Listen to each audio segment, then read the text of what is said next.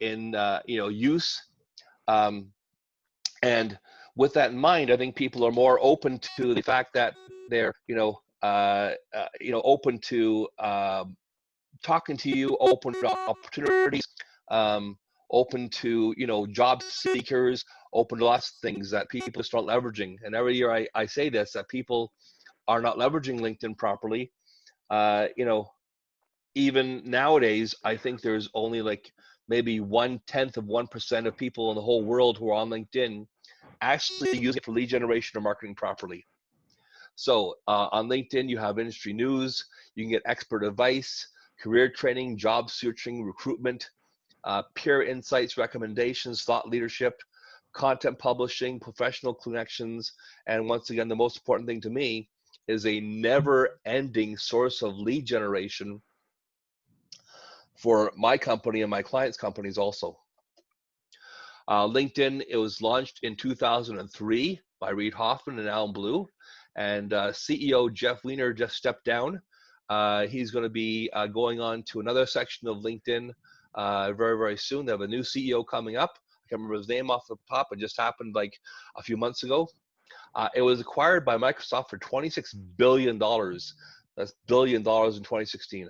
Imagine putting in 13 years of hard work and then selling your company for $26 billion and never having to worry about working again. 700 million plus users on LinkedIn as of May 2020. 280 million users on LinkedIn are active monthly. 160 million users are North America. 40% use LinkedIn daily. Huge increase with COVID-19. US, Canada, Brazil, UK have the highest number of users, and big number, 44% of LinkedIn users earn more than $85,000 per year, which is a very interesting statistic because the average income of a Facebook person is only $30,000, where the average income of a LinkedIn person is $85,000 plus, which means people on LinkedIn have money to spend. They have money to spend on your services. They have money to spend on collaborations and other things you want to do also. So, super important information. I actually did a big training for Investors Group in my city here, Calgary, which is a financial advisor company. And just in Calgary alone, there's 700,000 people in Calgary, in my city alone, on LinkedIn. So that's absolutely huge, right? And you can tap into the database for yourself. There are over 280 million business professionals around the world using LinkedIn, and 40% use them daily. Nearly 60% of LinkedIn members have decision-making authority for the companies, which is really important information to know, that the people on LinkedIn not only will talk to you, but they have power to say yes and pay you money and make decisions. LinkedIn posts reach an estimate of 9 billion people each month, with most of the content coming from less than 100 million people. So there's a small amount of people using LinkedIn who are getting all the business. LinkedIn has a tiny fraction of content creators compared to Facebook, Instagram, but it has huge organic reach. Google indexes LinkedIn really, really well. So if you put posts on LinkedIn and you think strategically on what phrases do I want people to find my content on, to find me on LinkedIn, and thinking backwards. So if you're a business coach and you put the words business coaching or business coach into your profile, into your posts, into your articles, Google will index that stuff like crazy. So there's a lot of my articles you can just find on LinkedIn, on Google also. And so, you really got to think about, why is LinkedIn so important? Well, you can tap into a powerful job board if you're seeking a job. I just did a training session and a profile update package with someone yesterday who was simply looking for a job. They want to be an office manager, and so I read their profile and their cover banner and things like that. You can build your brand and have a huge network. I have seen people on LinkedIn who have like 2 million plus followers, and when they post on LinkedIn, they get huge engagement. It can help rank your company and rank your name on Google, like I said beforehand. Excuse me. And it maintains your Rolodex of content and gives you reach even globally. One of my main goals, that I like to, was getting back into that U.S. market. and getting that 30-point bump on my contracts for people in the US. And you can do the same thing also. You don't have to just get clients in Canada. That's what I'm going to talk about later on today during the presentation, is what have you done during COVID-19 to try to move your model more to an online virtual model. I'll even be doing a little bit of training at the very, very end on how to use Zoom and how to use Skype, Meet Now. There's a whole new thing in Skype. It's called Meet Now. It has meetings. You can record things and stuff like that. So, what are you doing as far as doing like webinars or doing training sessions like this over here? It can help into your tap on industry news, and it provides an opportunity to network that like never beforehand. And then the last one is big one is marketing lead generation. LinkedIn for me is like the largest networking meeting in the whole world, and it's happening 24/7, and you don't have to even leave leave your home at all. So the LinkedIn profile. Let's talk about your profile, because LinkedIn. I'm just gonna go here for a second and see if I can get off the thing here and show. Let's go to here. Let's go here. Let's go to your profile for a second. Everybody see my screen? Just shake your heads. Okay, great, perfect. Your profile. This is the most important piece of real estate for your company on LinkedIn. You need to really have, and I'm talking very, very detailed about this today, but you need to have a really rock star profile, because if you're doing outreach on LinkedIn, lead generation and marketing, the things that people are looking at are your profile, your company page, my company page over here, somewhere here, there's my company page, and your website. I'm going to grab my website here for a second.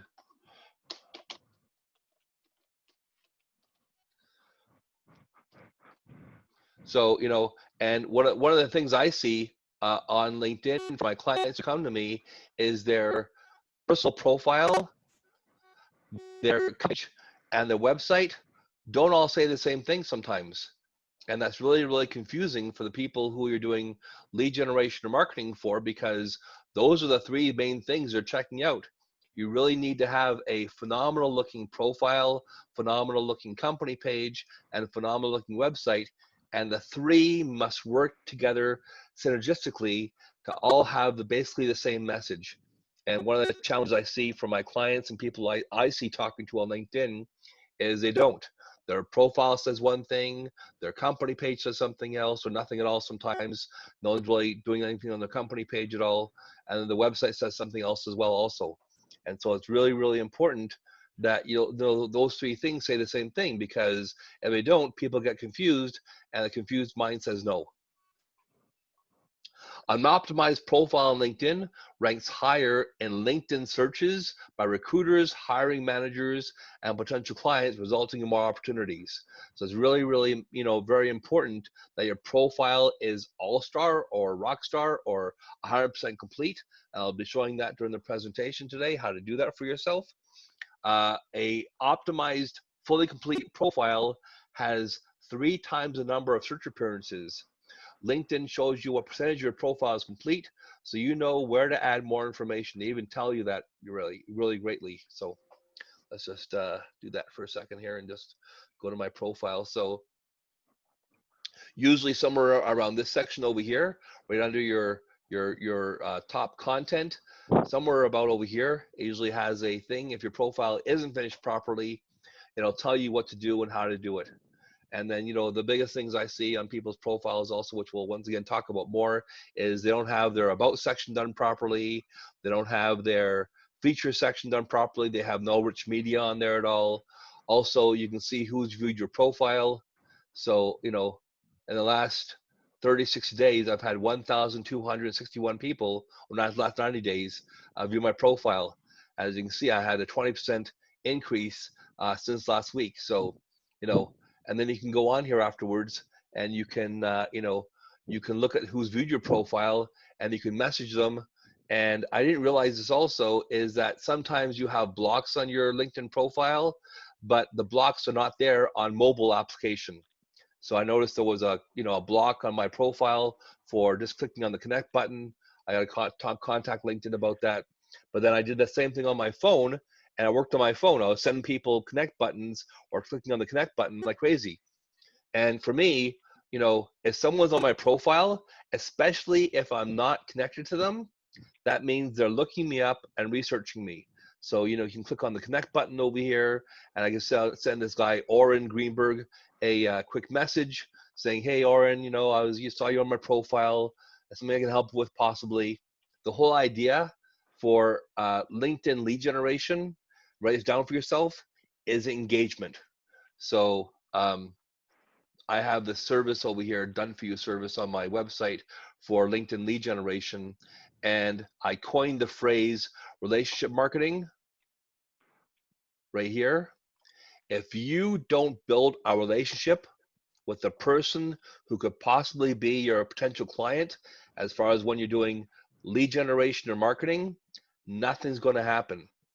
So it's very, very important, as with the process of talking to them in your LinkedIn profile and talking to them in messaging, they really want to make sure you build up the relationship. We'll talk about a lot about that today.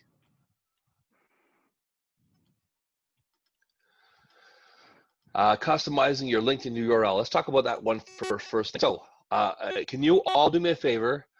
On your computers right now, make sure you're logged into your LinkedIn account, and on your profile, I want to show you some things. I want to make sure that you all have the ability to change things and actually do the work today while we're on the system over here. Okay, so I'll show you this in a second, but right now, make sure you have your LinkedIn profile on your computer and you're logged in there. Let's go to chat for a second here. Yeah, I'll be talking about outsourcing parts of LinkedIn to my VA. Rick asked, yes, I will be talking about those things today, yeah, for sure. So the first thing we want to do is we want to go to my LinkedIn profile and over here. So many times I see people's profiles on LinkedIn and they have, their things over here, and then they have, like a dash, and they have a bunch of numbers afterwards. And who the hell is going to be able to remember that all the time as far as finding you on LinkedIn? So you want to click on this button over here, edit public profile URL. It's right over here,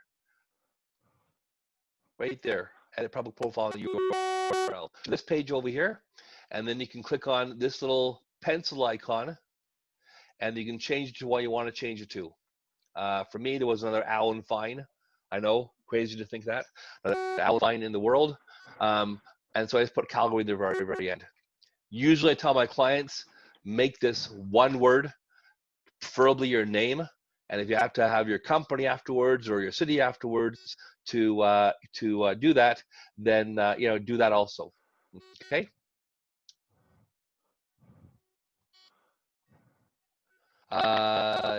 So the next thing is your profile. We're talking about your customizing URL, your banner and photo, your headline, your summary, rich media, your experience section, your education section, skills, accomplishments, and groups, visibility, settings, and privacy.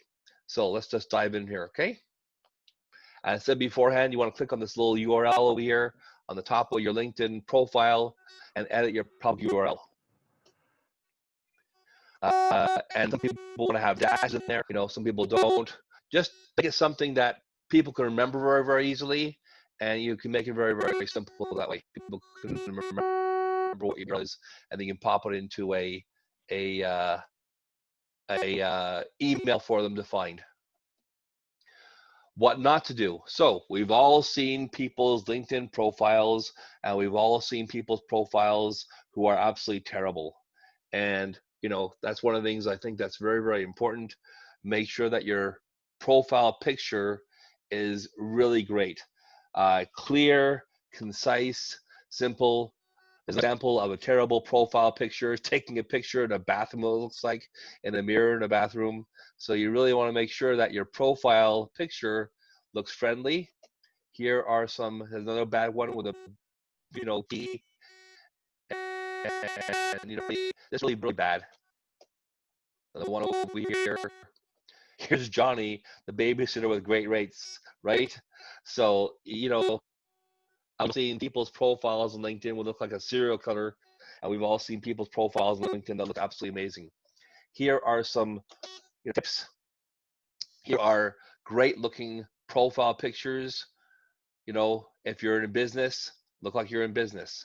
Suit and tie, dress shirt and jacket, smiling, well groomed, right?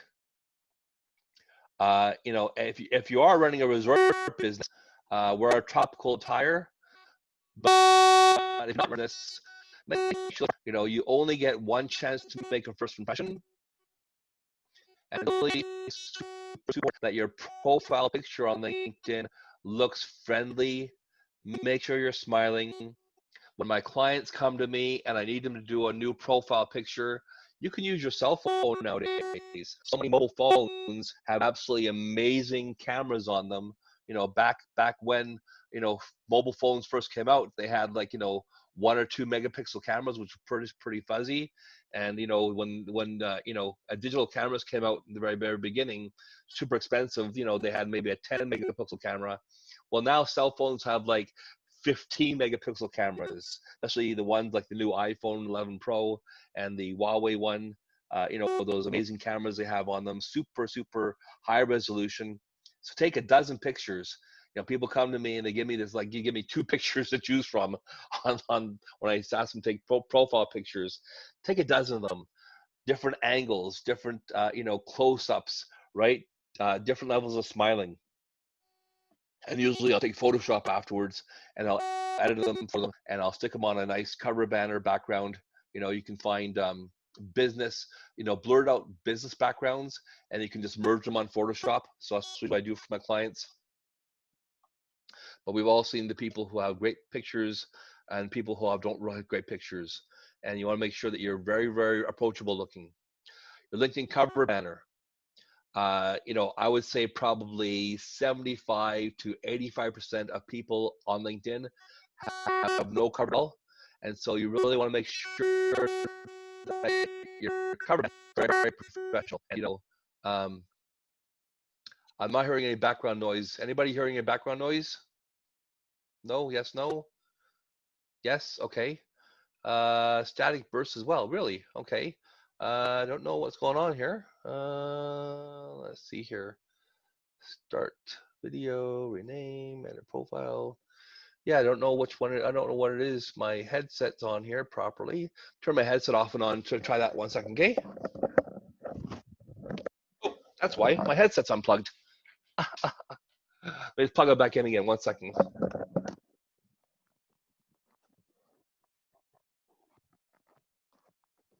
There we go. Hopefully that's better now. If it is, just shake your head and say yes. Ah, Eureka. Thank you very much.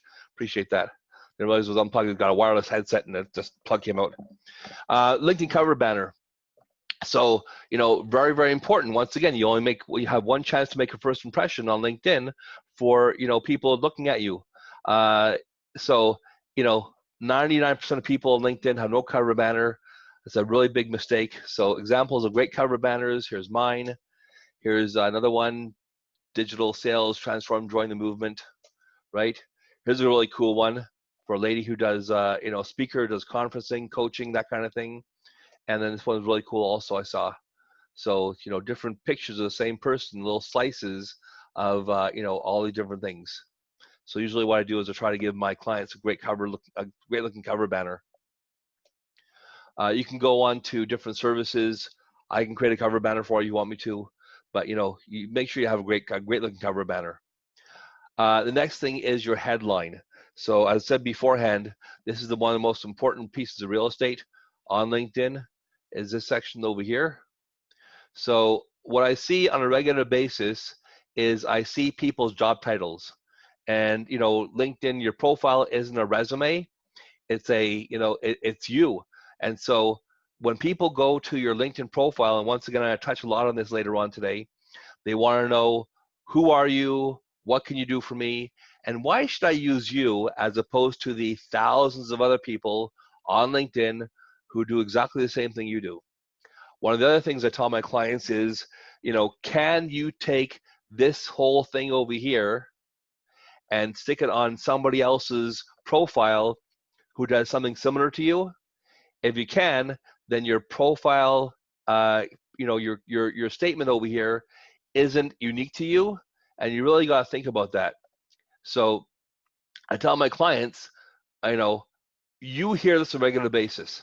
People come to you and go, hey, Veronica, hey, Rick, hey, Lynn, hey, Julia, hey, Lindsay, hey, Jordan, I love working with you. You're so much different than everybody else out there. This is what you do differently from me. Or if you have never asked that, ask your clients, why do you use me? Why do you use my services? What is it about me that you love, that you love using my services as opposed to everybody else, right? And then formalize that on paper. One of the most challenging things I see for my clients is so much of the information they have about their business, about themselves, about what they do, and about how they help people is in their head, but it's not on paper. So formalize it on paper, ask around, strategy sessions with other people in your business, and think about, well, why am I unique? And what could I possibly put over here on my profile that would be just for me, that no one else could possibly have, because I know what I do and I know what magic I bring to the table. What can I possibly put over here that would communicate that to my clients? And one of the reasons people hire me on a regular basis is because I try to pull that information out of them, and I try to formalize it on paper with them to put this on their cover banner or their profile afterwards. Your LinkedIn profile is not a job title alone. Don't make it too general. Use hyperbole with words like expert, winning, dedicated, best, right? So people want to say, why are you unique? So once again, if you can put the title of your profile here on somebody else's LinkedIn profile, and it will go, oh yeah, that will work for them also, then your profile information, your headline, is not unique enough just to you. So you really got to think about that. And once again, if you have challenges with that, I'll be happy to help you during the program today. What should you use with your headline? So use keywords tailored to your target audience. What are the pain points that your target audience has that you hear on a regular basis that they would understand, that would make them attracted to you? Like, what problems do you solve? So, enterprise software executive, helping retailers find better performance, productivity, and profitability. Usually, why does someone hire you? Well, they either want to have a problem you solve, they want to make more money, right, from using your services, or something else. So really, what problem do you solve, and how can you communicate that with key phrases on your LinkedIn profile? As well as these key phrases on your LinkedIn profile, right? Like using the word LinkedIn and wizard and sales strategy and the COVID-19 strategy your company needs. Those are things people can look up at in the LinkedIn search bar over here, and they can find you on LinkedIn, right? So, LinkedIn wizard. Does anybody else come up as LinkedIn wizard besides me? Let's see for a second here. And paste and go. Right? So a couple people here. So once again, here's wizard, wizard, wizard, right? So you got to think about, what phrases do you want to have on your LinkedIn profile that if somebody was looking at your profile on LinkedIn, or you're trying to find your service, you need to have those phrases in your LinkedIn profile.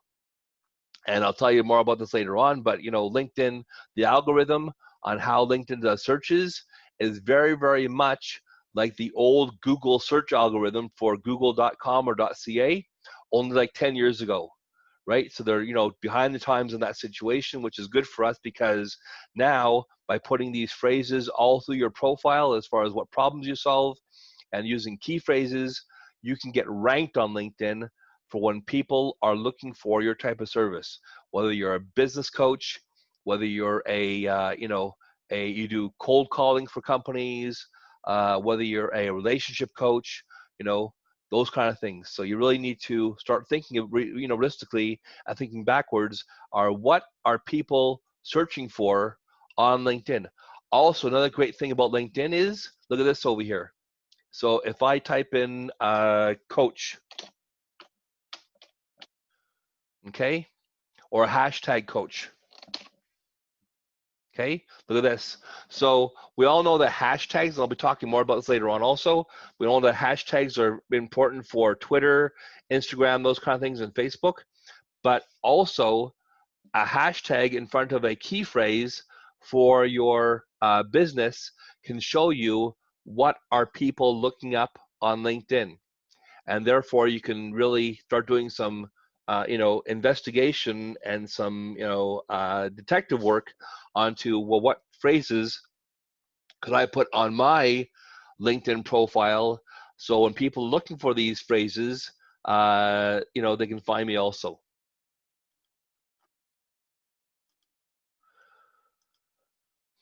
More headline examples: human resource consultant helping smart managers keep their employees engaged and productive. This little thing in the middle here is called a pipe, and the pipe is right above the enter key on my keyboard when I have the shift key pressed down also. So you put in a phrase, put in a space, put in a pipe, put in a space, and then the next phrase over here afterwards. Salesforce trainer, helping salespeople rocket sales. Commercial realtor, connecting business owners to properties. So really you got to think backwards in what are people looking for on my profile, how are they going to find me, what problems do I solve for them, and how can I properly write down and get the magic drawn out of what I do to formalize it on paper so that people really can understand why me, why should they hire me as opposed to anybody else out there. So, once again, my headline, another headline: digital marketing and content expert, Wall Street Journal best-selling author, keynote speaker, writer. The summary. Does anybody have any questions along the way here as far as profile headlines? Once again, don't feel free. I'm pretty sure you guys can unmute yourselves and just talk to me if you want to. Type in the chat box. So anybody have any questions about headlines at all? Going once, going twice, gone. Okay, so next thing is the summary, which is basically the about section now. This is the guts of your LinkedIn profile. You have 2,000 characters to describe who you are, how you help them, and what sets you apart from the pack. And so many people, once again, have terrible summaries. They have like no information over here at all. So once again, this has to be, a lot about benefits as opposed to features. So as opposed to just who you are and what do you do and what your history is, how do you help people? Why should they use you? The benefit to you is more freedom and time to spend enjoying your life as far as working with me goes, so I make you more money. So Alan, your summary. Yeah, go ahead. So with the summaries and the headlines, it's always, again, not, so LinkedIn's focus is not to be a resume. It's all about like selling yourself. Is that how you just exactly clarify that? Okay. It is about people coming to your profile. Thank you, Julia.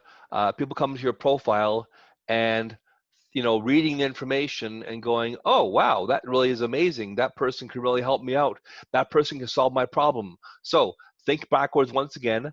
What problems do you solve for your clients? Why should they work with you?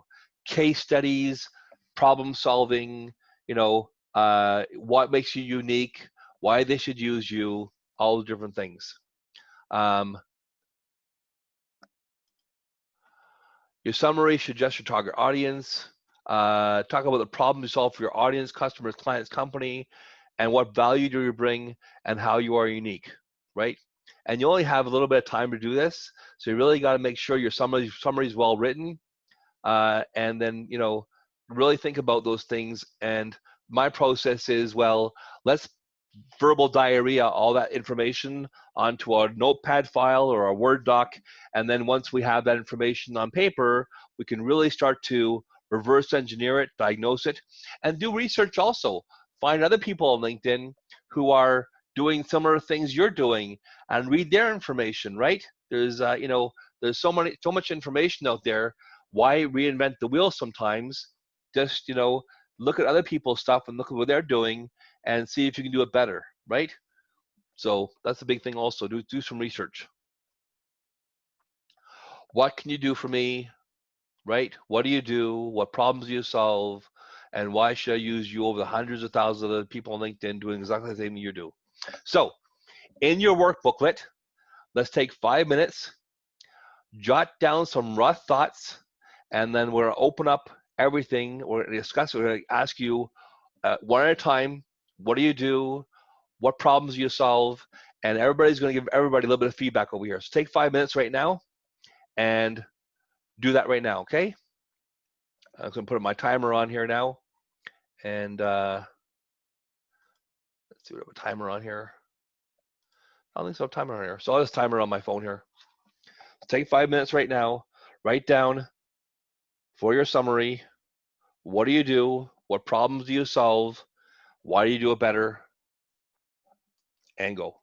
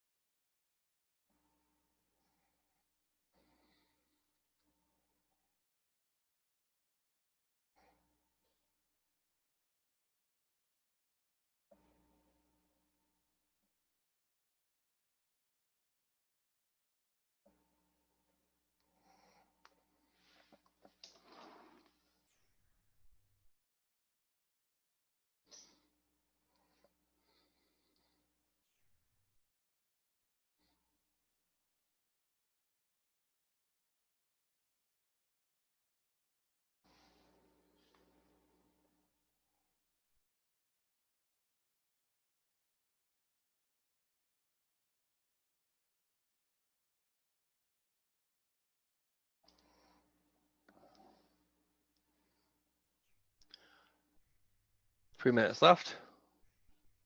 Gotta find some nice background music to play in the background here.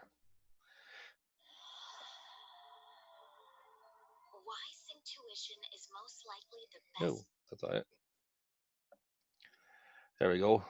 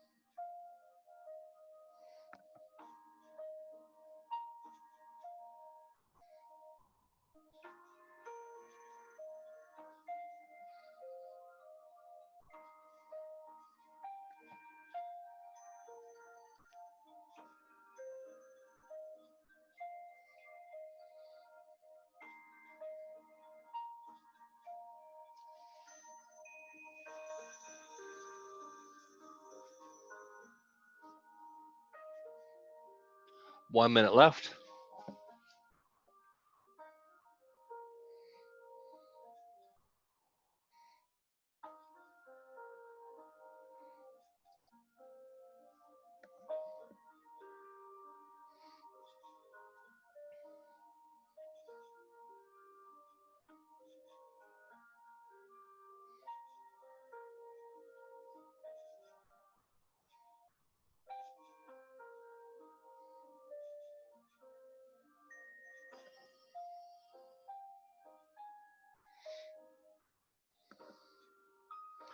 Okay, fantastic. So I'm gonna call you up one at a time here. And let's turn this off here for a second. Perfect. Okay, Miss Palin, you're up. So unmute you here. Or unmute yourself, please. Sure. And then tell everybody, what do you do?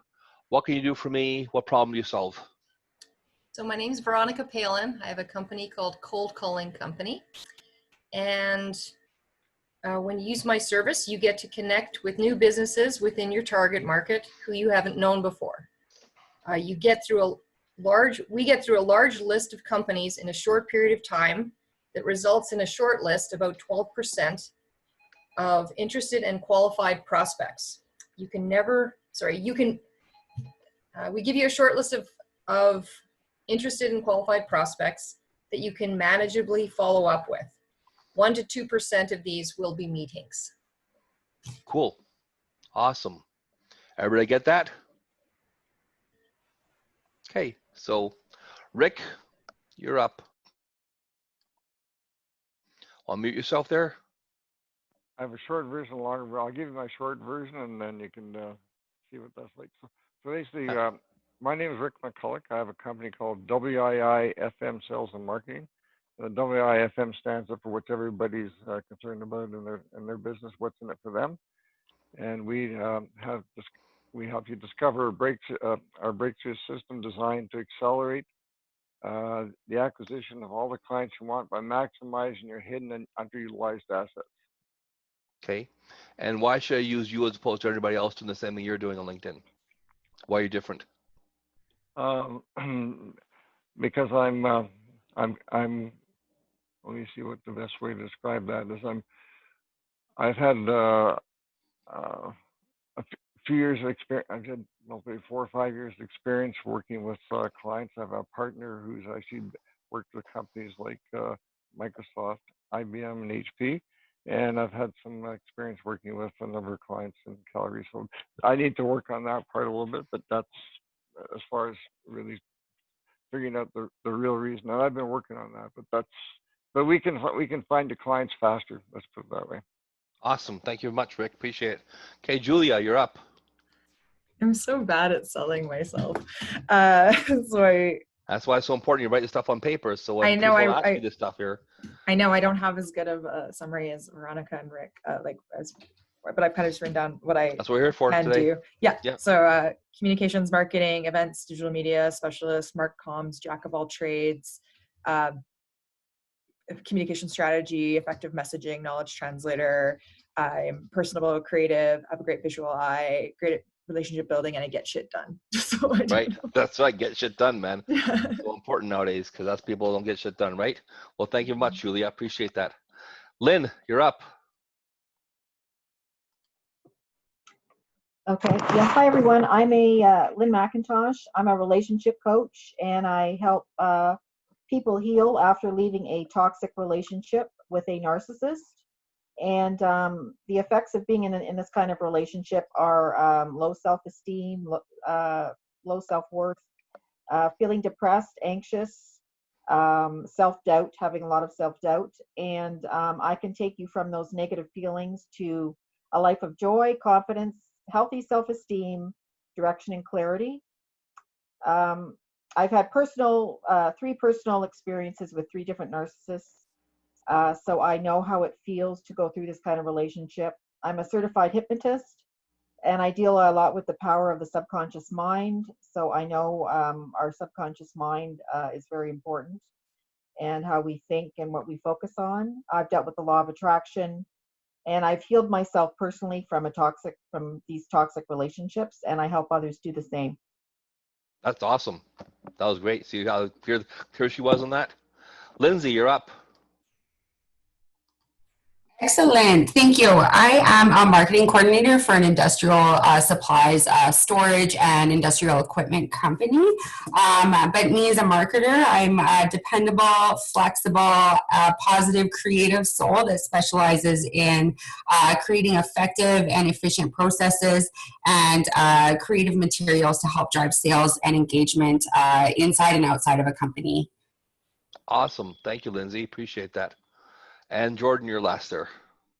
Hello, I'm Jordan Osterhold, and I work for a company called UC Workspace, specifically with our product Quick Launch, and I assure that the product runs smoothly by performing quality assurance testing, and then I use LinkedIn to promote the latest releases.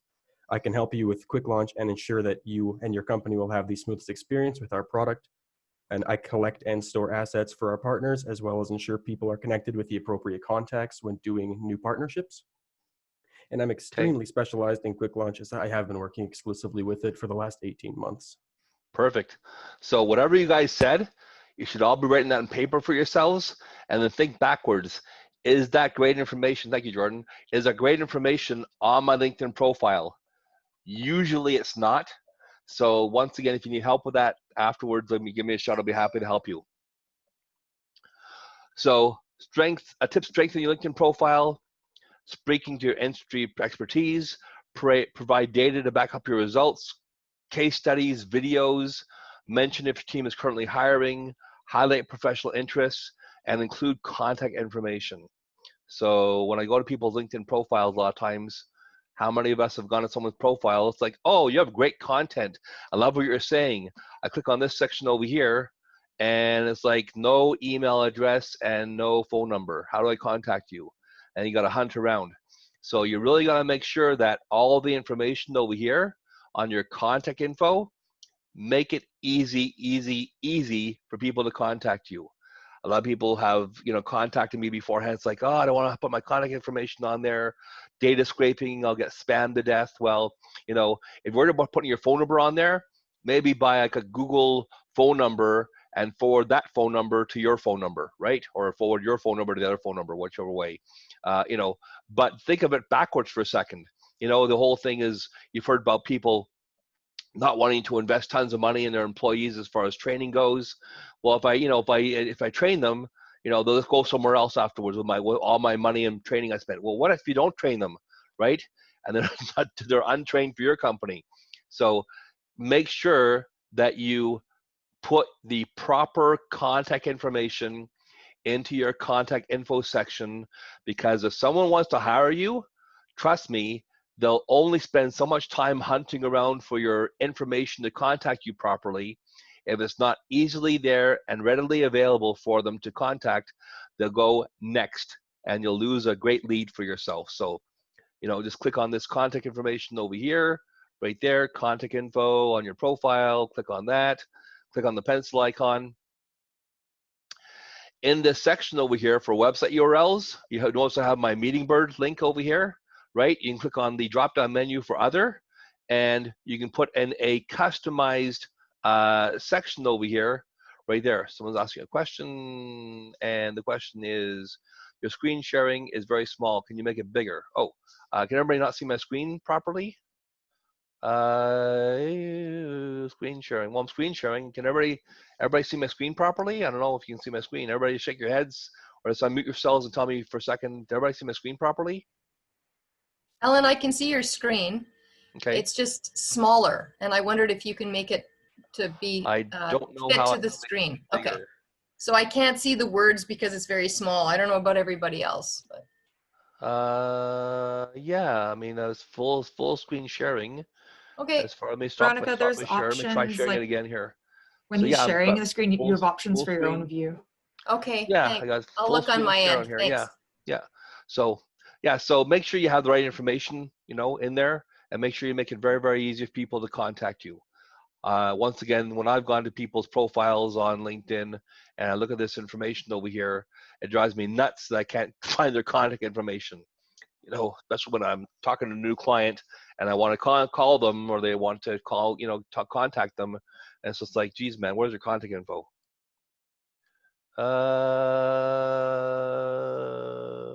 You can adjust your view by hovering over the top of the Zoom window. So you can adjust your own view there, Veronica, making maybe your Zoom window bigger or adjust your view on your side there. So thank you, Jordan. Well, the next thing is tips for your summary. Demonstrate your passion, show some personality. So, you know, once again, getting back to these cover banners of your personality here, right? I think this cover banner with this one person here, this one here, Jenny G. Perry, I found, that shows great personality. Author, life coach, speaker. I love this banner when I saw it. I just had to snag it and stick it in my presentation. I thought it was actually really, really great that she took all these slices of her own self and just put them all together as a cover banner though. So yeah, you can look up cover banners on LinkedIn. There's great information there. Let's see here. Where am I here? Okay. Yes, here we go. Make sure you use I. You know, unless you're an employee of a big company, use the word I, because you are your own. You're your own business, right?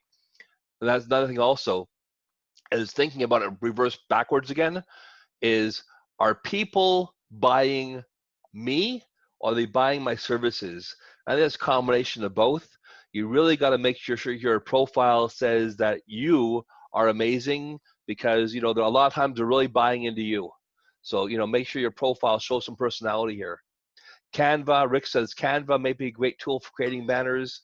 So Canva is a thing you can go online there for making banners. You can also look in different places like Fiverr and other things like that to find banner creation services and companies. I make banners for my clients when they hire me. So other things you can put on there for your title here. Here is, I love this one here. I spark joy in recruiting and enable candidates to be successful. So, you know, who doesn't want to spark joy in people, right? So, you know, he has a baseball or a stadium here. So, you know, really, I find great people and find them great careers. Conversations along the way, we find it together, right?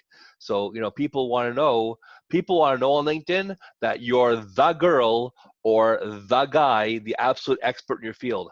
So it's very, very important that you're doing it. And I'm going to go over, you know, what shows people you are the expert in your field, and what shows them that you are the girl or the guy. Here's Katie Clancy, the happiest person in real estate, right? So, you know, look at her little summary over here. When I want fresh oysters, I don't go to the fish counter or the grocery store. I go to John, the East Dennis oyster guy. He is the expert in oysters, right? So, you know, really think about that. You want to really make sure that you, you know, you show yourself as being the absolute expert in your industry. And once again, I'll go over that, right? Here's another interesting profile thing over here.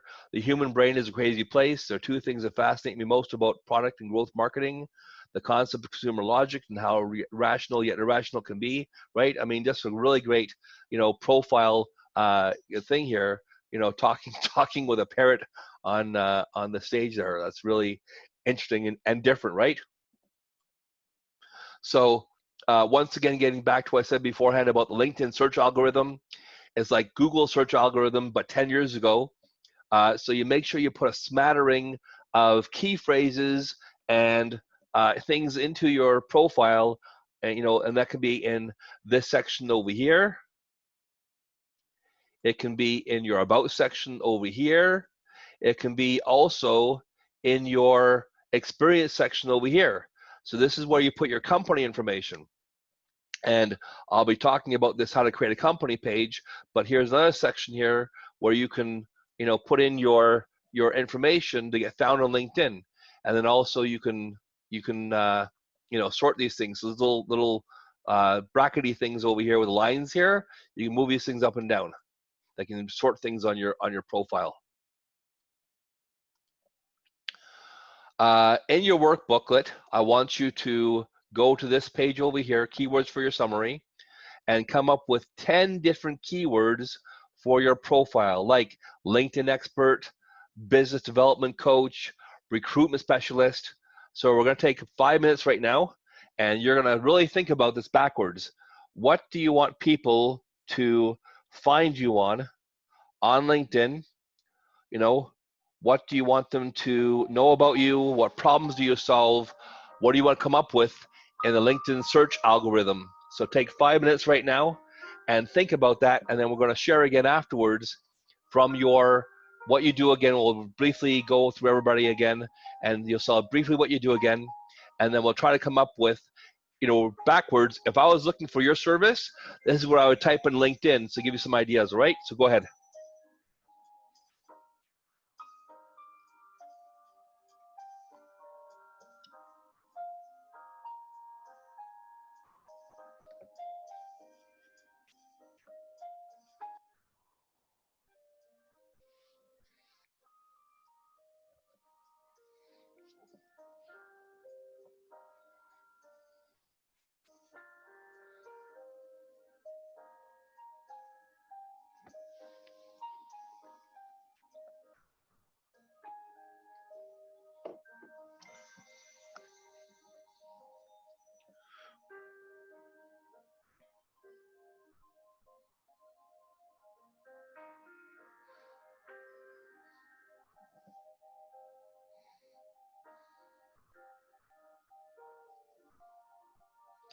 So what phrases do you want people to find you on LinkedIn?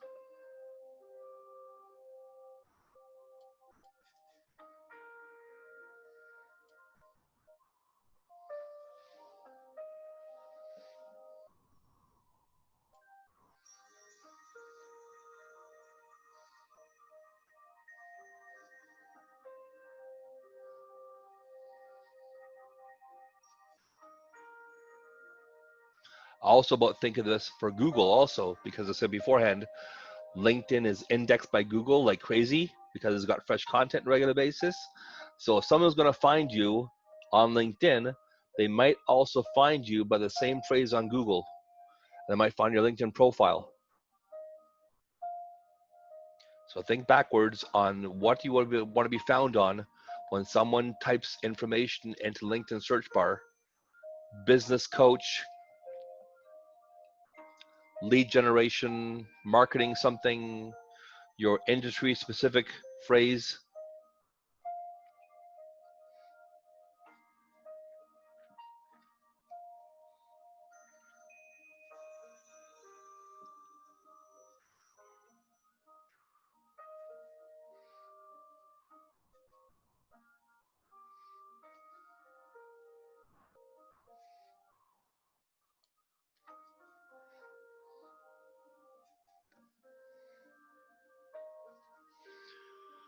One minute left.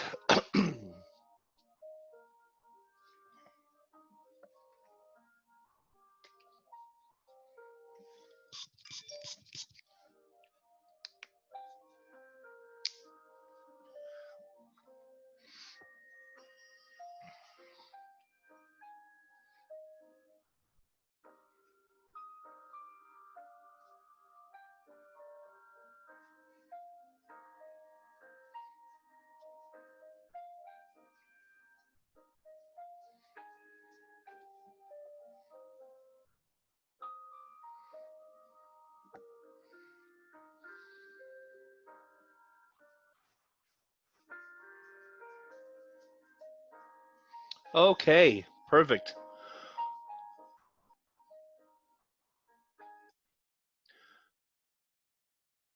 Awesome. Okay, so once again, start with you, Veronica, because you're top of my screen here. So when you want people to find you on LinkedIn, what phrases are they going to type in their LinkedIn search bar? So do you want me to say them? Yep, please, yep. English speaking call center, outbound calling service, B2B telemarketing, cold calling scripts, professional telemarketers, cold calling service. And then I had appointment setter, meetings, and leads. I would Great. probably If put an anybody wants adjective. to you guys want to unmute yourselves also, everybody unmute yourselves for a second so we can all basically share as you go through, people go through their thing there. So Veronica, once again, is a cold calling center. What would you type in LinkedIn to find her? Anybody have any suggestions for us? You didn't say it already? Faster leads. Faster leads, great. Thank you, Rick. Anybody else? Thanks, Rick. Telemarketing. Telemarketing. Anybody else? Qualified leads. Qualified leads. Would it be Once beneficial again, to Rick. put a city or location in the search as well? Yeah, you could do that also. You could put that in your summary and your stuff there to have people find you. Like, you know, if you want to have, you want to have city specific, you know, information on there. Thank you. Okay, so let's go, Julia. You're next. Oh no. I want people to find you on LinkedIn. Tell us what you do again. Strategic planner, knowledge translator, relationship. What's your build- actual business? You have your own business? You work for? No, I Okay. work for the university right now, but Okay, I great. sometimes do my communication skills freelance. Okay. So yeah, so strategic planning, knowledge translator, relationship builder, adaptive writer, creative professional communicator, and then I was trying to think of another phrase to go with personable to be like personable blah, but I couldn't think of it. So For sure. Anybody have any input for her? What's your actual job at the university? communications advisor. Okay. So obviously you want to have your profile written really well for people who are looking for you, recruiters, obviously that kind of thing, right? Mhm. Yeah. Anybody have any other suggestions for Julia?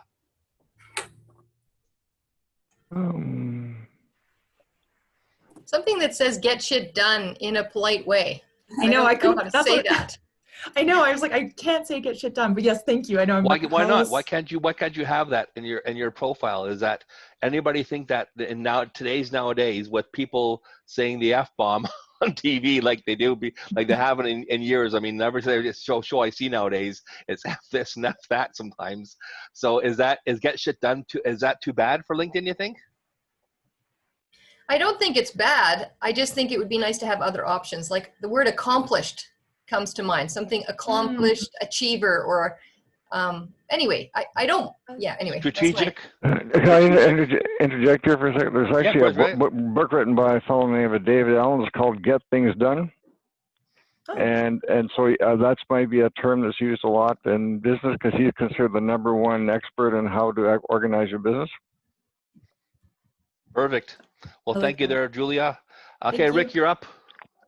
Okay, I have a few here. So, a business coach, increased sales, more clients, more leads, more customers, faster growth, accelerated growth, less stress, qualified leads, business success, strategic marketing, digital marketing, marketing agency. Is there a certain customer- kind of coaching you do, like you specialize in within your thing, or a certain kind of strategy? Sorry, I didn't hear you. So what?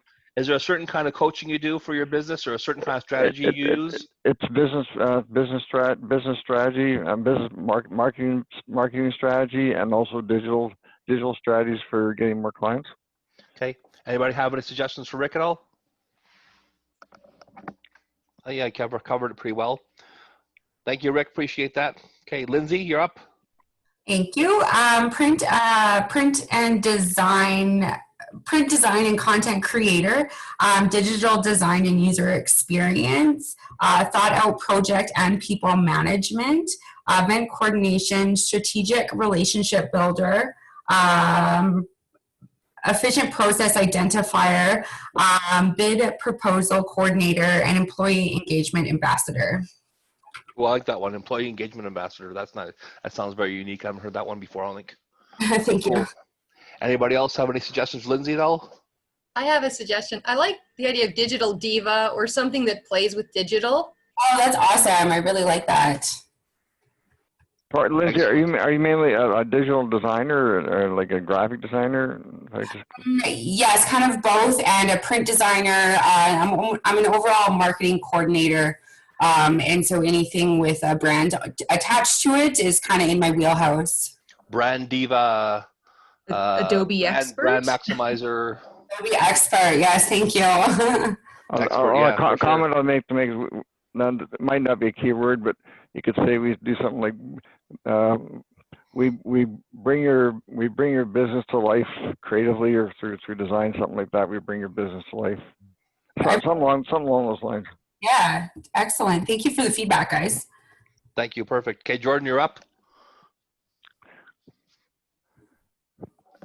All right. I said QA expert, Scrum specialist, marketing analyst, award-winning companies, better digital meetings, unifying collaborative experiences, Canadian-based software, amazing partnerships, and a small team leader.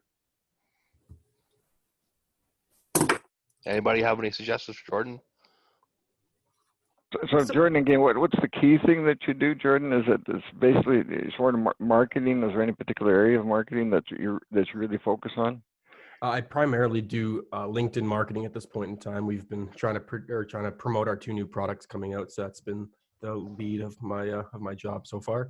But I primarily have been doing the quality assurance testing of our primary software. So do you help other people get business through LinkedIn? Is that what you're doing then, or? I generally just try to keep in contact with our current partners on LinkedIn. Oh, okay, I got you. Okay, so I'm just trying to clarify. Thank you. When you say Scrum, are you referring to like media relations, like media scrums, or what do you mean by Scrum? We have our daily Scrum meetings in the morning to ensure that our workflow is working properly between developers and the testers. Okay, because like I think of that from a media relations perspective, like external. So I don't know if that's clear, because that's where my mind went to. Like, Okay. I'm not sure. And media relations expert, that kind of thing, right? Organizational expert, right? People want to be organized nowadays, and a lot of people aren't. Creating order out of chaos, maybe something like that. I don't know. Just a thought. Perfect. Okay, Lynn, you're up. Okay, relationship coach, mindset expert, healthy lifestyle, transition coach, personal development, confidence and self-esteem coach, mental wellness specialist, or narcissism specialist. Narcissist slayer. Narcissist slayer. Yeah. I like to use a phrase I learned from one of my contacts, and I follow a lot, is Perry Marshall talks about eliminating head trash. Yeah, that's exactly, that's a good one, Rick. Thank you. Perfect. Fantastic. There's one that came to me: kick the narcissist habit, or kick the narc habit. Yeah. Yeah, Narc exactly. habit. Kick the Like, narc habit. inject them with Narcan afterwards because they're whatever. I digress. Kick it to the can. Yeah, kick them to the can. Give them the curb, man. Perfect. So as you can see, that once again, it is really important to write your ideas on paper first, because until you formalize your ideas on paper, you really can't do nothing with them at all. So many of my clients have stuff running around in their heads at all, but they really haven't done this stuff on paper, so they really can't, get the ideas or feedback from people and play around things. And then, once again, as I said before, put those phrases into the LinkedIn search bar right over here and put a hashtag in front of them and see what comes up, because you'll be amazed. And what these things that are coming up over here are what people are searching for on LinkedIn. If I can make just a quick comment here, Alan, one thing I've learned from talking to various coaches in my life is when you're writing and think of ideas, don't type them in, actually use pen and paper. And the reason for that is because it actually engages more of your creative brain. Perfect. Yeah, pen and paper. I have the notebook by my desk, and I have the notebook by my bedside. So thank you, Rick. Appreciate that. Okie dokie. So rich media. So many people have no rich media on their profiles at all. And here's where rich media goes to. Right over here in the feature section. So you can put rich media over here. You can put rich media on your business section over here. So rich media can go into this section over here. Just click on the button here. And you can put rich media in this section over here. You can upload things. So the stuff you can upload onto LinkedIn are PNGs, JPEGs, GIFs. I don't know if you're gonna do animated GIFs. I know that Facebook did a great thing by putting video. I sure wish LinkedIn would put video stuff like for your banner and animated GIFs for your banner. That'd be really cool, having banners that did those kind of things and moved around and had some stuff on there. But PowerPoints, SlideShare, you know, and it's really, really important to have these because so many people don't. And you can really stand out from the competition by putting on rich media. You can put even website links on here. So links, upload, right? Paste a link over here, YouTube video, that kind of thing, upload stuff, right?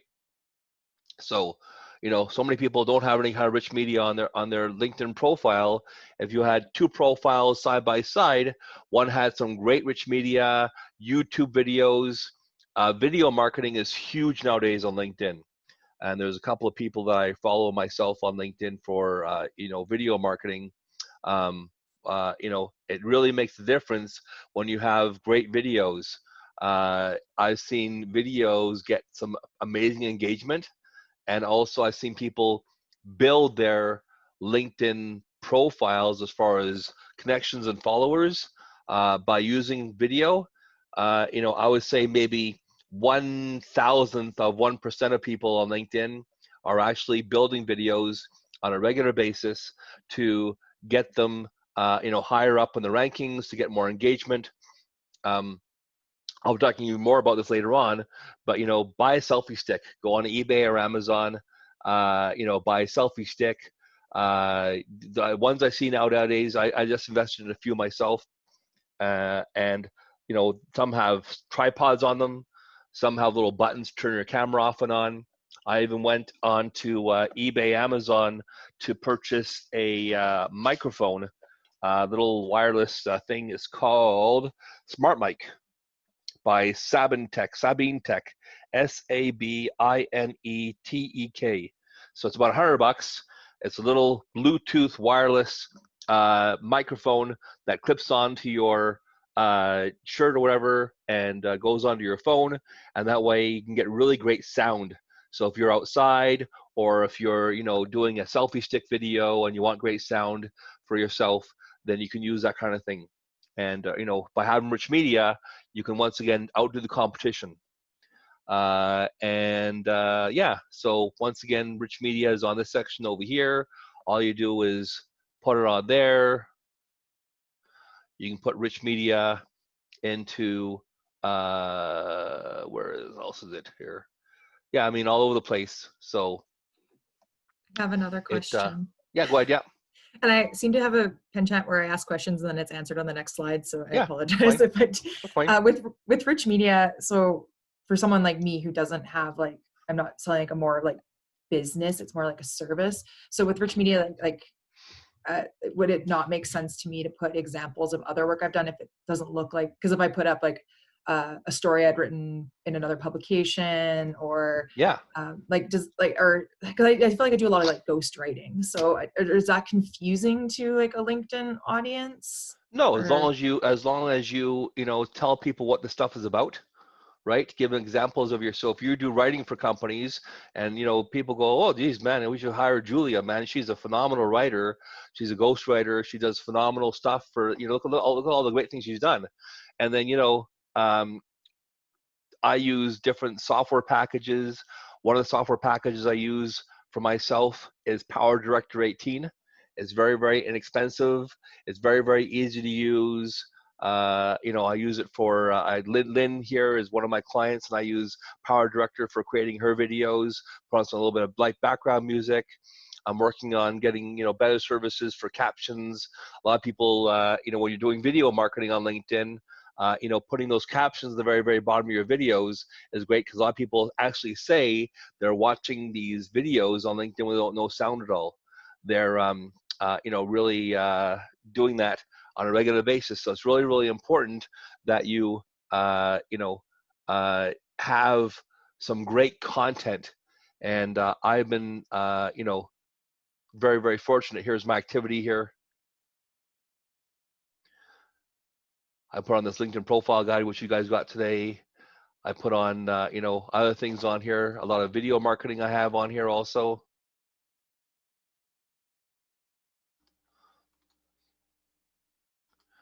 Come on, LinkedIn. Scroll down. there it goes. Keep on going down, keep on going down, keep on going down, keep on going down. So the reason you're seeing the same thing over and over again on my profile is because, and I'll show you the strategy, is once I do a post on LinkedIn on my feed, I pop these into groups, and every time it pops into groups, even though it's going back to exactly the same page, it shows you all the same thing over and over again. So, and I'll be talking about this as far as how do you get your information out on LinkedIn, how do you get traction on your information. Try to find one of my videos here. Come on, LinkedIn. Do you guys know that also LinkedIn is an HTML site? So as opposed to being some, really amazing newfangled kind of software, is just plain old HTML. They have, millions and millions and millions of pages. But I find LinkedIn sometimes doesn't, have the greatest usage as far as you do something on LinkedIn and you click on a button and nothing happens at all afterwards. So, here it is. Here's one of my videos. So here's a video I did with one of my software packages, and Judy's not you're not going to bars anymore right now. So video marketing is really, really amazing to do and use if you do it properly on LinkedIn. So definitely want to do video marketing on LinkedIn. Editing your profile, we went over that already. Your about section, we went over that already. Your summary, we went over that already. Basically, your summaries are about section. So, okay, so next thing is experience. So, when you're on LinkedIn, people often ask me, go back to my profile again here, what should and what I should not have in my experience section. And basically, your experience section is what have you done over your career and what do you want people to see. I had a client about 5 years ago who is a photographer in Calgary, my city, and he's fairly well known, and he wanted to get out of photography to a certain degree and go into financial advising. And so he has made the transition, and he asked me this question. It says, should I have my photography stuff, in here somewhere? I said, well, if you're doing photography, still probably at the very, very bottom, but make sure that all the stuff that you're doing now is the very, very top and very, very relevant. If you're a photographer, and once again, remember, people want to hire the girl or the guy, the absolute expert in your field. They want to go on there and go, well, financial advisor, photographer. Wait a minute, right? So, everybody has a different opinion on this. My opinion is that if you want to be the expert in your field, only have stuff on LinkedIn that is relevant to what you're doing now. If you have stuff on there that's, years and years old, that has nothing to do with you now, then get it off there. Because of the fact that people get confused and they want to hire the girl or the guy, and they go all of a sudden, it's like, okay, well, financial advisor, do I want to hire the best financial advisor for my business, or do I want to hire the best photographer who's also a financial advisor, right? So a confused mind says no. Remember that? Write it down. A confused mind says no. So if you have stuff on your profile, if you're doing lead generation or outreach on LinkedIn, and it's going to confuse somebody, then they're going to get, they're going to say no to you probably. So very, very important that you have information on there that is really relevant to what you're doing now. Recruiters look at consistency and work experience and take notes of large gaps in your experience and timelines. So make sure you have stuff in there. Even if between jobs you had volunteering experience, make sure you put that on there also for yourself. If you're a business professional, you do not need to be as thorough with including all your experience if it's outside your industry you're currently in, right? So once again, your entire profile should point to the benefits of working with you. Your profile is not just a resume, right, for a job, it's a sales tool. So make sure that you have your profile on there and it looks really great, and it's not confusing at all. You don't have one thing and something else on there afterwards. Okay, here's some other examples, right? This guy over here is a heart doctor in Calgary, and as you can see, everything that he has, as well as all his little boxes over here at the bottom, go back, are videos. He has a lot of video stuff on here. So everything he has on here basically talks about heart health and that kind of thing. So stroke and prevention, heart health, very, very important. Okay, this person over here, Director, Western Canada Institute for Human Health and Potential, personal leadership management coach, right? Accredited facilitator, right? All to do with heart health and cardiovascular stuff. What kind of profile visibility do you want to have? So when you go to, once again, the edit public profile URL, you'll also see all these little settings here of what people see and don't see on there. So you want to see, you know, what am I showing to the public, right? You want to have your background photo showing, you want your headline, you want your website to show, summary. So all these little settings here, once again, are here, here, and then I think this here, here it is, here it is. Here's the stuff over here I was looking for. So all those little settings over here, as far as what you want to have on there or what you don't want to have on there. And this will probably come up on another slide later on, but one thing I want you to all do right now is go to your settings on LinkedIn, and I call this the shiny squirrel syndrome, where people go to your profile, and then on the right-hand side, they see all the other people they possibly could see as far as the stuff over here on the right-hand side here, as far as other people goes. So you go to the Me button, you go to your settings and privacy. Everybody do that now. And then profile, viewers of this profile also viewed, and change that to no. So that when you go on your profile, they're not going to get so distracted by having other people's profiles there also. Very, very important if you want to keep them on your profile and not have that shiny squirrel syndrome.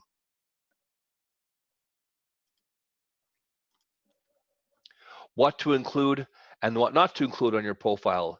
Include your full-time or part-time roles. Don't include career breaks that distract from your overall personal brand and message. Include roles that provide you with valuable experience and demonstrate your knowledge in industry. Don't include part-time jobs in education that have nothing to do with what you did beforehand, right? And include your previous career path, right? So as long as it has some relevancy to your current career or what you're currently doing for yourself. So once, for instance, having a temp assignment on there that lasts only a few weeks, we've all had situations and jobs where we've only been there for a little while. Don't bother putting that stuff on there. Once again, it will confuse people. Education, there's a section on LinkedIn right over here for education also. And usually it'll have the thing when you're doing your LinkedIn profile here, it'll have what if your profile isn't properly finished off, then it'll have a section over here at the very top about education. But I believe education is down here at the very bottom. License certificates, right? So here's your education over here. And here's your education, add profile section. You click on this part over here also. And education, here we are. Click on this button here, education, and click the plus button, and then you can put it where you went to, what you did. So that's where those things are. Profile sections, when you scroll down, your intro, about section, your feature section, your work experience, education, licenses and certifications, volunteer experience. We'll talk about all these things, your skills and accomplishments. So patents, courses, all the different things over here, additional information about yourself, right? Recommendations, we'll talk about that. And also languages. So you can add a language on LinkedIn where it'll have a little button at the very, very top over here, somewhere around this section over here. I've seen it beforehand. Let me just go to one of my clients. Where is he?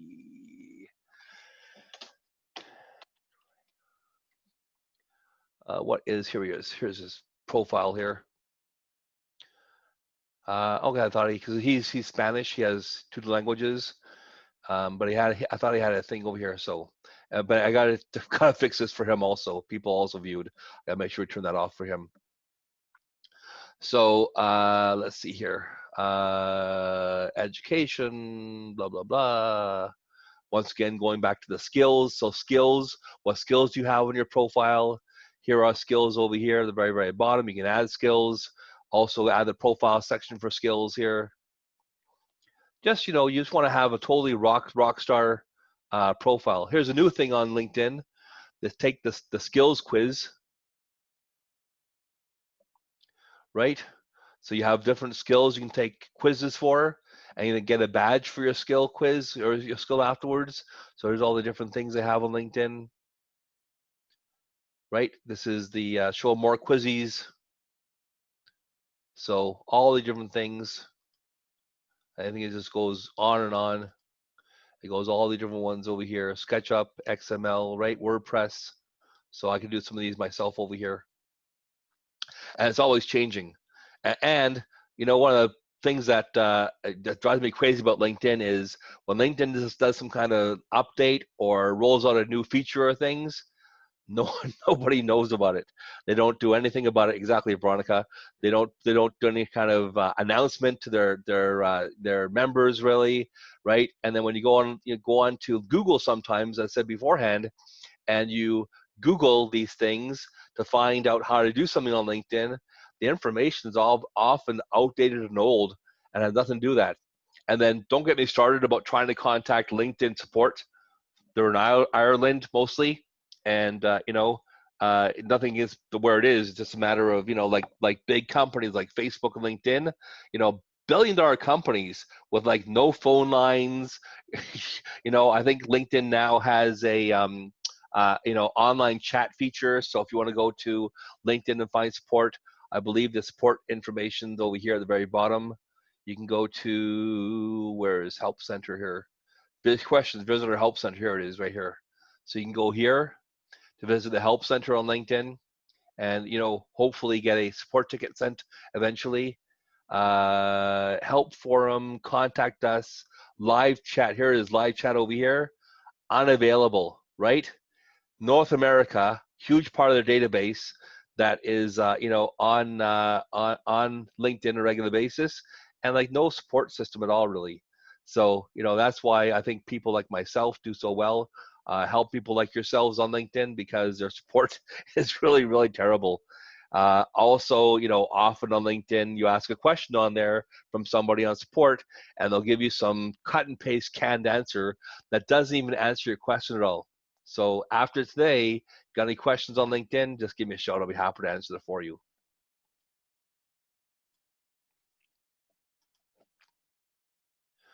What else is there? Okay, yeah, so All-Star. So if your profile doesn't say All-Star on it, you need to do some work on your profile. So it should say All-Star right over here.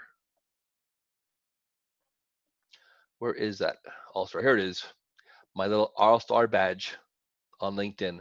So you want to make sure that you do everything on your profile to get that All-Star setting on your profile by doing what LinkedIn recommends you to do. And then, you can also see metrics on LinkedIn, which we're talking about later on LinkedIn this afternoon, as far as seeing, analytics on your posts and things. Where's one of my posts here? Let's see here. So here's one of my things over here, my posts. And where is the analytics for? Here it is. Reactions to comments, right? So you can see what's going on here.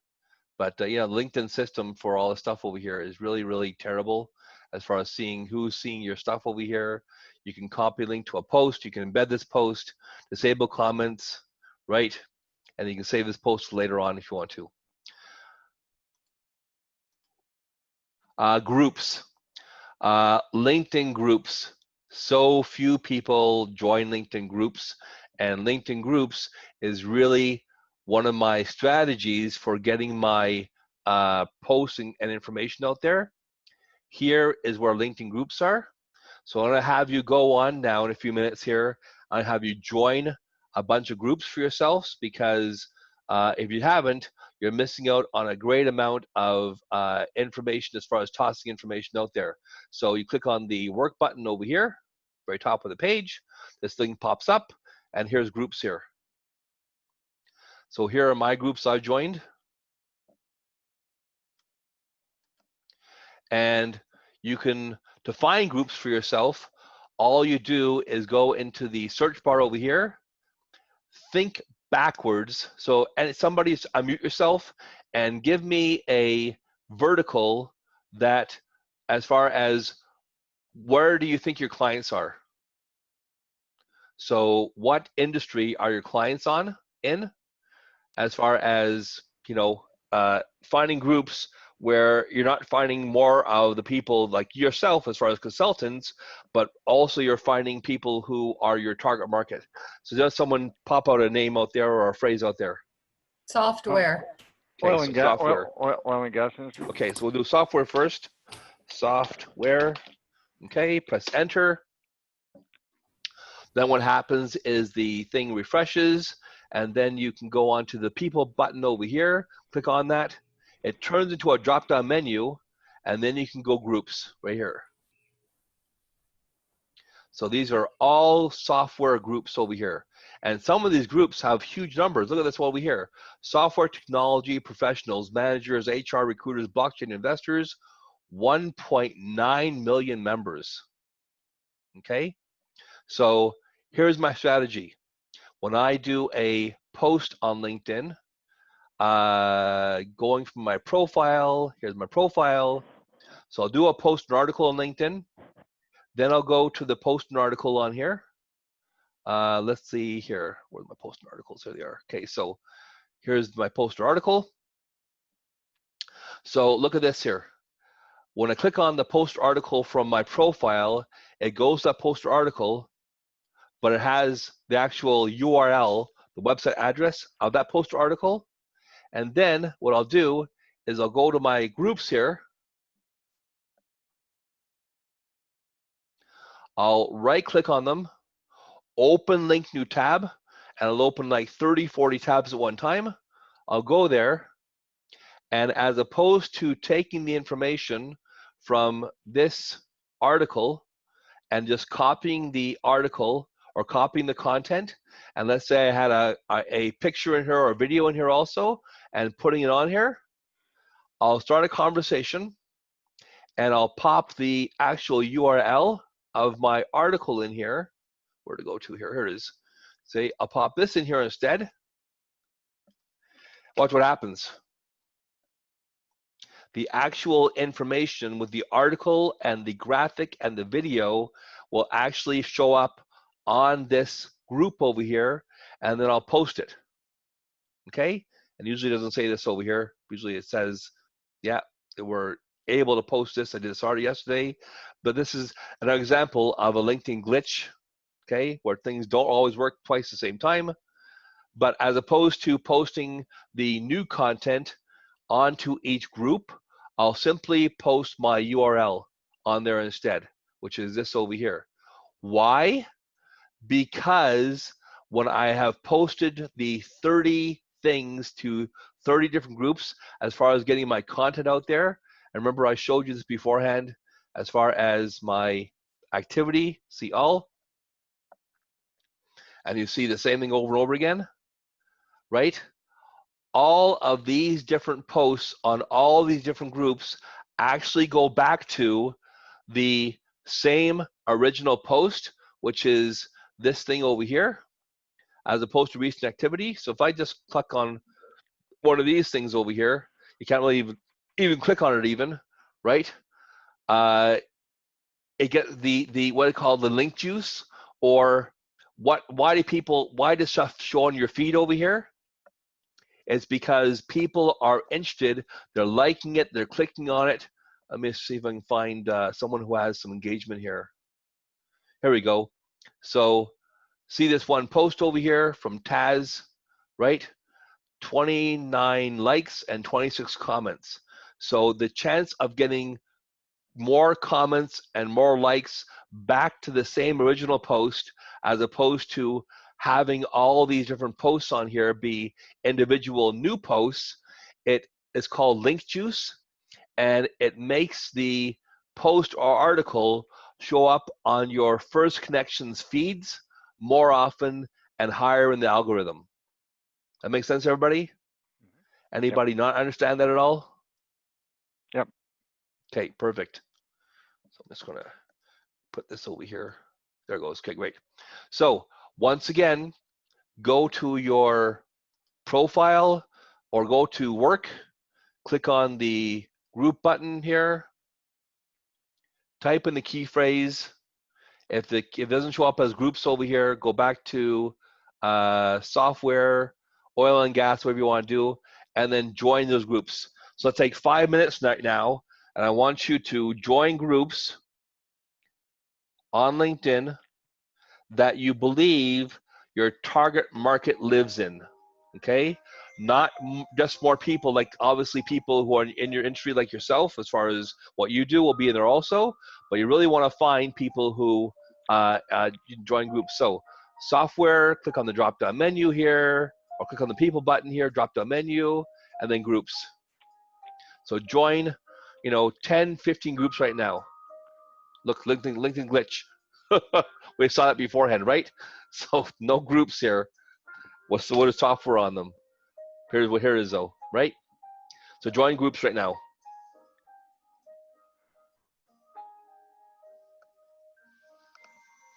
We're taking a break very soon also for a quick bathroom break, so you know.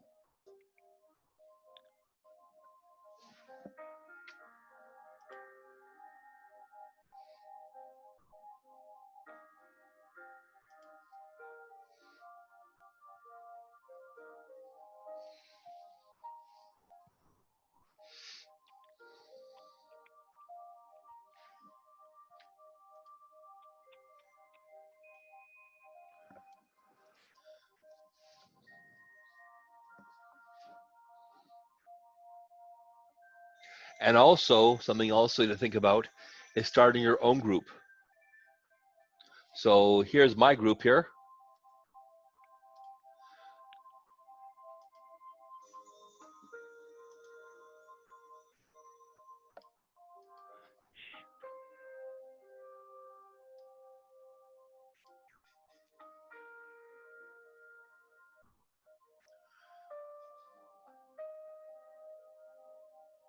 Trying to find it in all my groups. Here it is. So I started this group over here. I have over 717 members. Oh, more than even now. Trying to request and join every single day. So this gives you reach also to your members. Okay. So could you possibly start your own group and put relevant content in there?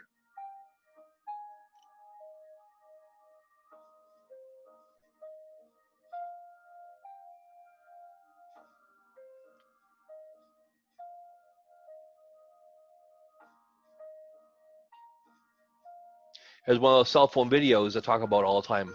Just someone talking in front of a camera, usually their cell phone.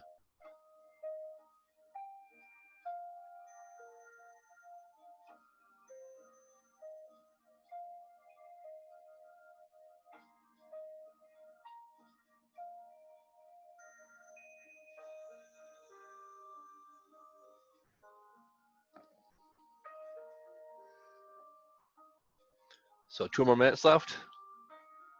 And then we should maybe take a quick 5-minute bathroom break, everybody, right?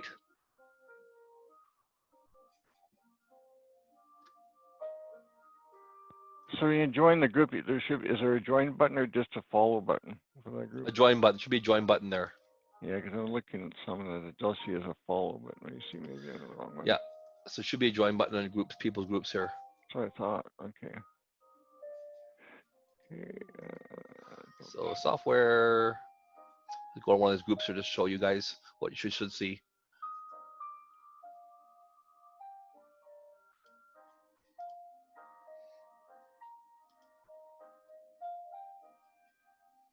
So request to join, what you should see there.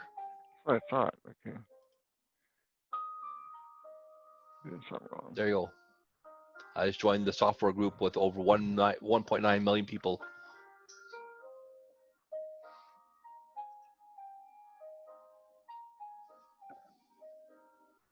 One more minute.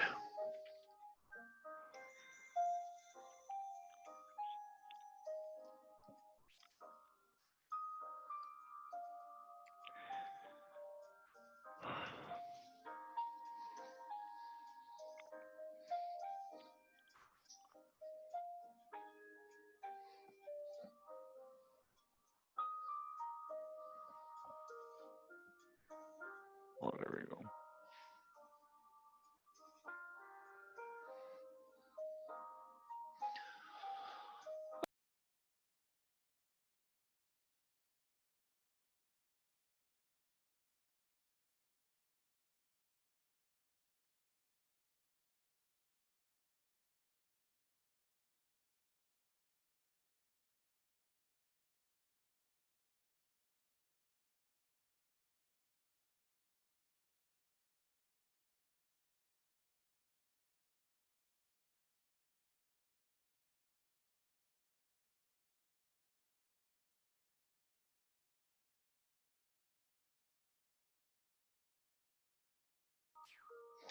Okay, guys, are you back? Let me know if you're back or not. Are you all back? Give me a thumbs up in the chat box. Thank you, Julia. Appreciate that. Julia gave me a thumbs up in the chat box, or I'm not sure how you even did that even. There you Reactions. go. Back. Lindsay's back. Rick's back. Veronica's back. Lynn's back. Jordan, you're back. Everybody's back. Perfect. Thank you very much. Appreciate that. Okay. So next we're going to do is go on to LinkedIn settings for yourself and tell you what the settings do and where they are exactly. All you do is you go to your LinkedIn account over here, drop down menu on the Me button, and go to settings and privacy. So please, on your browsers right now, click on that. And we're going to be over here.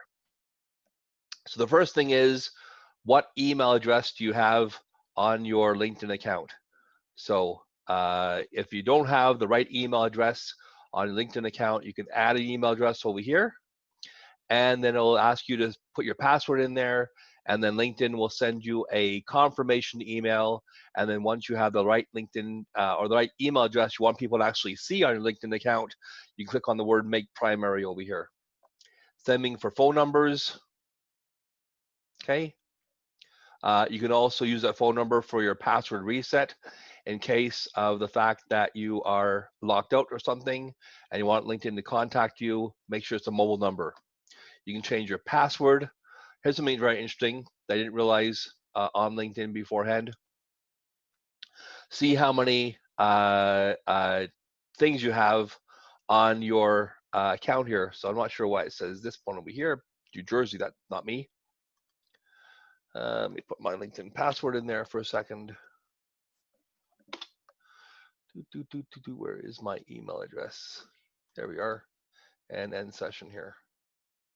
There it goes. Let's see here. Devices, remember your password. You can change that. Two-step verification. If you're concerned about privacy and about someone hacking your account, you can click on two-step verification, and you can turn this on for yourself, and it'll give you some kind of thing here where you got to put a verification code every time you sign into LinkedIn to make sure your profile is secure that way for yourself. Language. Select what language you use on LinkedIn, what's your primary language. I've had clients come in from like Spain or something. We had to go back in and figure out how to change their primary language on LinkedIn because the majority of content on their profile and their messaging was all in Spanish, and he was going after a North American market, or is going after a North American market right now.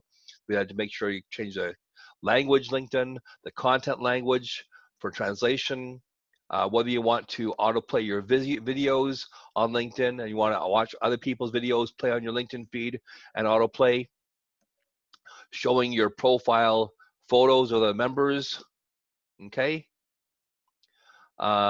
Feed preferences. So what you see in your feed, who you see on your feed here, right? Who you're following, basically it's who you're following. So you can click on that part over there and go, how many people you're following, but also you can see how many people are following you. Now, this is really important over here as far as you being able to click on these people's profiles and possibly use this for marketing or communications, because they're already following you. They're already your first connections. And their first connections that are following you, that means they might want to be your client someday. And then later on, I'll talk about my rule of 3 of who should you have on your LinkedIn profile as far as connections and contacts. because LinkedIn does limit you later on as far as how many people you can have on there. Your name, location, and the industry, right? You can change that one if you want to. And that's in the top card section over here. All this stuff over here, your industry you're in, marketing, advertising I'm in, all the different things you can do on that little button there. Subscriptions and payments. So do you have a paid for LinkedIn account? We'll talk more about that later on in the program. But you know, LinkedIn, if you've ever done any kind of lead generation or marketing on LinkedIn and you're on the free account, you might have run into that you viewed too many profiles restricting you. Even with my old paid account, so I have a grandfathered account from like 10 years ago called Spotlight. It's only $100 a year, but even on that one, I still see sometimes you view too many profiles where it restrict you. I gotta wait till the next month comes in for the restriction to come off. View your purchase history, partners and services, permitted services on LinkedIn. So if you've ever used a website that asked you, do you want to log in with your LinkedIn profile? That is where you'll see this information. So you can sometimes clean it up. I got 16 in here. I probably should go in there and clean it up, right? Twitter settings on here, right? Merging LinkedIn accounts. If you have 2 LinkedIn profiles and you wanted to merge them properly, you can do that using this button over here. Hibernating your LinkedIn account. Let's say you want to go on vacation and you don't want to have any activity, no one talking to you, no one looking at your profile at all, no communication of any kind at all. That's what you can do. Click on to hibernate. That basically turns off your account temporarily. Account management on LinkedIn. That's basically closing your account. The next thing is advertising. Profile data for ad personalization. Whether you want to let LinkedIn use your profile information to show how they customize ads for you. Interest categories, data collection LinkedIn, right? All these different settings on here, location, demographics, company you follow, groups, job information. This would be important for you, Julia, as far as job information and employer information. Those things would be relevant to you to look in there as far as settings go. Third-party data, audience insights for websites you visit, right? So all these things here, LinkedIn ads or stuff on Google, right? Integration, interaction with businesses, right? Ad relation actions, right? All the different things here. Last one is communications. Do you want to receive information by LinkedIn on your website or your app? Also, how many of you have the LinkedIn app on your phone, right? Just give me a thumbs up or a yes in the chat box there. Very, very important. If I'm ever like at a doctor's appointment and I want to do some stuff on my phone on LinkedIn, so I'm not sitting there twiddling my thumbs waiting to get in the doctor's office, then you know, having the app on my phone, what I'll do is I'll have pre-formatted messages on my iPhone that I can just copy and paste. And then what I'll do is I'll customize them by putting the person's name in the message there. But I'll go on my phone, and instead, once again, of sitting there, you know, twiddling my thumbs, I will, you know, I will do that instead. Push notifications, who can reach you, invitations to connect, invitations for your network, messages, open profile, research invites, right? Do you want to see new information on LinkedIn and new things or features are rolling out once in a while? They send those things out here. That's yes or no. Messaging experience, read receipts and type indicators, right? Reply suggestions, I have that on. Have you ever gone into your LinkedIn profile and gone into the messaging interface over here? And you know, someone sends you a message on LinkedIn and then stuff pops up like this over here. Thanks. Right? So, you know, thanks, thumbs up, thank you. Those things over here, that was that setting over there. Where did my thing go to? Here we are. Yeah, there it goes. Apply suggestions. So all these interesting and very little known features in the back end of LinkedIn is where you can customize all your settings for yourself on LinkedIn and God knows there's tons of settings out there. Alan, Yep, Burrs. can you customize the reply suggestions, or is it a drop down of what they already have, or is it just an on off? Yeah, it's on and off. Yeah, Okay, thanks. but you can learn more about it here, which probably gives you outdated information, like I said beforehand, on a LinkedIn career page. Alan, where was that again earlier when you were talking about? Sorry, Rick, I can barely hear you, buddy. Microphone. Anyway, I usually earlier you were talking about where you could actually stop people from seeing ads on the side or things coming off of the People on the side on here. Yeah, here. So go to account. Yeah. Okay. Where is he here? Oh, privacy. Sorry, privacy, and then go see viewers of this profile also viewed right here. Okay. And make sure it's on no. That way they won't see people on your profile here. And usually those things happen on the right-hand side of your profile, somewhere right under where it says recent recommendations. So right under here, people see other people's profiles, which profile go. Rick. Here's Rick. I saw Rick's post, and then but here's Dave and Susan, and they look interesting. Let's go off Rick's profile, and once again, the shiny squirrel syndrome. Okay, thank you. My pleasure. Yeah.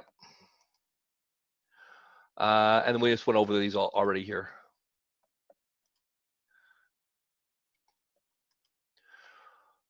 Who can see you on LinkedIn? Anyone on LinkedIn, right?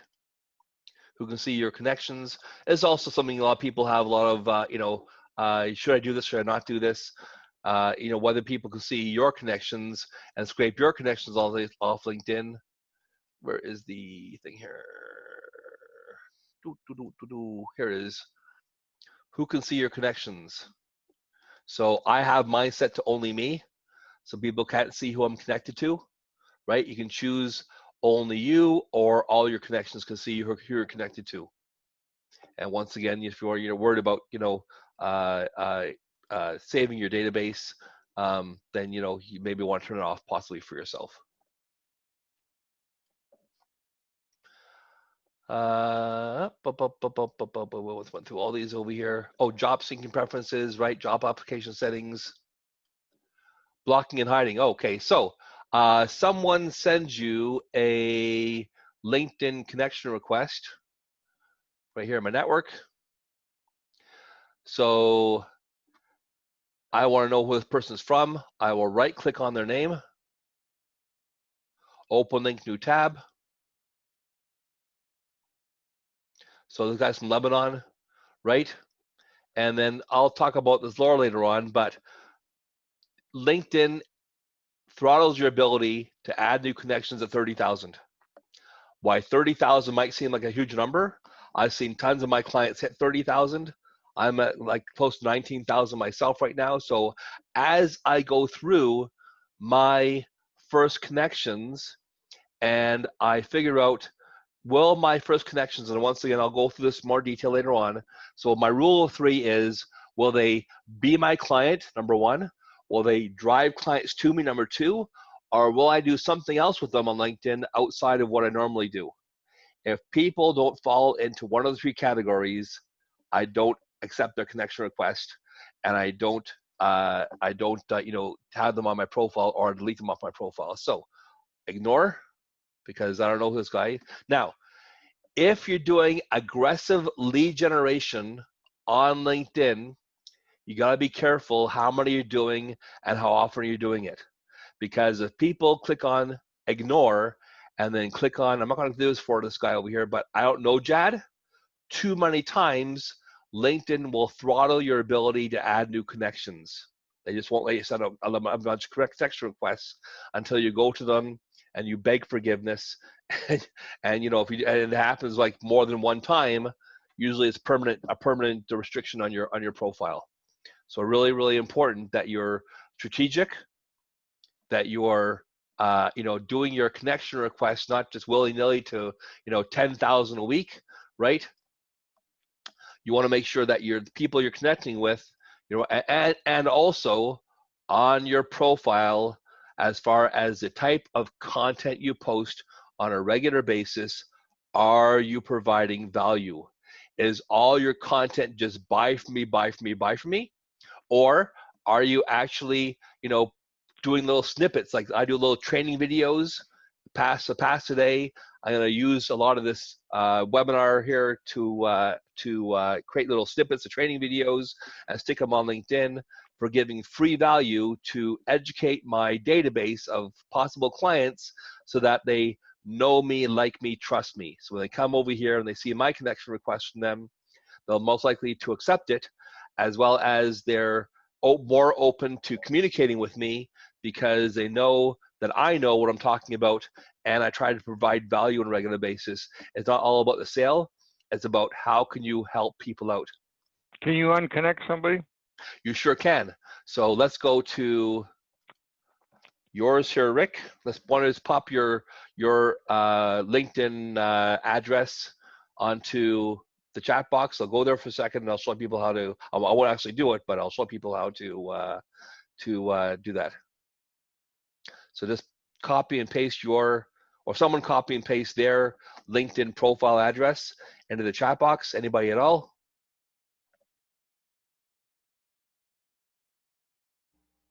Anybody at all? In the chat box. So once again, how you did it. Here's Jordan. Thank you, Jordan. So here's Jordan's profile on LinkedIn. If I was to disconnect from him, I would simply go to here, more button, and remove connection. That's all you gotta do. And then if you wanna actually block or report him, I click on block report. I'm actually gonna do it, right? Report this profile. So you click one of the choices over here and you do that. You put them on there as a blocker report, okay? And then you can go into your settings afterwards to figure out who is on your block list here. So privacy, block. Where is block over here? Here it is, blocking and hiding, blocking. There it goes. So when I got to probably take a lot of these off now, but when I first started doing LinkedIn lead generation, and then over the last couple of years, I've had situations, we probably all have situations where somebody says something to us that's really, really freaking rude, man. On a post we did, or an article we did, or we're reaching out for lead generation, and we send them a message, and they go, "You're spamming me." It's like, get rid of them, block them, right? Especially if they're really rude about it. Usually I'll just remove the connection altogether. But I will, you know, if people are trying to steal my content maybe or whatever, I'll block them, right? Or they're trying to, you know, they're just mean or just rude. You know, we've all seen that happen nowadays, especially with COVID-19. We see some crazy, crazy stuff, man. Answer your question, Rick? Yeah, thank you. Awesome, great, buddy. And then people you've unfollowed. Okay. Once again, we talked about contact info, why it's so important to have your contact info in there, your website. How many of you have gone on people's LinkedIn profiles and their contact information is really old, right? Just unmute yourself for a second or give me a yeah in the chat box, right? Thank you, Julia, right? It drives me crazy. So make sure that your stuff's updated. Make sure that you have the right information on there. And then lastly, if you own a company, and you don't already have a calendar booking link, how many of us have had a situation where you finally get to the point where someone wants to talk to you and you spend half a freaking day trying to book them in for a meeting? What I simply do is I created one it's called Meeting Bird for my clients and myself personally. It's free, it's easy to use, right? You know, it makes it easier because you can just send a message to them saying, hey, you know what, we should have a meeting. Here's my calendar. Just book when it's convenient for you. My calendar ties into my Outlook calendar with a piece of software called Sync2, SYNC number 2. And it allows me to sync my Google Calendar and my Outlook calendar and my mobile phone calendar all together so that I never miss a meeting, because my mobile phone reminds me with the notifications, which pops up my Fitbit, and that way I don't miss stuff at all for myself. So make sure that you have your contact information with all your website stuff updated we've all gone onto people's profiles and clicked on websites, and the website does no longer exist, right? I was gonna have a 10-minute break right now, but I think we're okay. So let's go on to the next one, activity. So people then ask me also posting content on LinkedIn. We talked about that for a while there. What kind of content should I post on LinkedIn? How often should I post? And how do I post? So as I said beforehand, one of the things for credibility wise and for making yourself an absolute expert in your field is what kind of content do you post. Here's all my activity here. You can see all your content over here. You'd have activity, articles, posts, and documents. And then they also have on the left-hand side here, you have drafts of articles you've done, where you've started an article, never finished it, and you have how many followers you have on your profile. So how do you post on LinkedIn? Well, the first thing you do is you click on the home button, and you have two choices here. Here's Jordan right here. Thank you, Jordan. Start a post, right? And in the post, you can put in a graphic.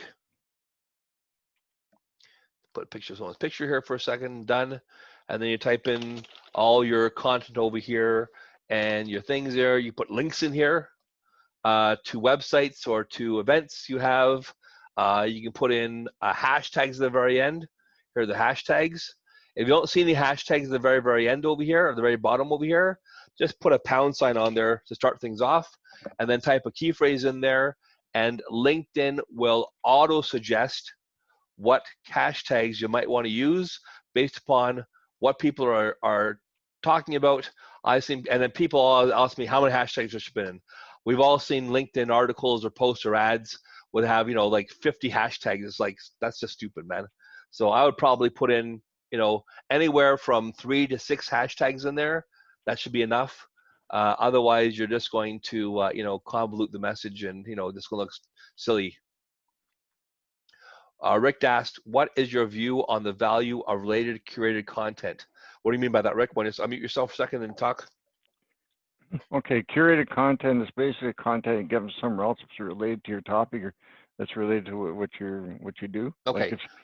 Like not your own unique content, right? Pardon? Not your own unique content. No, not my own unique content, but it's definitely related to what I do. For sure, absolutely. You can definitely use created content as long as you have license to use it, and no one's going to think it's your own personal content. You're not trying to steal it at all, right? Then definitely put on created content as far as someone else's content on there. But make sure you put your own spin on things. Make sure you put your own phrases, your own information, and then also a lot of my LinkedIn posts or articles, I'll ask people what their opinion is on this, to get the workflow and get the the back and forth commenting happening. Remember, the more people who like and comment on your post or article, the higher up you'll see it on your LinkedIn feed here. And the other thing, and this might get into this later, perhaps, but what about posting questions on there or answering questions from other people? Yeah, for sure. You can go on there. Just also know, though, that if you comment on someone else's post, it's going to show up on your feed over here, on your profile thing here. So people will be able to see this on your profile stuff over here. They'll be able to look at this over here and see, stuff that you're commenting on. I commented on this one over here, right? I replied to a comment over here. So just know that if you comment on stuff, it's going to show up on your feed. And if you're commenting on one of your competitors' things, your competitor is going to show up on your feed. Mm-hmm. Okay. So, what kind of stuff should you post over here? Oh, looking at articles. Go back to my thing here. Where to go to? Let's go back to this one here. So that's how you do a post. Put in information here, and then also LinkedIn has a bunch of new little tiny features that, once again, they never did here. You can create a poll. You can share that you're hiring, celebrate a teammate, find an expert, refer a connection, and offer help. And this is like brand spanking new information on here. This has only been around like a month. That's it. So Even I haven't fully explored this over here. As new features pop up on LinkedIn that they don't tell anybody, all of a sudden you just look in your feed there and you see something. So offer help. So general help. So career, I could probably get to click on all these things. Introductions, volunteer work, other, right? And then done. Post. Other one is write an article. Click on write an article here. Takes you to the article section. And basically an article is just a longer post. That's all it is really. You put in a graphic over here. You put in a headline over here. You put in information over here. You drop down one. You can put in a image. So this little square little box over here pops up this little box over here. Image, video, slides, links, snippets of things, right? Are we going to talk about conversational ads? Meaning, Rick? I think this is a fairly new feature for advertising, and in LinkedIn you can actually create these back and forth conversational ads where you can actually have templates and that for doing back and forth conversations with people. I think it's fairly new and I haven't used it yet. Okay, yeah, I haven't even heard about it myself. I know there's different types of advertising on LinkedIn, which I'll be talking about briefly at the very, very end of today's presentation. There's image ads, there's multiple image ads, there's lead gen ads. So a lead gen ad is something you can use on LinkedIn where someone fills out a form to get something from you, and then you get sent their contact information, and with their contact information, you can decide what you're asking for as far as phone number, email address, name, website, company name, that kind of thing. But I haven't heard about conversational ads yet, so I'll have to look into that on LinkedIn and maybe try to Google it also. Yeah, I only found out about it last week. Yeah, must be a brand new type of ad because even I haven't heard about it yet. And then at the very, very end of my LinkedIn posts or ads, usually I'll have a CTA, call to action, go to this website, contact me, comment, here, give me your opinion, right? And then people know it's easy to contact me afterwards. So types of LinkedIn posts, career updates, anniversaries. They show up in notifications in your feed. Special achievements, accomplishments. Someone else had a question here. So she said Calendly is what many of my clients use as a meeting calendar. Yes, Calendly, Zoom, or Meeting Bird, right?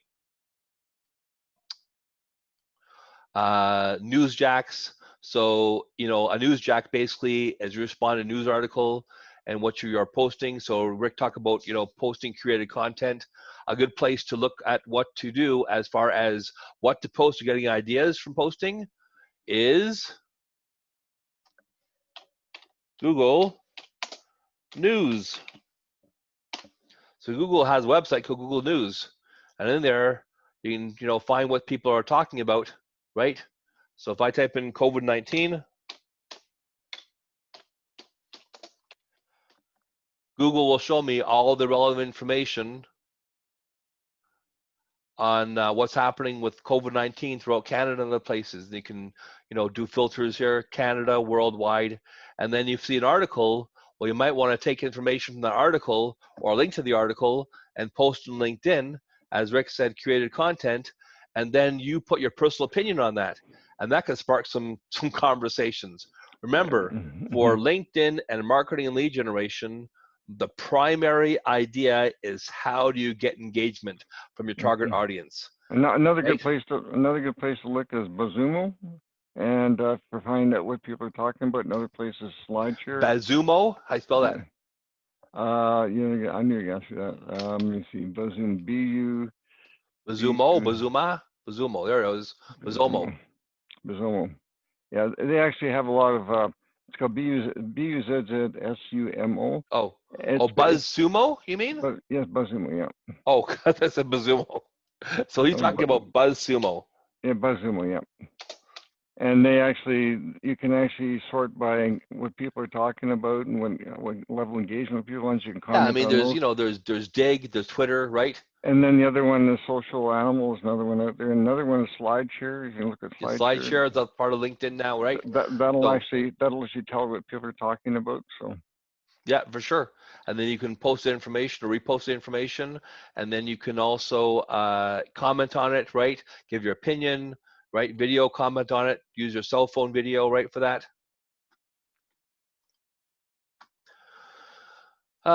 Yeah, so you can either create your own personal content on LinkedIn, right? Or you can post someone else's content, right? Make sure, once again, always include a CTA on your information, right? Because you want people to take action afterwards. And action can be simple as comment on my post. What's your opinion on this, right? Go to a website landing page, share with me, connect with me even. A lot of my times I'll have my clients at the very, very end of the videos, I'll show their LinkedIn profile address and we'll say, connect with me on LinkedIn. So really, really, really important to do those things. When to post. So we did some research. I did a big workshop like this in Calgary on January 30th or 31st. And we had some information on there. In 2019, the best time to post was between 3 p.m. and 5 p.m. on Wednesdays, right, in your time zone. Other high engagement times were between 8 a.m. to 10 a.m. on Tuesdays, between 10 a.m. and 12 p.m. on Wednesdays, and between 1 p.m. and 3 p.m. on Thursdays. Personally, I like posting at 9 a.m. from Tuesday to Friday on LinkedIn. I find I get the most engagement in those times. And then people always ask me, how often do I post? So I would say if you're do some really good content marketing on LinkedIn, 1 article per week or 2 to 3 posts a week, or a combination of those two. And then also very, very important, you're not just posting buy from me, buy from me, buy from me. Put some real gold in there. If you give away some of your great secrets on LinkedIn, trust me, your fan base and follower base will go through the roof because they want to know that you're the girl or the guy and you have some great information to share.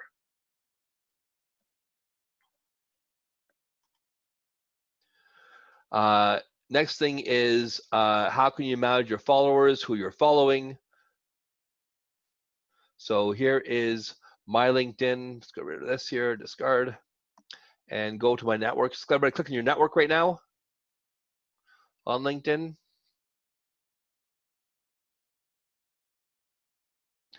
And pending invitations.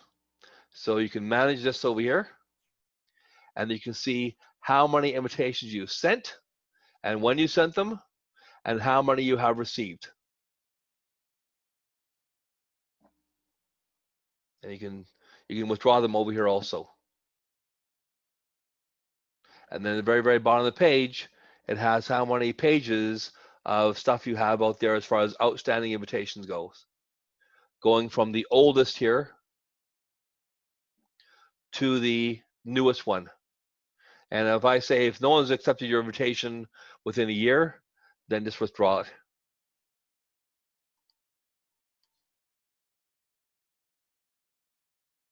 Right. So Rick said also note the activity dot below your profile picture. Right, for sure, Rick.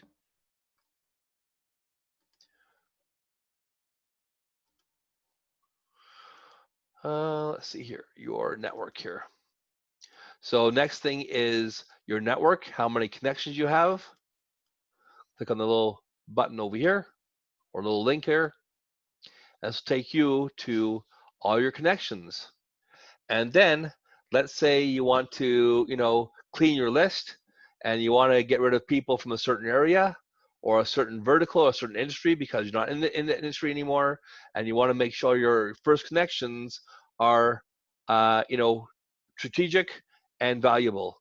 You can click on the same way as you did from searching on LinkedIn, click on your connections, go to all filters over here, and you can go to your location, current company, industries, schools, last name. Let's say a certain person you're looking for, first name, last name, the services they offer on their profile, right? All the different things on here. and you want to clean your list. Once again, 30,000 people are allowed on your list on LinkedIn before they start putting all your people to followers as opposed to first connections. And you can't send a follower, I don't think. Maybe you can send them an actual connection message, or just click on the message box and have messages come up, as opposed to using in-mails. But I think it's only your first connections. Because I'm not at 30,000 yet, and I've never tested that beforehand.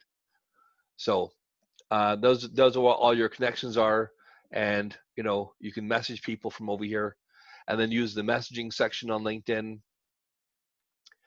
There's a section over here, all messages, archived, my connections, unread, email, and spam. So if you want to go into your LinkedIn messaging thread and click on unread and see all your unread messages, here's where they are. These are all the messages by date that I have either read or I'm not read yet. So I can click on them easily and find all the messages from people who I haven't answered the messages yet or haven't talked to yet.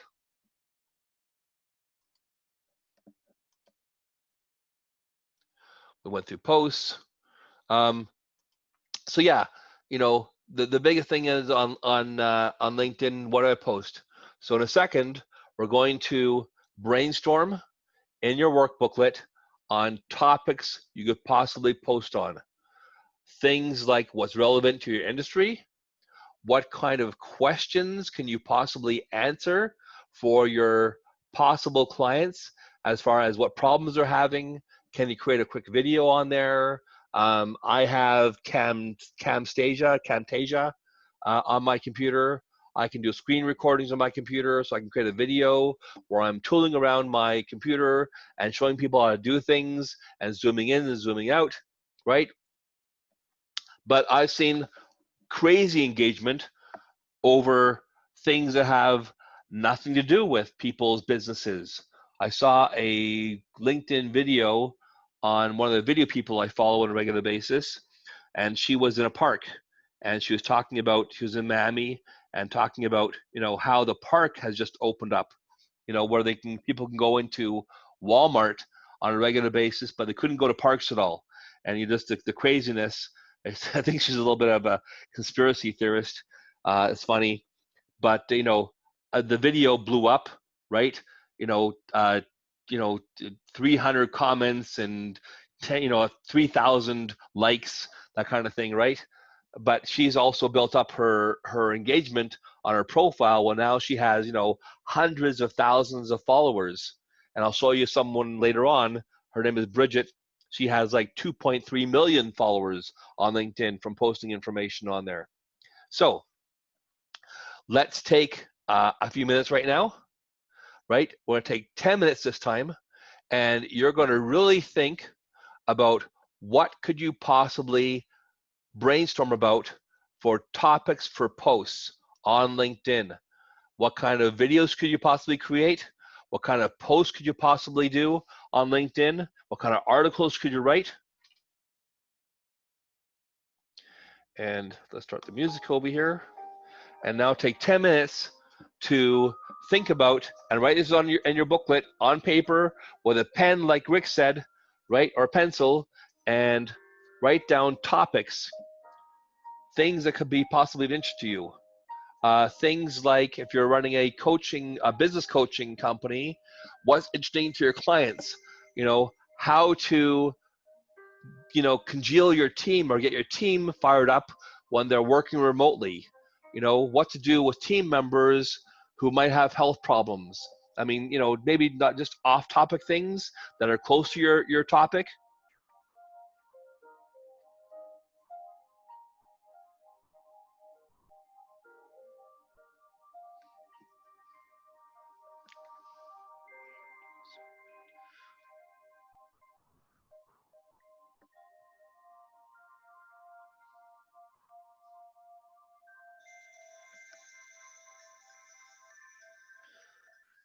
Video skits. Skits are really big nowadays also on LinkedIn, using your mobile phone camera and just cutting them afterwards, create a skit. I saw one skit where a girl was on a couch and she played two different characters. One character, she was interviewing or asking about her business as far as finding out what you do exactly, because she's a marketing company, and the person she was playing on the other side of the couch was like, I give people the best, and afterwards she's going, the best what, right? So what can you possibly think of as far as articles, posts, topics, video skit topics? And then we'll come back afterwards, and we're going to say, everybody's going to go for a few minutes and talk about what you thought about. I'll give you ideas on what you can post about.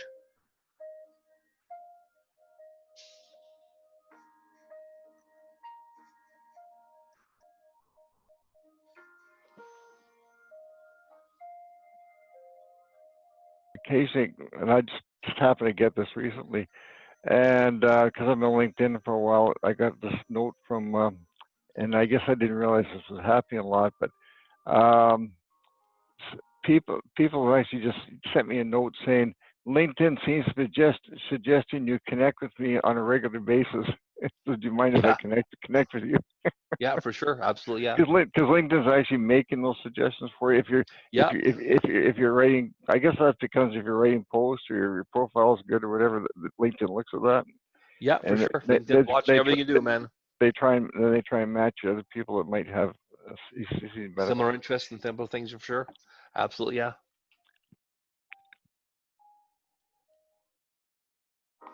But the biggest thing is, figuring out what to post about. When I ask my clients this, usually they go blank on me, so they didn't think it. So this is a great opportunity to get feedback from other people, including myself, on what you could post about.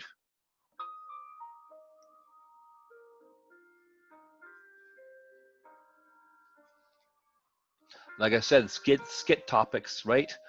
Things that are funny, right? Things that are interesting, right? We've all seen those videos on LinkedIn where, even people dancing in the office, doing dance routines in the office, people thanking people who are healthcare workers on LinkedIn. That can go viral for yourself.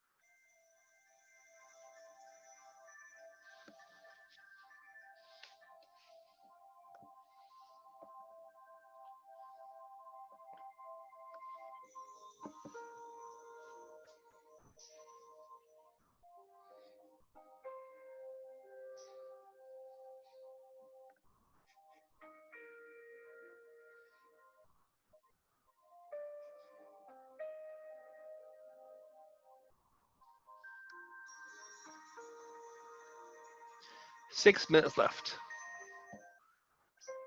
5 now, actually.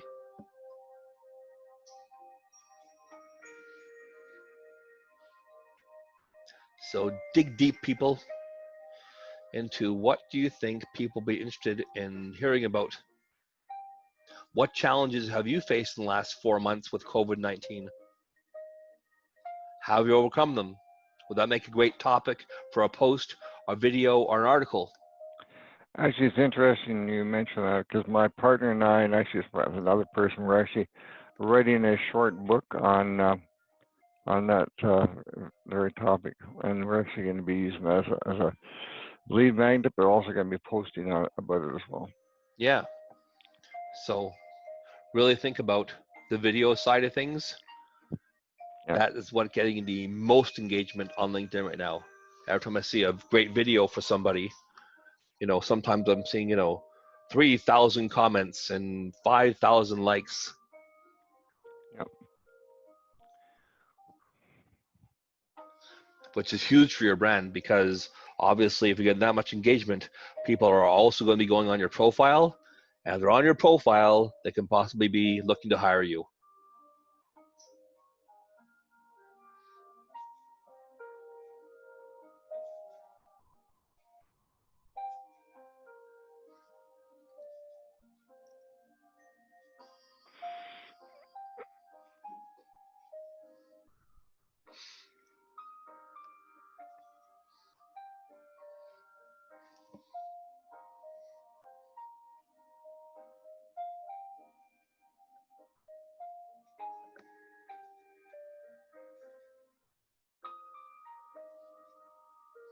Three minutes left.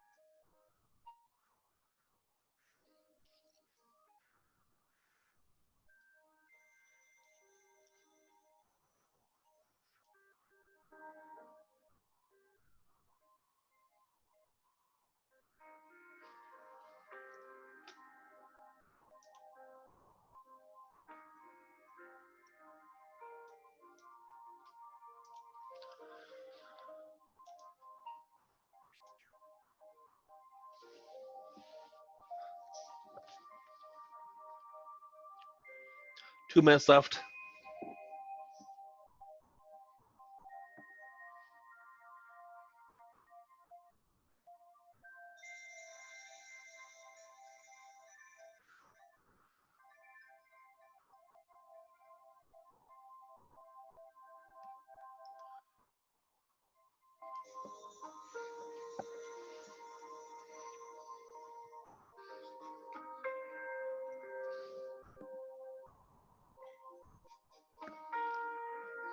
Almost done.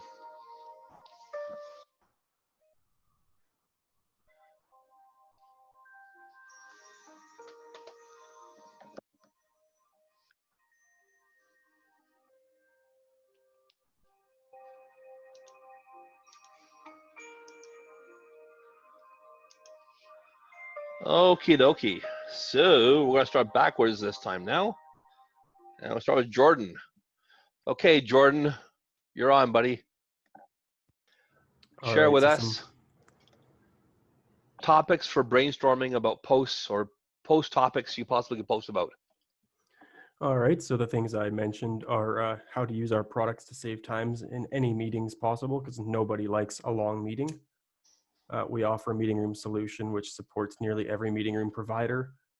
We can mention upcoming partnerships with other major companies, videos about our product in use, which we've been doing as a quick launch, quick tip video series on YouTube, testimonials from clients about how the product streamlined their company's meeting rooms, what to do when Skype for Business is removed and no longer in use, and potential other providers they can use, how we support so many cameras and technology, meaning no additional purchase necessary, photos and videos of our technology in use from technology shows around the world, including ISE in Amsterdam from 2019 and 2020, photos and videos of our product being used by larger names in the technology world from CEOs of Avocor and NEC, and consistently referencing our latest blog posts and quick launch release notes.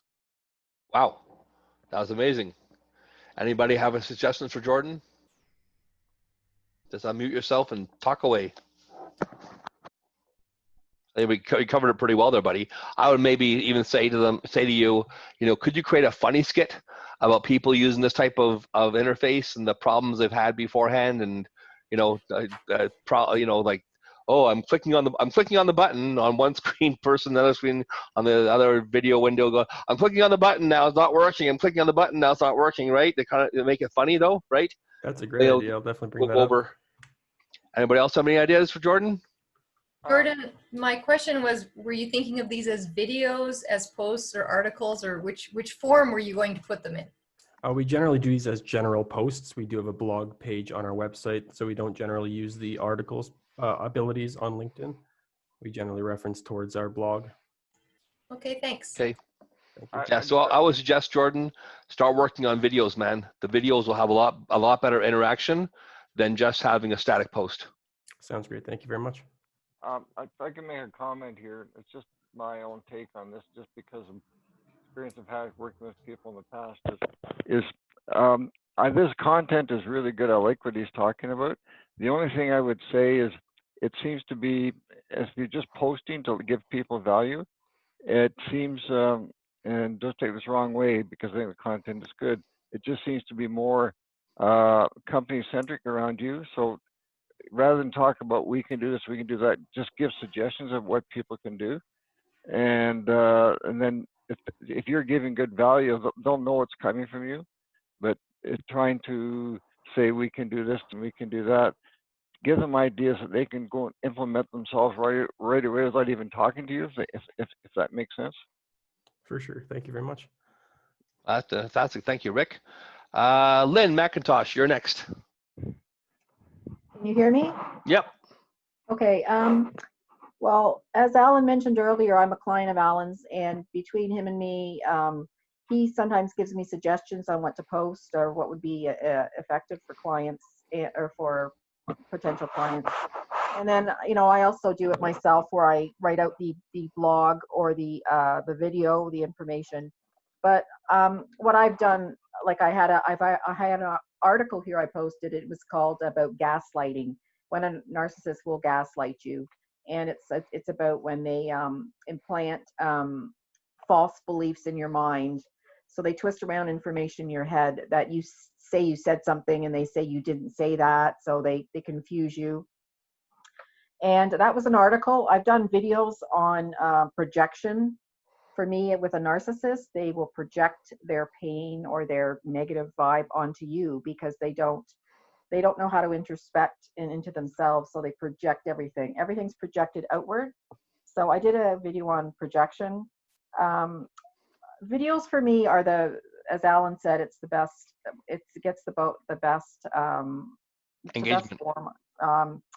I did a post I did a post with COVID-19 on being in isolation with a narcissist, and how the other partner should handle being in an isolation with a narcissist at 4 walls with a narcissist for 2 months. And I also did a video on how to up your mindset during COVID-19, what things to do, activities to do, ways to get yourself in a more upbeat mindset during this period. So things like that.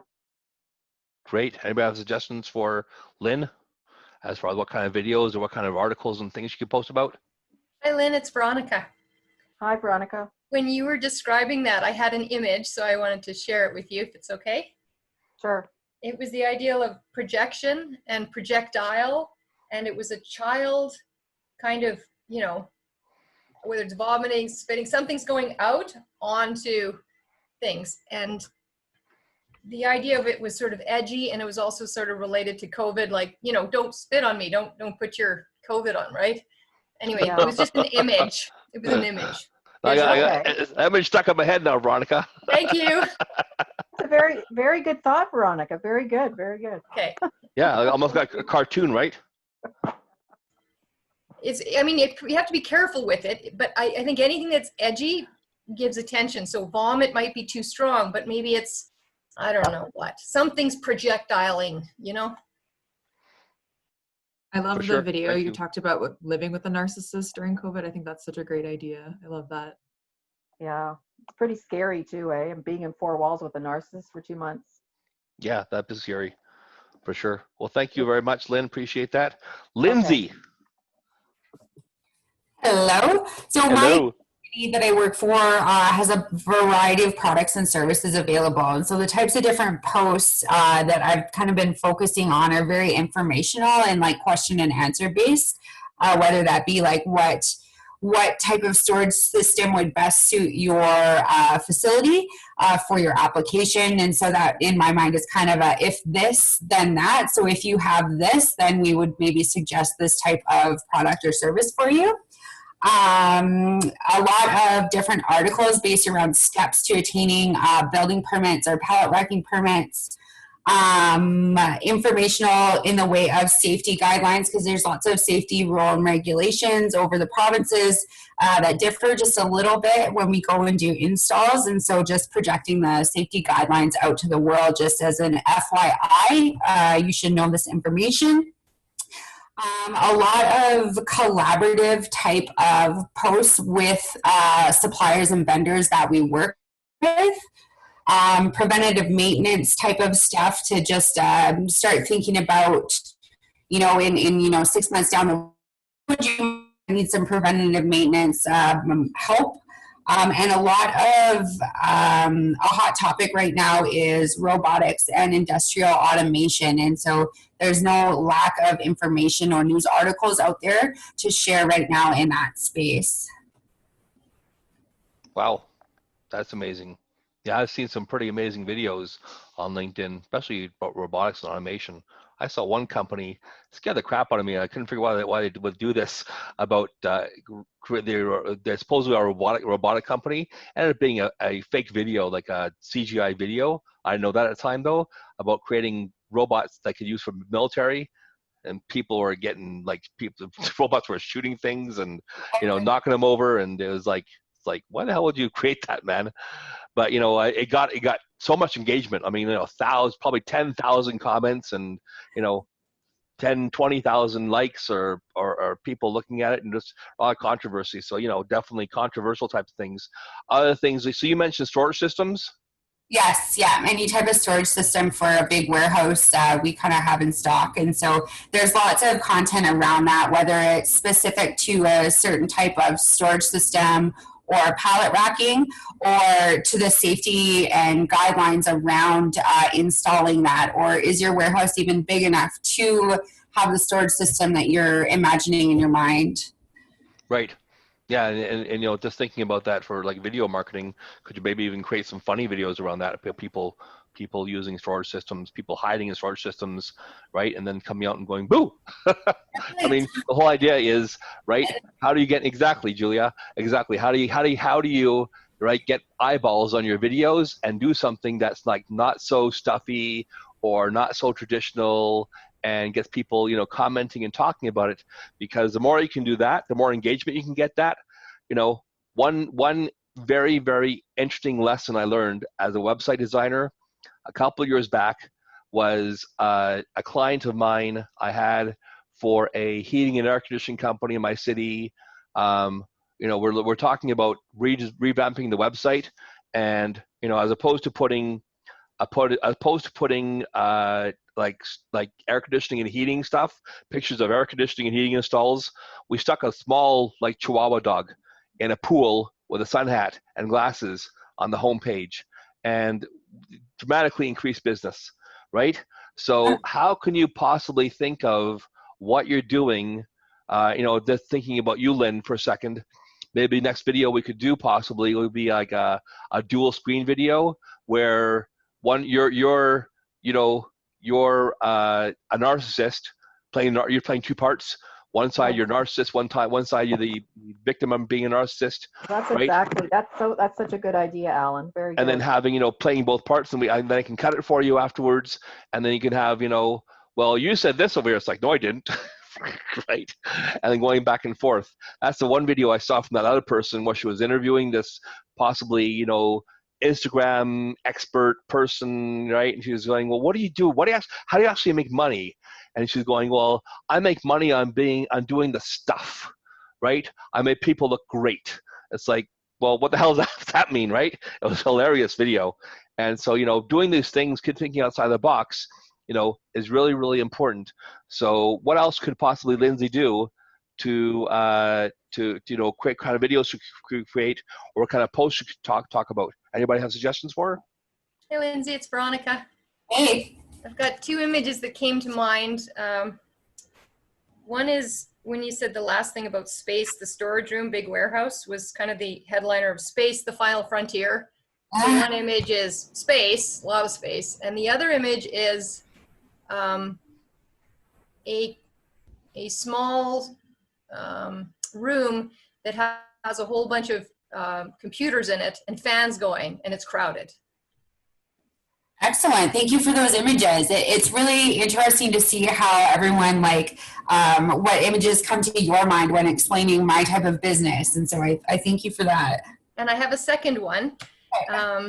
It is sort of an empty desk, sort of a decluttered space, right? Like with nothing. And then the other one is clutter, but let's say a drawer is open or something, because I want to give the element of clutter creates possible safety risk. Definitely. Not planning, something about that. So like a planner is on the desk of the clean desk. And then the other image is of a whole bunch of things reckless, but it's not that it's a mess, it's that it's dangerous, that there's risk of injury or safety. That's it. Excellent. Thank you so much, Veronica. I appreciate it. And one more thing on my side, Lindsay. Anybody ever seen those videos where you see a guy in a small forklift in a warehouse and he hits one of the piles of stock, whatever, badly, and it causes a chain reaction where everything and the whole warehouse falls down and gets smashed up? Yeah, it's like a total dominoes effect. And we've actually had much success in posting type of content like that. It's almost like fail videos. And I'm thinking of morphing that into almost like a little Lego setup. So instead of like real safety incidents, is maybe like a little Lego size scale of accidents happening, and then the prevention measures to take. You could even use your cell phone video. I mean, you see how people do those on things. Just to try your own thing. You know, get some software for yourself. Once again, I use Power Director 18 myself. Take those little cell phone video clips. You're doing your camera on your phone using Lego, and you're doing the voiceovers afterwards, and you know, things, and pow, right? you go a big little doll or a hand. Mr. Hand comes in and just smashes crap up afterwards, right? Yeah. Just you know, fun, out of the box thinking of that. Definitely. Thank you. No problem. Who hasn't gone yet? You gone yet, Julia? Okay, go ahead. Sorry, my cat's also making his Zoom appearance for the day. There you go. So, so I was trying to think this because I've been trying to do a lot of LinkedIn content for my company, like for my workplaces page right now, which is a lot actually focused on COVID-19 health systems research. So I've been doing a lot of like brain space with that. So I was trying to think outside of that for more. And is that content going on your profile or just their company page? No, that's on. See, that's the thing I don't know. Like, we haven't done enough. We haven't done unique content, so it's been like sharing third party like events and stuff like that. Okay. We have very like base summaries about a lot of the research projects that we're doing. So again, because a lot of it's like it'd be cool to like almost like. So I was thinking from like to enhance like my profile separately. So obviously if I create something, I would share it on mine. But I was thinking about like, you know, translating your research impact. So that'd be like an article, 5 tips for a good story. I've done in the past, but I've never done on LinkedIn, like a fake movie trailer because we have like a simulation mannequin and it was pretending it was like the new employee. And they're like, why is this new employee the best? And I was also thinking like doing quick videos that were kind of like what not to say in your emails during COVID or in isolation, and like what not to do on Zoom meetings. Be good, and then thinking back to the like you know, getting things done, getting shit done for personal promotion was almost like a day in a life montage of me just like accomplishing everything. That'd be really like it's funnier in my head, but I'm not explaining it well. No, that's great, right? And what could you know, possibly do? And then getting back to like skits or funny things, what could you possibly create for yourself as far as, you know, as far as little videos that can go on your profile for, you know, how do you keep, you play different characters even in your own video. How do you keep, you know, your companies you work for organized, right? What can they possibly do to create better organizational things or better marketing for their side, right? Mm-hmm. So one idea is, go ahead. Oh, sorry. I also forgot to mention like podcasts as well. Like, I don't know. I've had a couple of the people I've been working for have been really pushing for that now, like just having short interviews with like content experts as Yeah. well around their topics. I've been doing stuff like with physician wellness or safety. So that might be, I don't know what your opinion is of podcast sharing on LinkedIn, but Yeah, for sure. Absolutely.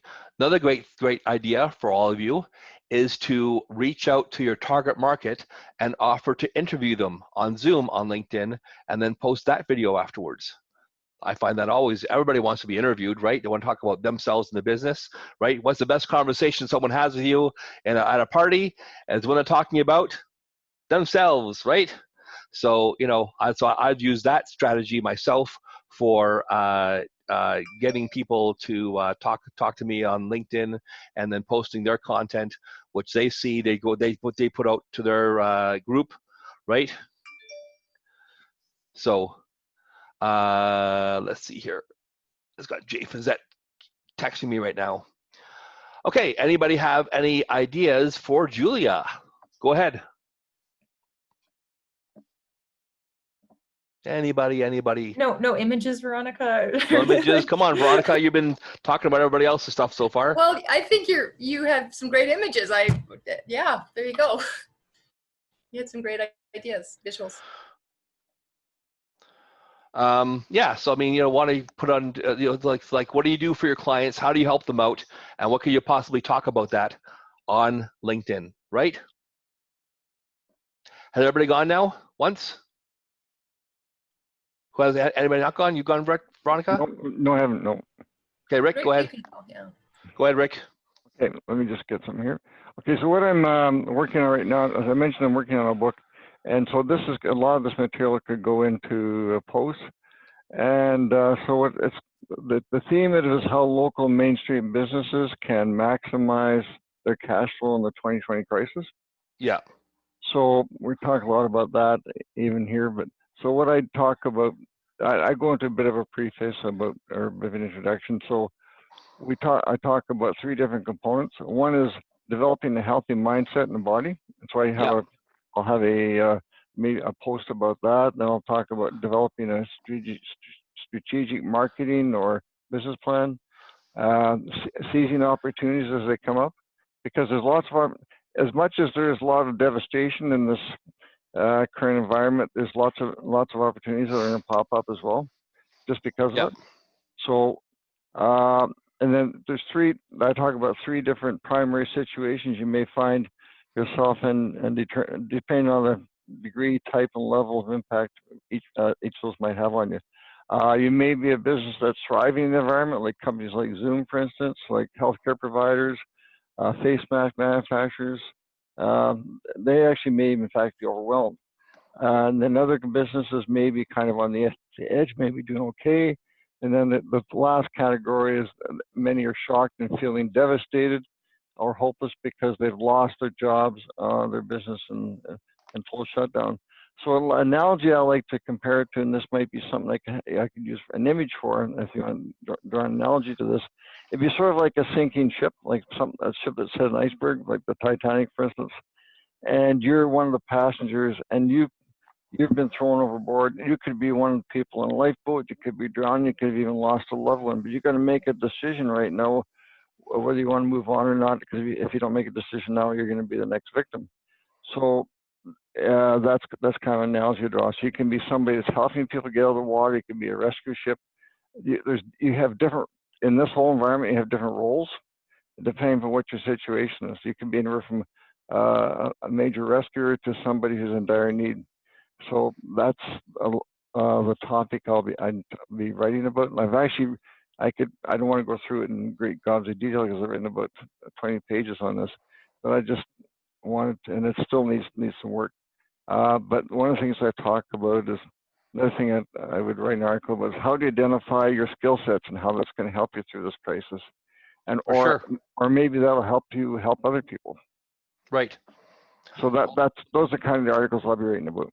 Yeah. Also, something people can do is offer like a free 15-minute consultation within your post or article. Yeah. Giving people a freebie, right, to come and talk to you, to bring them to the table. Some people will be tire kickers, but some people might be actual clients. You never know. Yep. Anybody have any ideas for Rick? Hey, Rick. Hi, Veronica. I love how detailed you are, and sometimes it's hard for me to get it when they're longer sentences. So I just love bullet points when you talk. So survival, decision making, hopeless, skill sets. When I read them more like a bullet than a sentence from you, I retain it more because I find a lot of information comes out. I love your image of the ship, and I also thought of the idea of war, that you know, after the Second World War, everybody came together, we all worked together. So it's kind of that image of, you know, let's gather all your skill sets now, you know, let's all come together and survive and get the hope. So anyway, it was just what came to me when you talked about the ship. Yeah, I was trying to give an overview over a very big topic, so it's hard to do that in 20 seconds or so. Yeah, well, maybe when you're doing post articles, maybe break it down into smaller pieces. Oh, I do. I break it down quite a bit. Yeah. Okay, good, awesome, great. Okay, fantastic. Well, I hope you all have enjoyed the first part of the day. We've gone over so much content and information. We're now going to take. Alan. Pardon me? I didn't go sorry. yet. Okay, sorry, Veronica, go, Veronica, Okay. go. I'll try and be fast. Yeah, that's fine.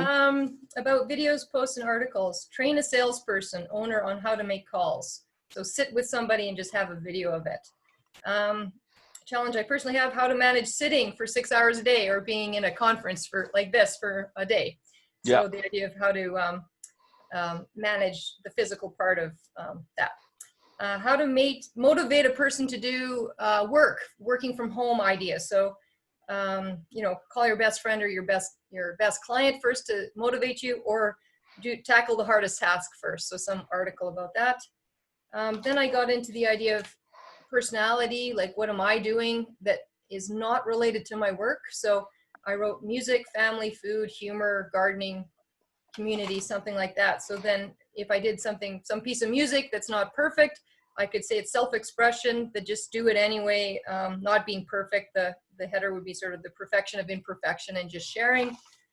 The lack of intimacy would be a subject that, you know, does anybody have conversations anymore? Are the under 30s not connecting and hiding behind texts? And the header would be kind of conversations lead to conversions.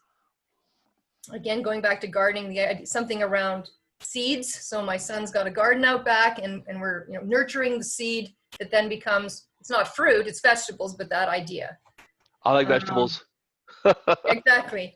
And then one of the images I had was, I have been helping a friend of mine in the last 6 to 8 weeks go door to door selling lawn care, aeration, and window cleaning.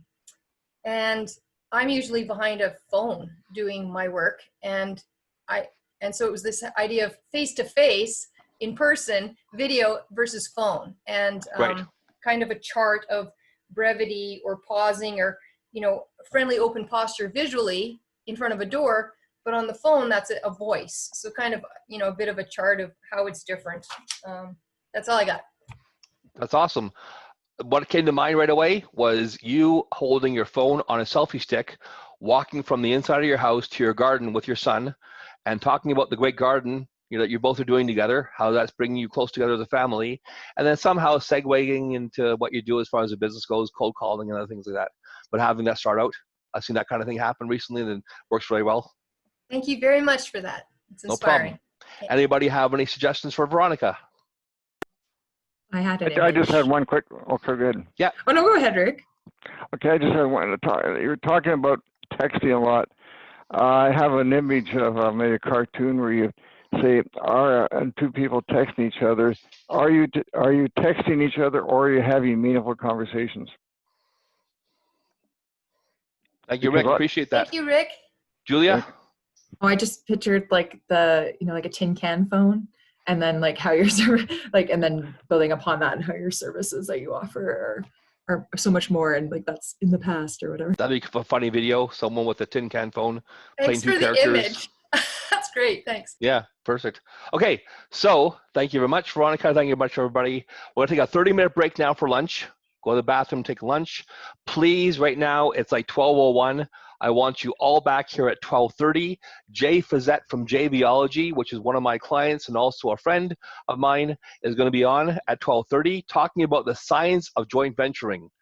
one of the things I tell my clients when they hire me and start working with me is not only are we going to try to find your end user and clients on LinkedIn, but we're also going to try to find joint venture partners who can send you people on a regular basis. Along the way in that journey, joint venture partners can give you that huge bump that you need on your business, and Jay is absolutely expert in this. So once again, we're going to take a quick break right now, 12:30. We'll be back over here. Everybody have a good lunch, and I'll see you very, very soon, all right? Human nature, avid outdoorsman at 5-star hotels, Spinks, fluent, smart ass, I can attest to that, has a beautiful wife and 2 sons, loves ideas. He is someone I admire, and he says that when I met Martin Luther King, he was screaming like a little girl. I met Jay really for the first time last September, almost a year ago now, at JVology Live in Calgary. Someone I admire very, very much, and really got my eyes open and thinking about what can you do possibly than just looking at your clientele you're trying to acquire for yourself, finding joint venture partners which will drive traffic and drive sales to your events and things is so important.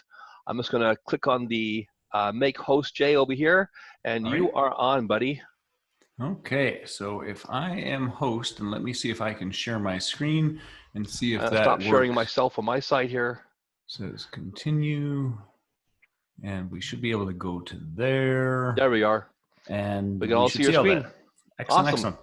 By the way, good to see some familiar faces. Hello, Veronica. Hello, Rick. I guess it's not all faces. Some of them are black boxes, but Hey, Jay. it is good to be here with y'all. Hello, Julia. Hello, Lynn.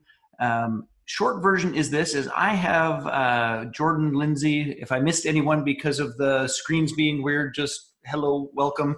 I'm honored to be here. Alan, thank you so much for having me. I deeply, deeply appreciate it. So I have about 30 minutes to download 30 years of joint venture toying around. And what I'm going to do is I will start with sort of the high level picture, and then we're going to move towards the specifics of what I believe are the best ways to think about this entire process. Now, I just want to move my screen here a little bit so I can actually, so I'm looking more at the camera instead of at my PowerPoint, because otherwise it looks like I'm always looking off into space here. So what would help me a ton, by the way, is to get a sense of how many of you are pretty familiar with the joint venture process, the joint venture world. And if you are, please just type it in the chat. Jay is a local guy who made it big, at least in his mind. Or so my wife tells me. So on a serious note, if you have been doing JVs, just give me like a, yes, I'm familiar with JVs. If you're I think I know what it is. Yes, Veronica's done it. Alan's been busy at it like crazy, as has Rick. That's outstanding. So what I want to just be clear about is that obviously, and this happens virtually everywhere we go, that there's an entire range of experience in this process. So what I'm going to do is I'm going to jump in. I want you to know that you can ask me anything through this entire process. If I make any leaps of logic based upon experience or any of those sorts of things, or simply I'm talking too fast, as sometimes occurs, just say, what the hell are you talking about? I will back it up, and I'm happy to answer any questions, connect any dots, give you examples, all of those pieces. So I'm going to start motoring, but before I do, I'm going to start my stopwatch. Otherwise, this presentation will end at approximately 8 p.m. this evening. And I don't want to do that, quite obviously. All right, so let's put it into 3 10-minute segments. All right, so I run a brand called JVology, the perfect mix of people, fun, and profit. It is a community of people that really are doing their very best to reinvent their businesses and their business models so that they have a steady stream of free, perfectly qualified leads at the front end of their business through joint venture partnerships, and a steady stream of recurring passive income at the back end of their business, again, of course, through JV partnerships. And what it does when it goes well is that instead of the ups and the downs that most of us experience in the entrepreneurial space, is that it levels things off with a baseline where we never have to wonder again where a lead is going to come from. And we never have to wonder again, it's like, oh my God, I've got to sell something to actually put some money in the bank account, because we've actually created a recurring piece of, let's call it safety, security, and income. And if that is appealing to any of you in any way, shape, or form, then please, please, please just type in like, I want that. That would be interesting. Is your dog enjoying many walks? Many runs. I have been running, I'm running about 50K a week these days, and the dog still thinks that a 10K run is just a nice little wander. All right, so I'll play our little video for you. So JVology, the perfect mix of people, fun, and profit, is a community that exists online. We do a bunch of work in what we call our membership community, the Global Lounge. We do live events. We've got a live coming up, what we call JVology Live, coming up June 12th to 14th. I have a wicked invitation for each and every one of you if you want to come play at that. And in addition to that, we do digital courses. We do live in-person events. Well, obviously not this very second, but you know what I mean. One-on-one consulting, done for you services, everything in this domain. So let's build the case for why entrepreneurship should be easier, even though every single one of us knows how damn difficult this is. But I do love this quote: entrepreneurs are willing to work 80 hours a week to avoid working 40 hours a week for someone else. If that resonates with any of you, or that remark resembles you in any way, shape, or form, just type in the little window, hell yes. Now, just to be perfectly clear about this, is that while we all laugh at that, that may not speak to we as a group of entrepreneurs being the sharpest group of people in the entire planet. But it is true that we value our freedom oftentimes more than we value money or any of those other pieces. So I get that. Now, I think it is important for us to tell the truth and to look at some reality of entrepreneurship. And this little chart comes from something called Business Know-How. It is the most recent data that I can find about how entrepreneurs are really making out. And I want you to be clear about this, is that this is annual sales, both full and part-time businesses combined, okay? So let's just look at this in terms of these pieces. 22% of small businesses are earning less than $10,000. 13%, 10,000 to 24,000, 25,000, let's round up. Another 13% between 25,000 and 50,000. Now we get to 9% between 50 and 75,000, and 75,000 to 999,000 is 4%. So if you add all of these up, what it basically says is this: is about 2/3 of entrepreneurs, both full-time and part-time combined, are making less than $100,000 a year. So, you know, let's be frank about that. Most of the time, those folks still have expenses to come off that money. Most of the time, they still have taxes to come off that money. More like that is not a it is not an obvious recipe for freedom if we look at the details and the stats. So let's just carry it all the way through here. 100,000 to 150,000, 11%, 150 to 199, 3%, 200 to 500. Notice there's a big jump there. And this is often an area that is a comfort zone area. Like when people get there, it's like, oh, we can take a little bit of a break, but they often get stuck there.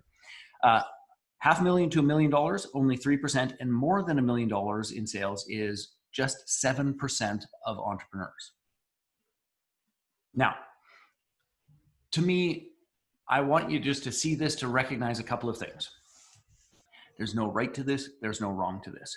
There is, however, an easier way and a hard way. Now, some of us who grew up in Saskatchewan have a penchant for the hard way, which I've been doing my best my entire life to let go of. Some years more than others, to be perfectly frank. But here's what I want you to get, is that I fervently believe that every single person, if you are an entrepreneur, I think that you should be making, like if we go to this here, you know, 2/3 of entrepreneurs aren't breaking six figures. I think that every entrepreneur should be breaking six figures on joint ventures alone. And I want you to just please sit with that for a brief moment. What if joint ventures could actually exceed the income of 2/3 of all entrepreneurs, and all they had to do was to add that to their business? And by the way, that is not an unreasonable piece. I have partners who have done that in like days, not years, days. So I just want you to hold, you know, take a couple of steps back and just entertain as we go through this process that this could make a monumental difference in your life. It could make a monumental difference in your business. It could just really be a cool, marvelous thing. So the idea that I want you to play with is this, is that here's the reality. Most of the time, if our business isn't doing exactly what we want, it is because we believe we have a shortage of resources. You know, quite literally, most of us are here at a LinkedIn Mastery Piece because we'd like more leads. the reality is this, is that you could get an unlimited amount of leads, please hear this, using a variety of tools. And I think you should be using Facebook, we do, LinkedIn, we do, joint ventures, we do. Like this should be broad. It's not just one thing in any way, shape, or form. But you could, please hear this, address virtually any shortage of resources that you have with joint venture partners. That could be leads, that could be time, that could be copywriting, that could be strategy, that could be any of those sorts of pieces. You could do it through joint ventures. So let's go real fast in terms of what is a joint venture. We're going to define it simply as this. And by the way, these are not the legal terms. If any of you are lawyers or paralegals, any of those sorts of things, we're not talking about the legal term of a joint venture, and I'll clarify that momentarily. So a collaboration between two or more people working towards a joint goal is what I'm attempting to say. In our space, a joint venture has to benefit three people. And this is one of the things that sometimes people get a little awry on. First and foremost, the end user. We always want the customer and the prospect put first. If we can't put the customer and the prospect put first, then generally speaking, that joint venture of two organizations coming together isn't aligned with the highest good for their tribes, their communities, their people. So client first, then it's our joint venture partner. It has to work for them. And if we're ever in a spot where it's like, wow, I don't know if this feels exactly right, or I'm not certain that it's fair, err on the side of generosity for your partner. Just err on the side of generosity. It will make a monumental difference in the long run. And of course, it has to work for ourselves, but it's always in that order. We spend a significant amount of time on the first morning of JVology Live working on what we call the joint venture mindset and how these three pieces must fit together and how we orient our view, our filtering of opportunities, and how we invite and approach JV partners so that this is always the core drive. Now, I'm going to talk about types of joint venture partners really quickly here. And again, this is how I organize it in my head. This is not, the legal version by any stretch of the imagination. So I use the phrase joint venture as a large umbrella that covers what I said earlier, which is two or more people coming together to share network, wisdom, resources, experiences for a project. Okay, that's the big broad piece. Now, affiliate marketing, and I'm just going to divide three pieces here. Affiliate marketing, first and foremost, is perhaps the simplest and easiest under the sun. I'm willing to bet every single one of you has bought a piece of software. You bought that piece of software and it was like, hey, this is pretty awesome and fantastic. They have a referral program. If I send this link to a couple of my friends and say, hey, you should try using LiveLeap, StreamYard, blah, blah, blah, blah, blah, they're gonna send me some reward in some way, shape, or form. You get to go buy yourself a coffee at Starbucks. Now, I should just be clear about this. I make a little bit of fun of that because it generally isn't a bunch of money, but it's a nice acknowledgement that something is going along. That said, there are people that do 7 figures a year purely in affiliate marketing. But good Lord, you've got to have a list, you've got to have a system, you've got to have a process, you've got to that takes some work. Now, the next piece is a joint venture partner. So in this case, I think of a joint venture partner as a JV has a beginning, a middle, and an end. And it's very much project oriented.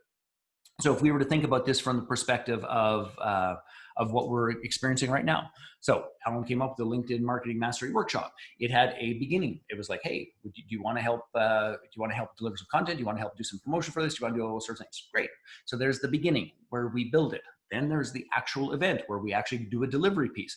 Then, depending upon what the arrangement was, then there might be a split at the end in terms of honoring the contribution of network, wisdom, resources, experiences, sales, all of those pieces. And at the end of that project, we might say, that's all well and good, and we carry on in our lives. Or it might be, it's like, that was freaking awesome, and I want to do that again. This is the second time that I've spoken with and for Alan. So it's entirely possible that those projects could continue on. But what I want you to understand is this, is that generally speaking for a joint venture project, beginning, middle, end, if it went great, you might do another project. If it didn't go so great, you carry on your merry way and life goes on. And then there is the third part, which I deeply, deeply love, which is called a strategic partnership. And that is where we get to the spot where we are embedding either content, process, sharing wisdom or network in some way, shape, or form that goes on over the long haul. So examples of that are, I have content that is embedded in a variety of programs. I don't know, some of you are local, you might know Alexander Ford. So his premium coaching program has one of my little courses and programs in it called Escaping the Marginal Success Trap. That content sits in his course and platform and program and consistently refers people to me. Now, I've got arrangements like that with about 30 people. And what that does is simply this: it supports their clients, it fits with their promise, it creates a steady stream of consistent leads that people show up on my list, in my courses, in my community, and that's how that works. So those, when I say joint ventures, that's the umbrella. It could be one, it could be all three, it could be a combination thereof. And I want you to understand that there's no right way to do it, there's no wrong way to do it. In terms of which of the three are appropriate for you, what's important is that you just start. Okay, I'm going to pause for a brief moment, just see, are there any questions about joint ventures? Are there any questions about types of joint ventures before I start moving and shaking and talking about other stuff that, that rely on these definitions? And if there is, just unmute yourself. I'm happy to answer. Or if you're all solid, we'll just keep on motor. Going once, going twice. Motor away, Jay. All right. That means I got to get my screen sharing going again. Now, from my perspective, one of the things that's interesting in this world, one of the things that's interesting in this world is this, is that in the online marketing world, there is, let's just say, a fair amount of hyperbole and stretching and exaggeration, all of those pieces. So I want to show you a quick picture, which is me receiving the 2 Comma Club Award. And what the 2 Comma Club Award is a single online funnel that generates in excess of $1 million. Now, to put this in perspective, is that I actually qualified / won the 2 Comma Club Award before the 2 Comma Club Award actually existed. And the particular funnel that we're talking about is generated over time about maybe $4.2, $4.4 million. I honestly wish I had kept better track. But here's the point why I show this to you, is that the year that I did it, I think there was 500 people were awarded it out of 200,000 users. So it gives you an idea that there aren't a whole hell of a lot of people who do it. The second piece of this I think is really important, is that every single other person I spoke to at this process, they did their 2 Comma Club Award through paid traffic. So they figured out a process by which if they were to buy Facebook ads for $750,000, they could sell $1 million in products, services, experiences, whatever it happened to be. When I told people that I did mine through joint ventures, like if this was the response, they're like, the confused dog look, is like, huh? Huh? And what I can tell you for certain is this, is that the margins on my 2 Comma Club Award were significantly better than theirs because our cost of acquisition was lower. We only paid for leads that converted into clients. We didn't have to pay for every damn click, every damn view, everything. So when I say this to you, and we go back to the process of, how many entrepreneurs are making what kind of money and how easy this could be, quite literally, I have done at this stage of the game well over $10 million in sales. That's US, by the way, so 22 billion Canadian. And yeah, just some of the jokes just for me. But through joint venture processes. And it is not that hard if we set up our structure and our business appropriately. Okay. Just a couple of other little reinforcement points here. Entrepreneurship is living a few years of life like most people won't, so that you can spend the rest of your life like most people can't. I am a raving fan of entrepreneurs. And this is one of my other favorite quotes on this note. Here's the crazy ones, the misfits, the rebels, and the troublemakers. The round pegs and the square holes, the ones who think differently. While some may see them as the crazy ones, we see the genius, because they're the ones who are crazy enough to think that they can change the world, and they are the only ones that do. And when I say that and read that, and I don't know how many of you are big fans of Steve Jobs or not, but honest to goodness, that actually has an emotional tie to me. It is one of the things that I want everyone here to recognize and understand, that joint ventures are not just a lead generation tool. They are not just a way to get a little recurring income or a perk. Is that joint ventures, I think, are the entrepreneurial safety network that help the crazy ones succeed. And if any of you have ever been in a spot where it's like you have, your brother-in-law or your family or whatever the case may be, sort of looking down their nose at you at Christmas dinner or Thanksgiving dinner going like, so how's that business going? Have you thought about getting a job? If you've ever had any of those pieces, then for me, this is even more important because you have got to, and you know, go to the next slide. You have got to figure out a way to feed, number one, to protect your confidence, to feed your vision, and to create that entrepreneurial safety network that makes a difference. Because the truth is, for most of us, our greatest weakness is our strength turned up too loud. And as entrepreneurs, that strength that caused us to go out on our own, that caused us to be willing to risk, that caused us to be able to actually go do that, when it's turned up too loud, what it does is it causes us to withdraw. It causes us to figure it out on our own. It causes us to say no to support. It causes us to stay on the fringes of those things that could make the most difference. It causes us to not tell the whole truth about how goddamn difficult entrepreneurship is. And by the way, one of the things I love in the last little while is that people are telling more of the truth about that. A little sidebar, entrepreneurs have almost a 5 times greater likelihood to be clinically depressed than does anyone else.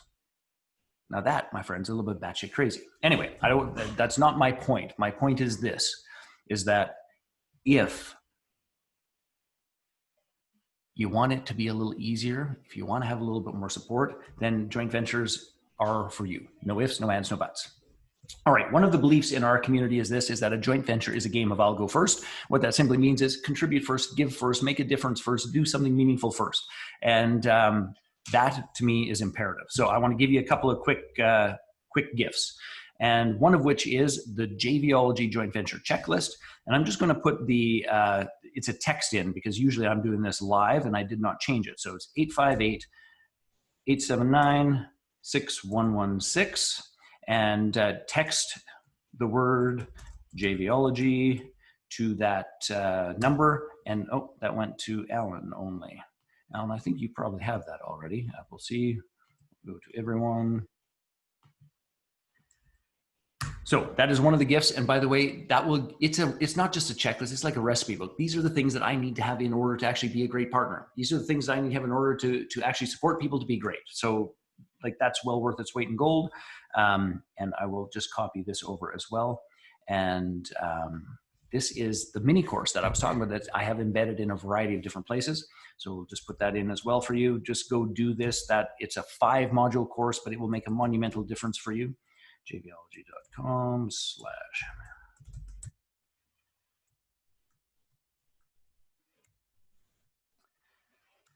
And it will shift how you think about these things. And please dive in, utilize them, all of those elements. It will make a difference. Okay, so I got 10 minutes plus or minus. Oh, that's why. Okay. My stopwatch and your stopwatch, Alan, don't agree, but it's probably because I didn't press the start on mine as I look at it now. Yeah, that'll happen, right? All right. So every single one of you as an entrepreneur, you have a magic trick. Most of us are too connected to our magic trick, and we think that the magic trick is going to save the world, and we love the magic trick. So we look for people, an individual, to buy our magic trick. And I want you to consider that process is not sound.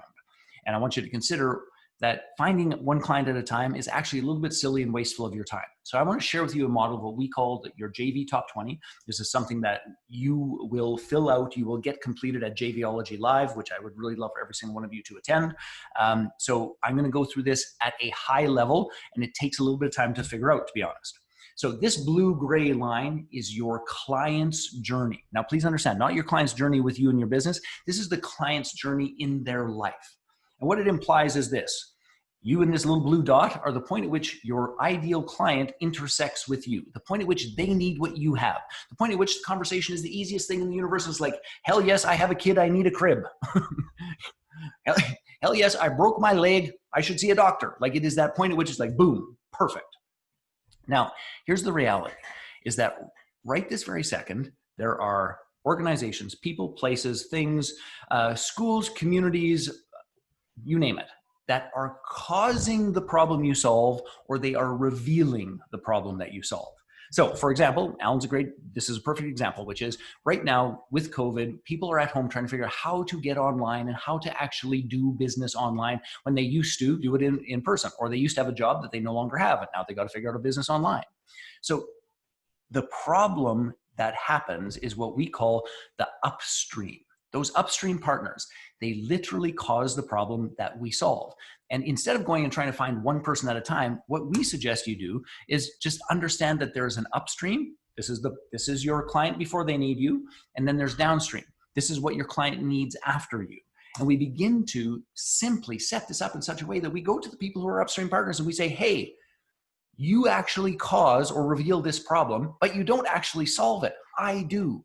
Why don't you send me your clients that need this solution, and you know they do because you know you caused this problem, and when you do that and they choose to become a client of mine, I will send you, the green line represents money. By the way, that could be money, that could be referrals, that could be a thank you card, that could be a glass of wine, that could be anything, but we reward them in some way, shape, or form.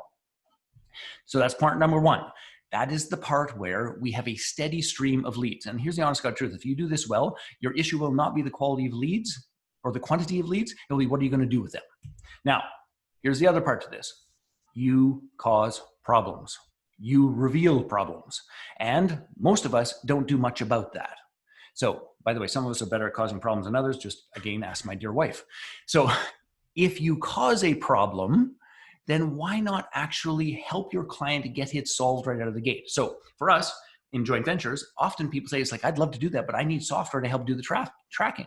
Well, we have relationships with a variety of software platforms that do exactly what is necessary. And when we send them a referral, they send us money. So that is how we end up with the recurring income on the back end of the business. Now, I've got to get this back up. So I want to just give you some specific examples for my company, JVology. So these are companies that send clients to us all the time. So Infusionsoft, it is a CRM company. I speak there all the time. The truth of the matter is most of the people who use Infusionsoft don't know how to use the affiliate links or actually build the relationships to make sense of it. So I speak at their events. I've done some coaching for them. I've done a whole variety of elements where they send us clients to help with this. Startup Grind, communities all over God's green earth. Many of their leaders ask us about starting JVology communities because they have a community, but they can't monetize it very well. It's like, yes, absolutely, we can do that.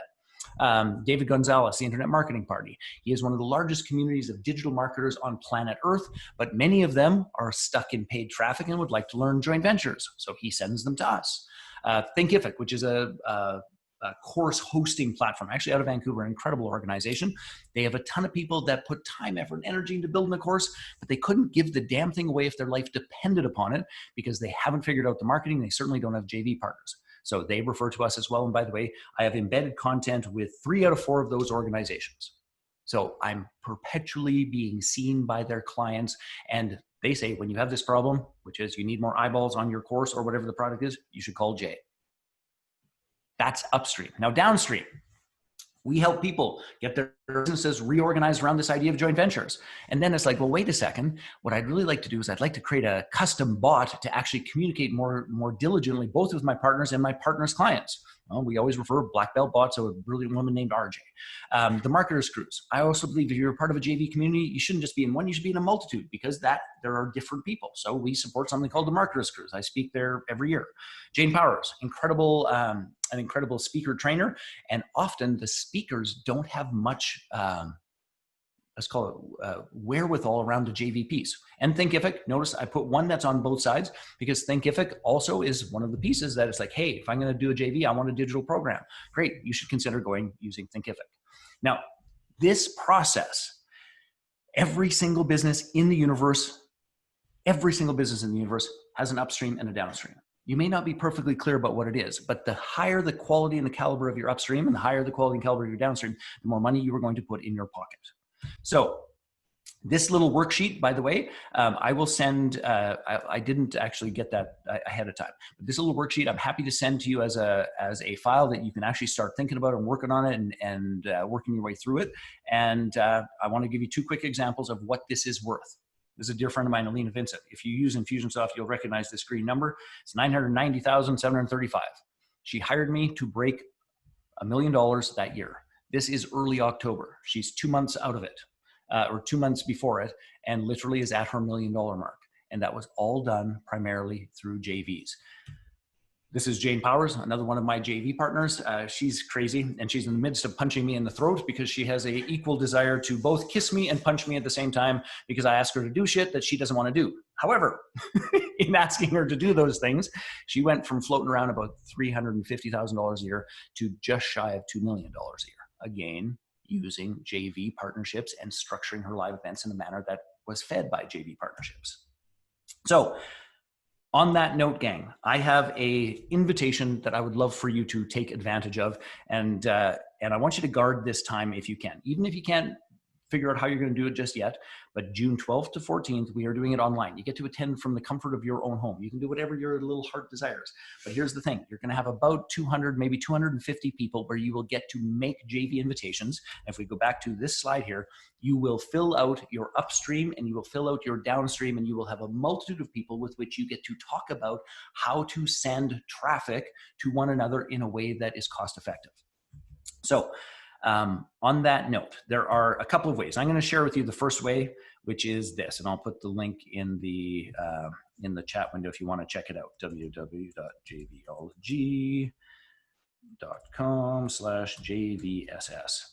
So this link here, which I'm about to share with you, is called the Joint Venture Success System, and it is,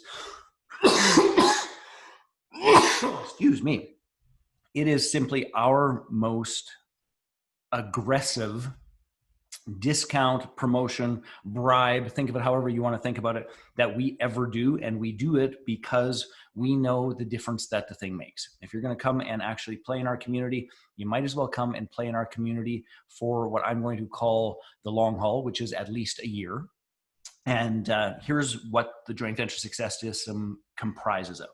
First and foremost, there's an entire digital program that has 12 modules. We've been selling it for $19.97, so $2,000 for 3.5 years. And it takes you from joint venture basics all the way through to the fundamentals of successful product launch formula launches. So it's kind of like beginner to expert printing money. Now, if you're good at this, because a bunch of you said you've already done JVs, if you're good at this, this digital program becomes a reference library.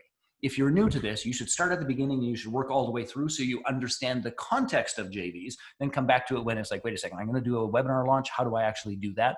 Poof. If you want to know how you do that, you're going to go to, module 11, the top online promotion structures, and you'll get all the details, the dates, the swipe copy, just everything that you need is there. On top of that process, we have a whole bunch of bonuses, and this is why this one is so exceptional. Number one, you get the Know Your Metrics online program. Any of you trying to do this stuff online, you have got to figure out what is a good opt-in rate, what is a good conversion rate, what is a price point that you should be matching, what is a good, what's a good commission to pay to your partners. All of that is covered in the Know Your Metrics. We sell that for $197. The six-figure launch secrets. How we won that 2 Comma Club award was through these launches. And we did a series of 4 launches for the Launch Mastermind Bootcamp that generated, in about 14 months, we went from 0 to $2.6 million in about 14 months. And it was a daunting, crazy experience. But this, frankly, is everything we learned in that process. The good shit we did and the horrible stuff we did that said, don't do this. We will tell you both. This is what's fantastic. 2 tickets to attend the JVLG Live online. That's coming up the June 12th to 14th. And honest goodness, you and somebody you want to do it with should come and do that. Then it's fantastic to meet a couple of hundred partners, and it's fantastic to have all of those meetings. But the truth is, what you need is you've got to get long-term support. You need tech and strategy support. You need ongoing deal flow. You need all of those pieces to transpire. And that's why we give you a year of the JVLG Global Lounge, which is 2 calls. Second Thursday of each month, fourth Thursday of each month, we get together live. I do training. You guys do joint venture invitations. And then I bring in industry leaders who help you with the technology that people get stuck on and the strategy to put it together. Then you get a 14-day preparation course that leads you into JVLG Live, which is exceptional and stunning. I thought I froze. You get the full recordings of JVLG Live in Calgary, the one Alan was talking about, and you also get one of our very early ones from 2017. So you can see how the content has evolved. Both are incredibly valuable and both very different. And here's bonus number 8. I'll do a joint venture with you. I will mail, I will support. You get an offer that is working. You get all of those pieces. I will get behind you and promote you. So that is $12,340. You can do it if you choose to do it. Do it today for $997 or 3 payments of $397, and you just click whichever button you want down here and get the thing done. Now, I want to get through that as fast as I could. If that resonates with you, for goodness sakes, do it.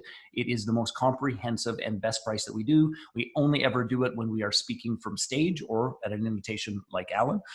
So this is not something that we share publicly. This is how this goes here. So grab it or don't. Now, I also understand and recognize that sometimes with this COVID, shit's a little bit tough. And yes, these are US dollars. Virtually all of our expenses are in US dollars. So yeah, which again, $22 billion. Now, in all seriousness, when I checked the other day, I think we were at 1.38 or something like that. Now, if that is not swingable, then here's your starting point. And your starting point is simply, and this is the jvologylive.com. You can get a regular ticket to jvologylive.com for $197. That gets you full access to those 3.5 days. Come stick your toe in the water and see if we are delivering what we say we're going to deliver. Or you can do the VIP ticket for $397. And again, these are US dollars as well. And you get a whole bunch of other pieces, which is you also get, we'll JV broker 5 partners for you. We feature you on an interview. We share you with our entire community in terms of your feature interview. We put you in front of the entire JVology community. You get a spot on what we call the very important partner page that has your links for your partner page, your partner sign up page, for your freebie page, for your calendar link, for all of those pieces so you can truly leverage. I actually believe that people will get more partners before the event even starts because of the VIP process that we're doing, than they used to get on their own when it was actually live. So those are the 2 options and choices. And I would be happy to answer any questions. And I think, because I didn't start my stopwatch, I think I'm 2 minutes over if my math is correct. Yeah, no problem, Jay. Anybody have any questions for Jay? I can highly recommend what he does. I've been a part of it now since September, and I've seen, the last event in Calgary, we saw some JV partners, send us some great traffic. I never would have thought of doing that myself until I took Jay's course. It's honest to goodness, pretty simple and easy. And I guess the last thing I want to say is this. Lots of courses have, this is what you're supposed to do. And then you're supposed to go figure out how to do it, or else the upsell is, $22,000 for the how. We don't do that. This is what you're supposed to do, and we teach it to you in those 3.5 days. Then we say, this is how you do it. This is how you do a JV invitation. And then we teach you how to do it, and we have you practice right then and there so that you know. And then the third part is, it's all well and fine to go through this, but you need your who. Who the heck are you going to do it with? And we deliver the who.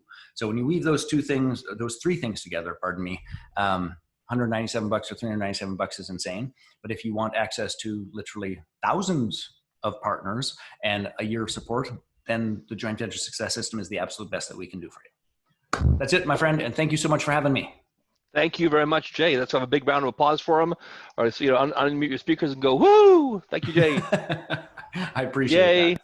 Thank you, Jay. Now there's virtual clapping, which is pretty awesome. There you go. We claim the hosting over here and keep on going with my presentation. Well, thank you once again, Jay. I sure appreciate what you said and did. And I highly recommend everybody, jump on, at least go to JVology Live on the live event in June. Okay, so let's start doing my stuff over here again. Thank you, Jay. Okay, next we're going to go over growing your network on LinkedIn. Why it's important, how to grow your network, hitting the magic number, how to invite someone to connect. Should you connect with people you don't know? How to grow your network outside of people you know? Should you accept invites from people you don't know? Who should you add to your network using LinkedIn search, and also touching briefly on LinkedIn Sales Navigator for anybody who wants the most expensive premium membership besides recruiting, but on LinkedIn you can use, and why you might want to use that for yourself, and what's the difference between regular LinkedIn, free, business, and other things. Going over all that stuff there. So let's just go here and growing your network. So here's that lady I talked about beforehand, for engagement as far as posts and things. Look at that one post where the arrows are on the right-hand side. 14,944 likes and 1,000 comments. Her name is Bridget Hyacinth, and she is an HR person. She talks about working in the workplace. When I first started following Bridget, she had braces on. Now she doesn't anymore. She looks. I sent her a post. She looks, looks amazing with the braces off finally. But she posts stuff on LinkedIn on a regular basis for growing her own network by bringing people to follow her. So now she has followers. And look on the right-hand side, 2,377,205 followers. That was back in January. It's probably somewhere around 2,400,000 followers by now. So really, and the stuff she posts about is heartfelt stuff. People getting fired from their jobs. One post she put on there, she had a video of some guy, looking all, melancholy, running through the rain with his coat on top of his jacket, right, or top of his head. And the story on the post was, this is the guy for an interview, and he was late to the interview, came in soaking wet, and the person who was doing the interview, was about to go into the interview with this person and just, stopped her in the hallway and said, listen, this guy's, not one of our great candidates. I'm not going to hire this guy for sure because he was late and he's soaking wet and everything else. And then she pointed out to the person who was going to do the interview with this guy, it's like, are you freaking kidding me? Look at outside. He almost ran through a hurricane outside to get to this job interview. If that doesn't show, right, the kind of people we want as far as people who are going to go above and beyond, right, for their own, for the company over here, I don't know what does. Ended up hiring the person, but, she had to set this person straight.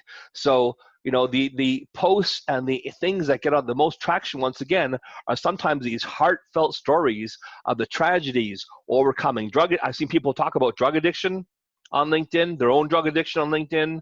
I've seen that one lady who does a lot of videos on LinkedIn talk about growing up with parents who are narcissists, Lynn, right? So another great topic there about how parents were narcissists and, in treating your child, having the good little girl, good little boy. If you're not good, you won't get my love. And she talks about this in depth about her own. You can tell she's gone through a lot of stuff in her own childhood with her parents. But those are the kind of things that get the traction that has grown her following on LinkedIn phenomenally, right? And so, who should you bring into your network on LinkedIn? Different ways of doing it. So one thing you can do, and I'll show you how this works over here. You can go to LinkedIn on your contacts and import people on your connections. And you just go to your profile once again and go here. Is this one here? Okay, I think they moved it again here. I think it's actually maybe in my network. So click on my network. And as LinkedIn decides to do that part over here, I think it may be connections maybe. Here it is. Here, so here is the this over here, manage synced and imported contacts. I think it's this one here or this one over here possibly. Let's go to this one over here for a second and see. Manage contacts syncing, export contacts, your connections, see all. It's somewhere here. They had a button over here. They keep on moving shit on me on LinkedIn. Where is it here? Sorry guys, it's not there. It's not there. So these are people. This would be one thing over here. Kind of people you know on LinkedIn, right? Here's 2,500 people and add 2,500 connections, right? And then emails you have over here. And where did the thing go here? It was right over here somewhere where they had the that thing for importing or adding connections. Maybe it's contacts over here. Let's see this one. They moved it over here. It was on connections beforehand.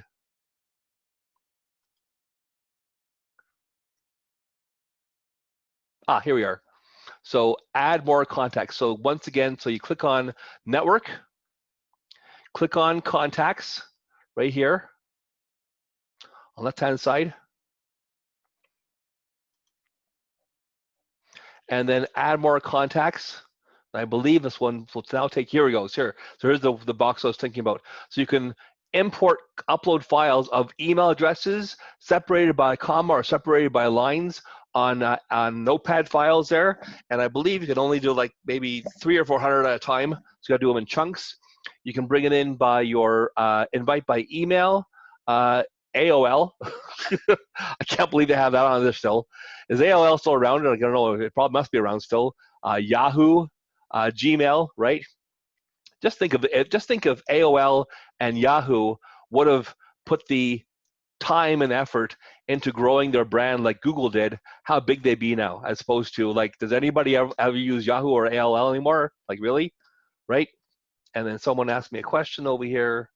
Where is my chat box? Here we go. Okay. Oh, so Rick asked, is there a rule around Castle as far as exporting, right? Imagine me exporting contacts lists on LinkedIn, right, Rick? So I would not do that. Or if you're going to do that, you can go onto LinkedIn. There's some things you can use to scrape LinkedIn as far as tools and things out there. There's like dozens of different ones out there. But if you're going to export the emails from LinkedIn, and by the way, as of January 2020, I think it was, or even maybe it was 20, maybe it was last year, 2019, LinkedIn no longer on a regular export provides lists of, or provides you with the email addresses in your database export. So you can go to here, if you want to get your database export on LinkedIn, go to settings and privacy. Let's see, communications. There's a part over here you can click on to, account. Where is it here again? Once again, they just changed it recently and all. Export your contact list on LinkedIn. So network, connections, and manage synced and imported contacts maybe. And your connections, export contacts. So once again, going back to your connections on LinkedIn, your network, or clicking here, network, then going here to all your connections. Come on, LinkedIn, do your thing. Then going here to more, I'll manage synced and imported contacts. It was somewhere different beforehand. And then go to export contacts. And then you go into your member area and you can choose whether you want to like export just your connections or all your information, which will give you your articles, imported contacts, invitations, recommendations, registrations. Like it'll give you everything from your thing, all your articles in different formats and things like that, or just your connections, right? So there are things you can do to use to export people's information on LinkedIn as far as bots and things. The challenge is that when you go off LinkedIn, you will run into the Castle regulations. What I've seen most people do, and I think that's okay still, is send them one email, right, and ask them if they want to sign up for your newsletter or sign up for communications, so you can get that double opt-in just in case people, the government ever comes to you and says, hey, this person complained about you. Now, I'm not sure. Has anybody ever heard about that at all? I mean, Castle law has been out for a couple of years now.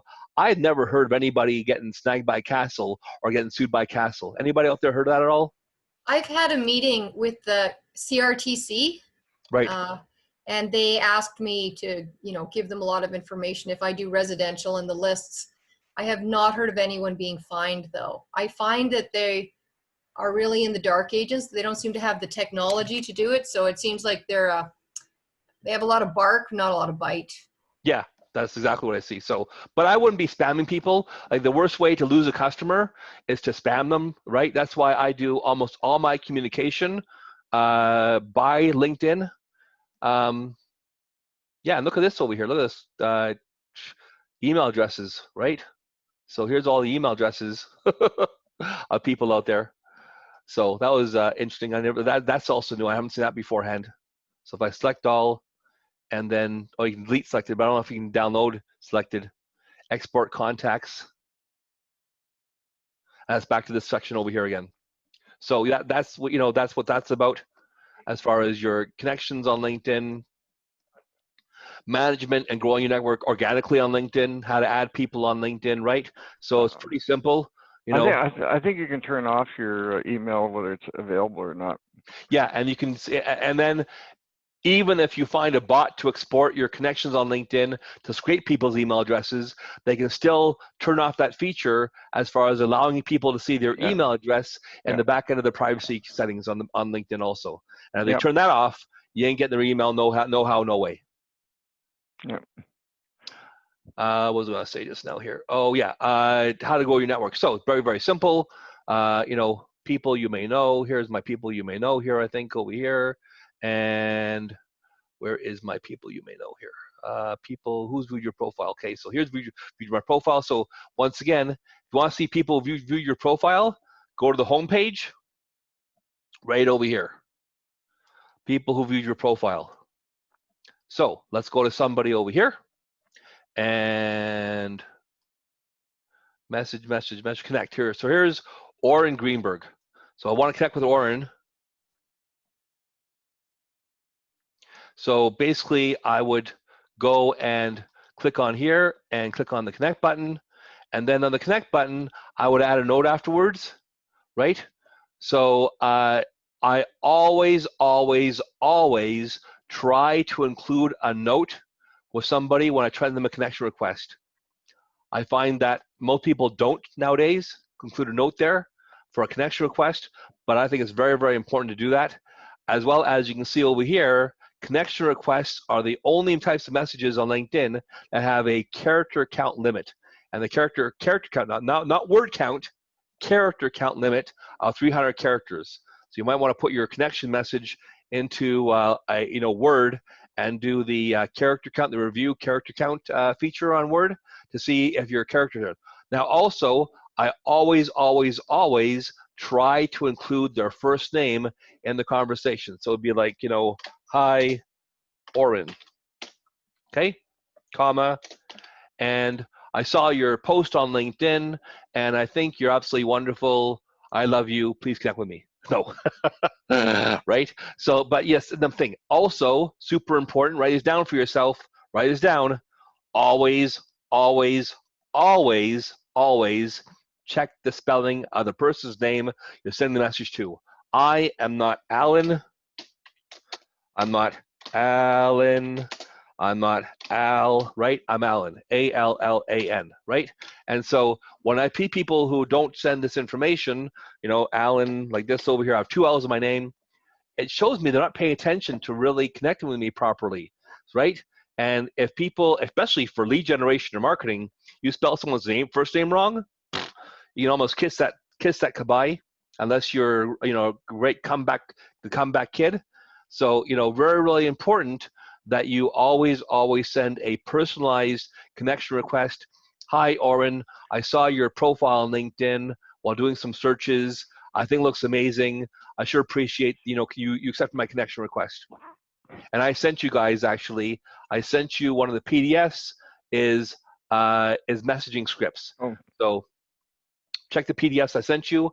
I sent an extra bonus in there because I got the message out late last night as far as for today's, for the work booklet. So I sent you some extra freebies, and one of them is a really great detailed messaging script PDF, so you can have some ideas of, well, what do I send people? How do I connect with them? Once they are your connection, then there's, a series of follow-up messages. I have a system on Google Drive where I have templated messages which my staff can customize for my clients on my Done For You program. And, it's really, really important. Now, look at Oren's profile, though. Oh, Oren is here. Oh, but here's Daniel over here on the people also viewed section. So make sure that you turn that off for yourself and send people a great connection request. So in some of the ways, now we're going to go to the avatar exercise. So whatever page this is in your workbook, page 93, or take a blank piece of paper. I can wave my magic wand over your head and give 900 customers today. What would be the key phrase you type into LinkedIn top left search bar to find these people? What location would they be in? What industry? what is the professional job title of the person that you normally contact first in the company? Is that the same person who signs the contract and pays you money? If it's not, what's their professional job title? If you're going to approach Sales Navigator and use the advanced targeting filters, is there a certain company size? Because Sales Navigator has company size, and we'll go over that later on in the workshop here. Sales Navigator has company size. Sales Navigator also has company revenue. So if company revenue and company size is an important metric for your sweet spot of who you normally like to contact on LinkedIn or who you like as a client, then you definitely want to get Sales Navigator for yourself. Okay, so we're going to take some time right now. In your booklet, we're going to take about 5 to 10 minutes. Maybe just text me on the chat once you're done, and really think about, write some key phrases, write locations, professional job titles, you know, and then not only of what you think your potential clients would be, but who are your current clients right now, right?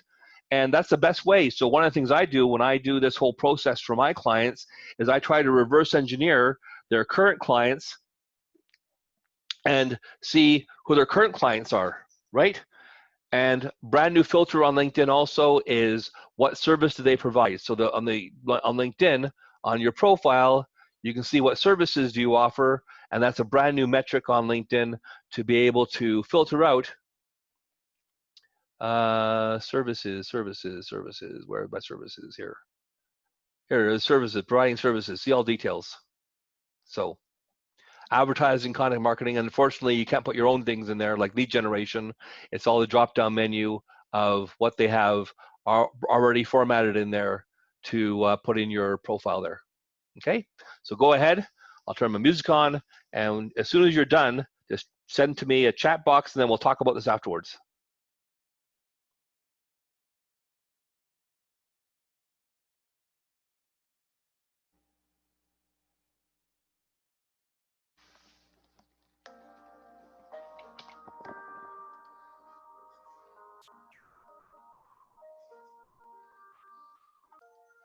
So I think it's really, really, really important for people to understand the target market, and almost no one that I talk to has ever done a client avatar exercise.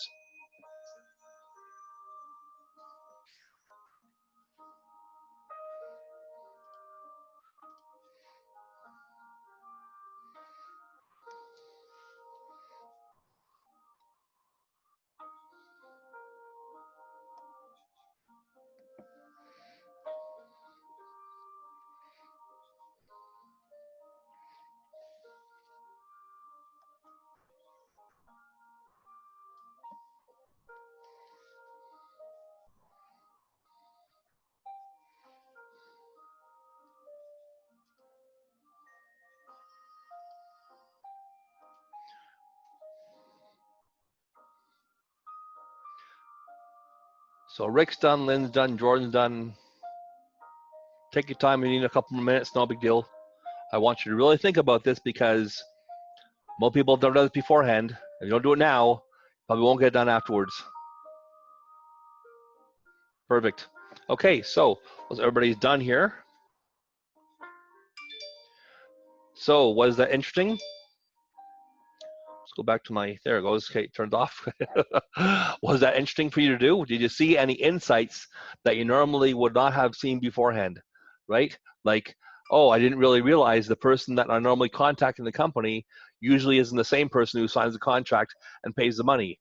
And they have different professional job titles I need to use in the filters on LinkedIn to find those people.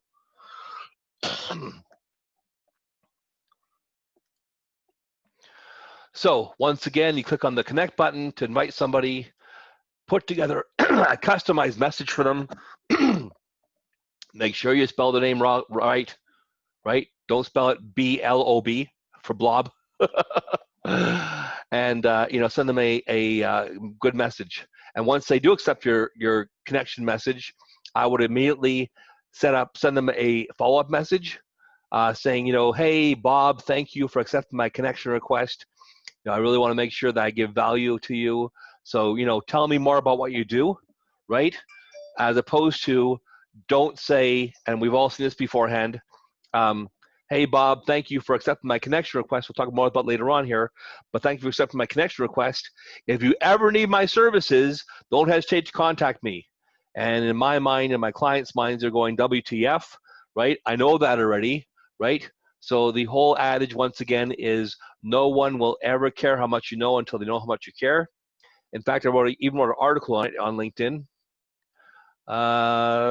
Stop. Here it is. Trying to get me in bed. I was teaching this beforehand. So here's my article. A little bit on the racy side here with the feet. You can laugh if you want to, but this will give you some insight into my view on the whole thing. As far as those people who send out those dumb messages that once you accept a connection request, almost the very second are trying to pitch you. Doesn't ever work, right?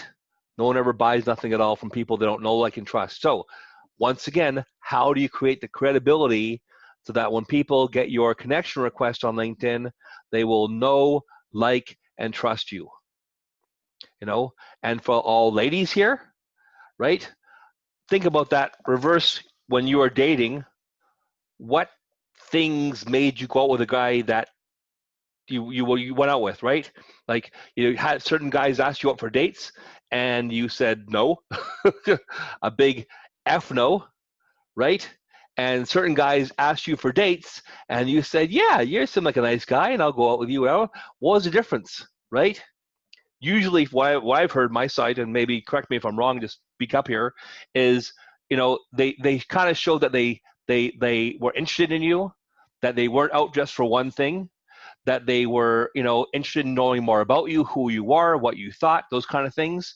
So once again, on LinkedIn, it's super, super important that you do the same thing as well. You got to show that you really care about people before you do your pitch in any way, shape, or form. And usually, you know, for my program that I talk about here is relationship marketing. How do you create the relationship for your potential clients? You know, and then we optimize people's profiles and do their company pages, everything else there. So really makes a difference, you know, how you do that. When you are doing organic reach and you do a key phrase, these are the settings you need to think about on LinkedIn. So I'll go to regular LinkedIn over here. Let's see, once again, so let's say I'm looking for coaches, so I'll put in the word coach. Also, try the plural and non-plural versions of the same phrase, because as you can see, coach has 5,819,000 results on LinkedIn worldwide, and coaches, the plural, 588,000. So the word coach, the singular, usually has way more results than the plural does. Next thing you want to do is go to filters. So brand new people who have never heard of you beforehand are always second and third. Your first connections, and I think of the slide here, I'm not sure if there is, but just to tell you what these different things mean. First are your direct connections. So Veronica is my direct connection.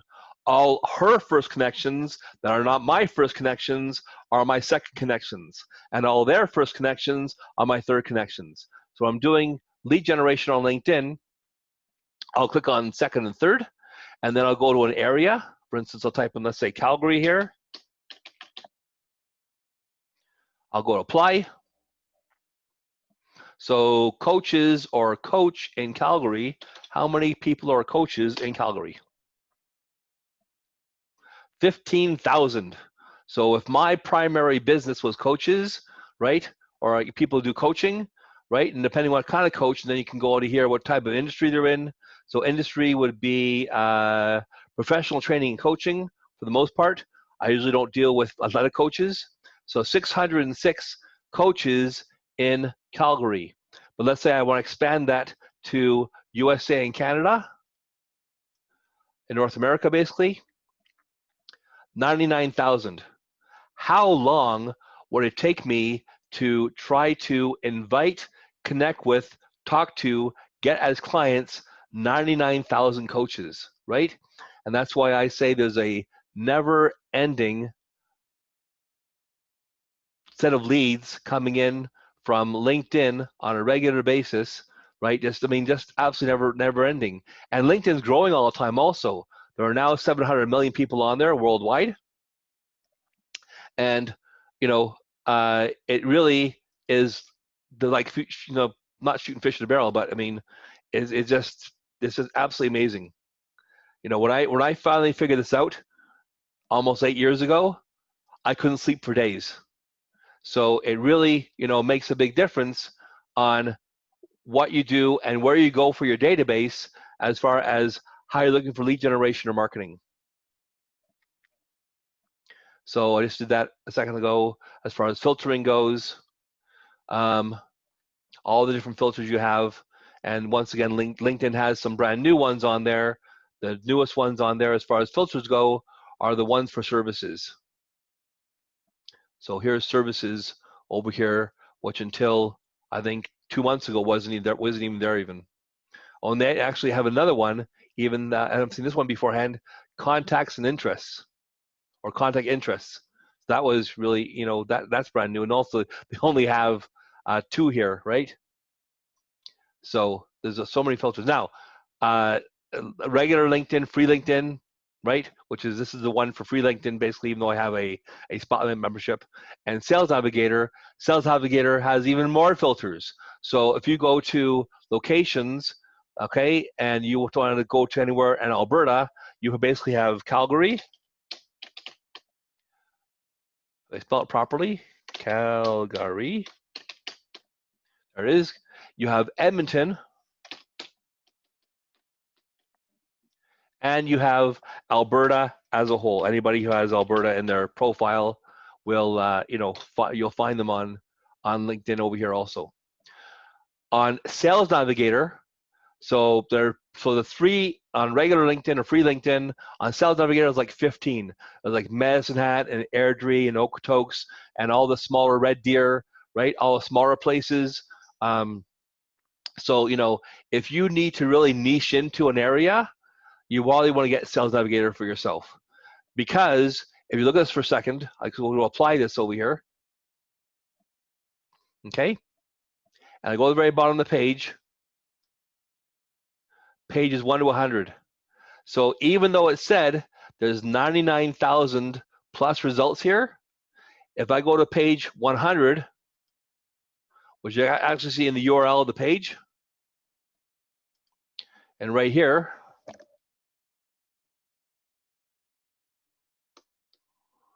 there goes page 100. Now, you should do this on 101, we'll see here. But look at this, page 101.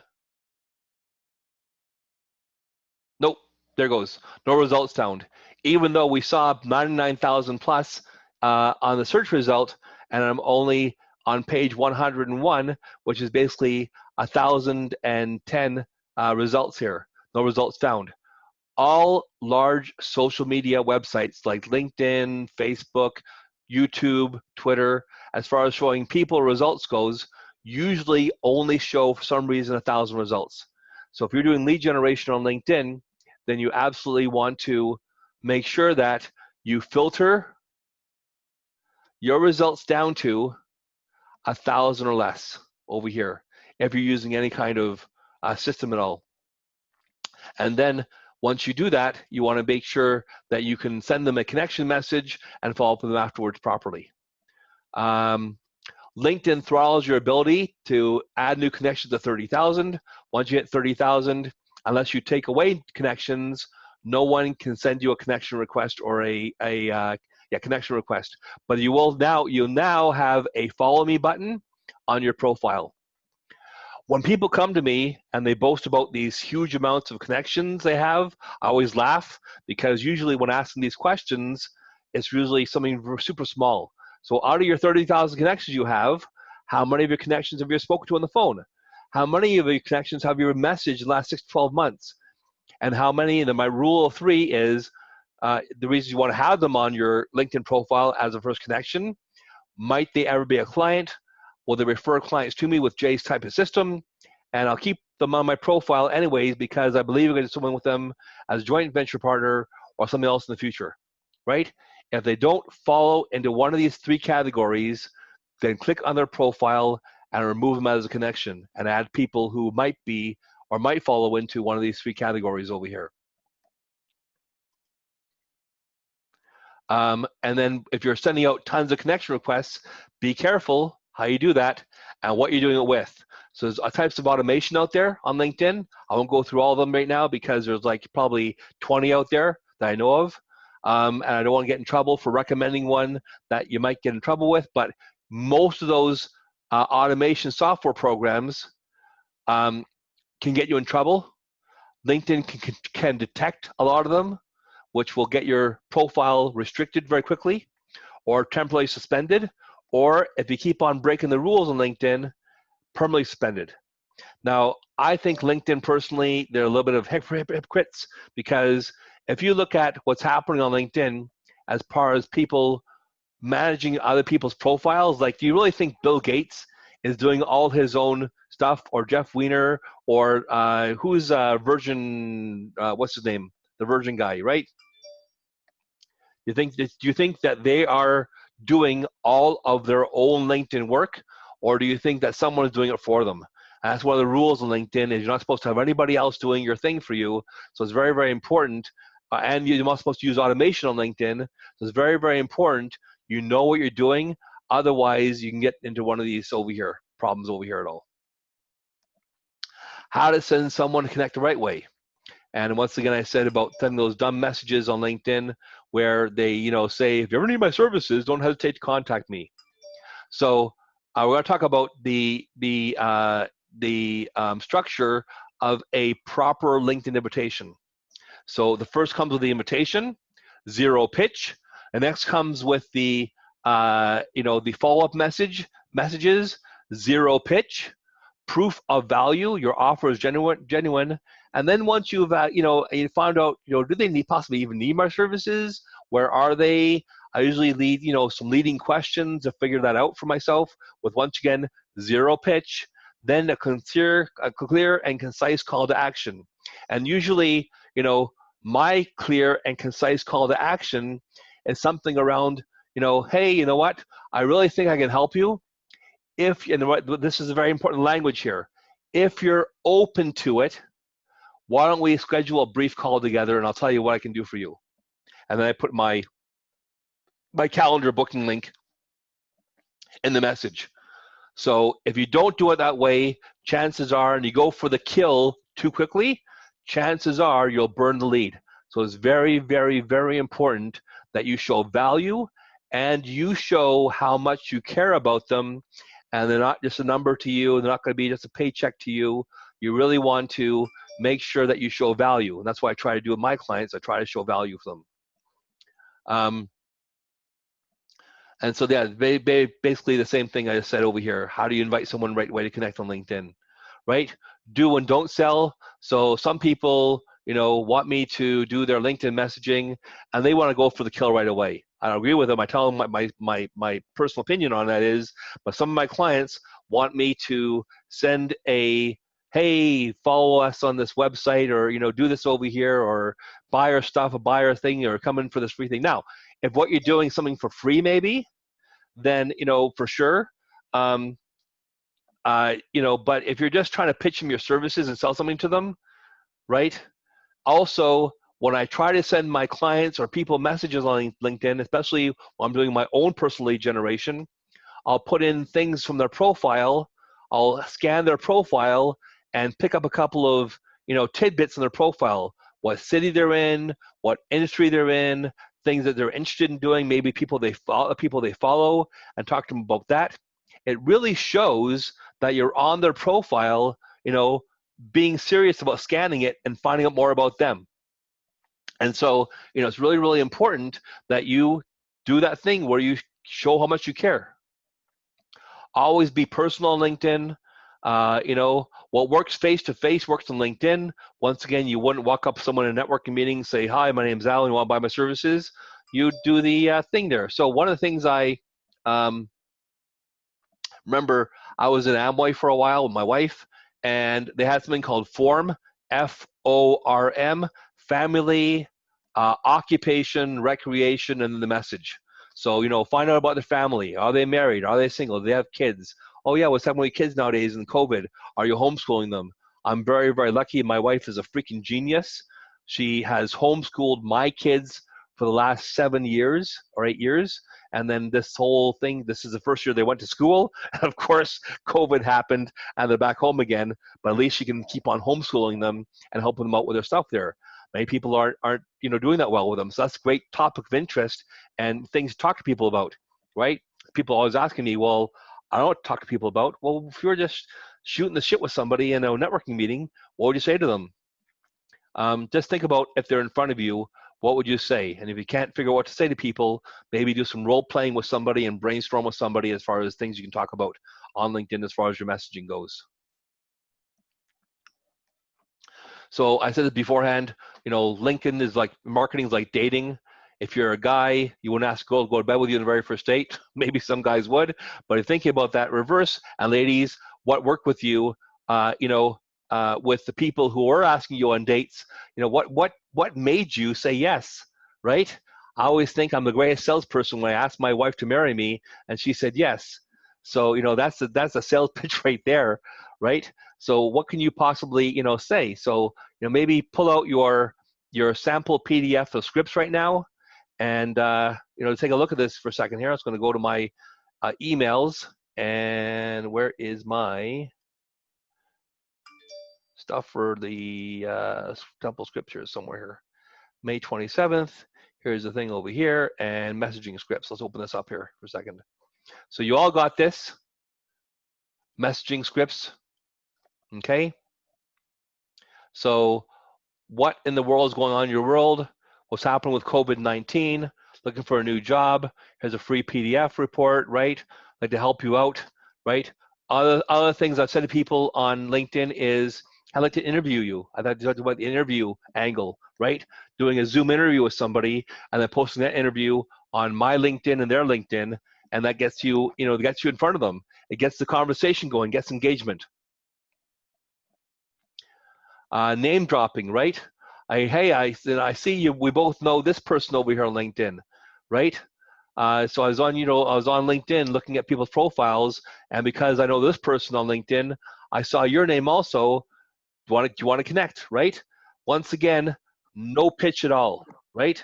Super, super important. Alan? Yep. Yeah, I'm just gonna say, like with Alan's I'm taking Alan, I'm a client of Alan's, and he's exactly right. Like it's all relationship marketing, and I'm making, like, lately the last couple of days, it takes a bit, but I'm starting to see a lot of things happening. Like, for instance, I had a call last week with a girl that is a wellness doctor. So we had the talk, and she said, I'd like to connect and we can work together. Then she said, come and join a BNI Zoom call, which was this morning at 7:15 our time. So I went on that, and I connected with a divorce lawyer who wants to work with me, and I connected with another girl that just wants to do one-on-one. So you see how you can make one connection, which can lead to another connection, which can lead to maybe 5 connections. Yeah, it's amazing. It's like what Jay said, right? It's how do you find joint venture partners as opposed to just end users? Like having a divorce lawyer, that's great. So let's face it now, if one divorce lawyer, which talk about later on, Lynn, remind me, write down for yourself, if one divorce lawyer can send you 1 or 2 clients, what could 10 divorce lawyers do? Right? Yeah, and he sounded like on the Zoom call, he said, Lynn, I really want to connect with you. So like he might got a few clients. And then I went yesterday to a spa owner. He owns a spa. He does like removal of moles, and they do wrinkles and all that. And we had a 2-hour talk, and he said, I just want to work with you. I just want to work with you. And he said, let's get our websites linked together. And he says, I'm going to have a lot of clients for you. So it's you don't know who's going to be attracted to what you do. Like I would never guess, like a spa owner, but I guess it is connected, like wellness and mindset and all that, right? Right. Well, and not only that, Lynn, but think about this for a second. Who goes to those spas? Mostly women. And who is your target market? Mostly women.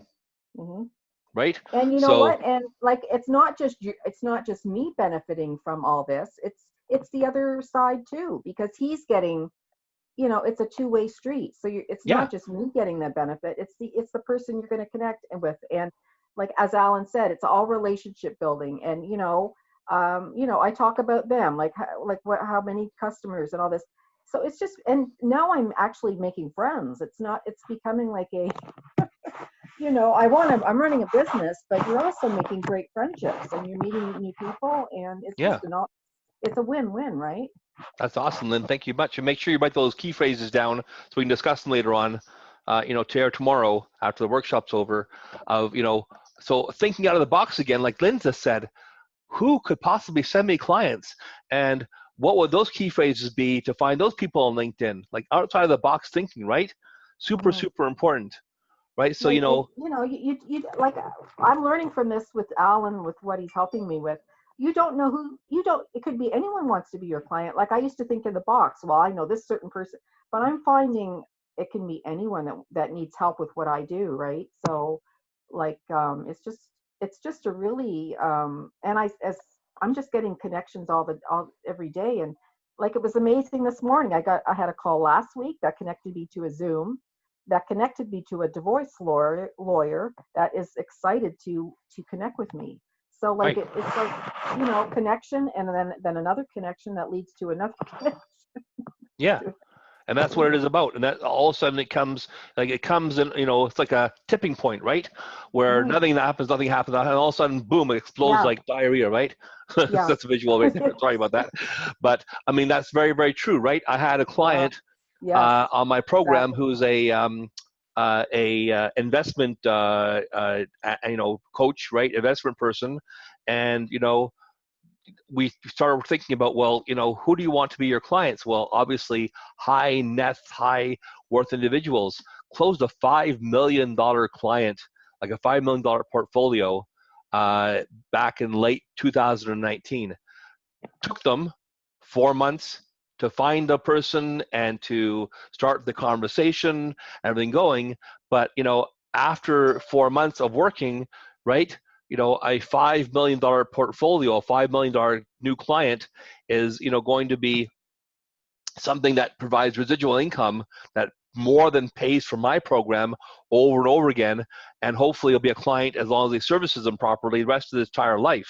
So you really got to think about, you know, how you're doing this and being very strategic. These scripts are fantastic. And you need to really think about, you know, what they say and, you know, how they do that. And once again, you know, it's not always just asking someone to be you know, a client of yours. It's all what Jay said also, how can I help you? So many times in my messaging on LinkedIn for people and sending message out to people, I'll say, I won't even ask them to be my client. I'll just say, how can I help you? What can I do for you to help you out, right? So, yeah, pretty amazing stuff. Anybody have any questions about scripts?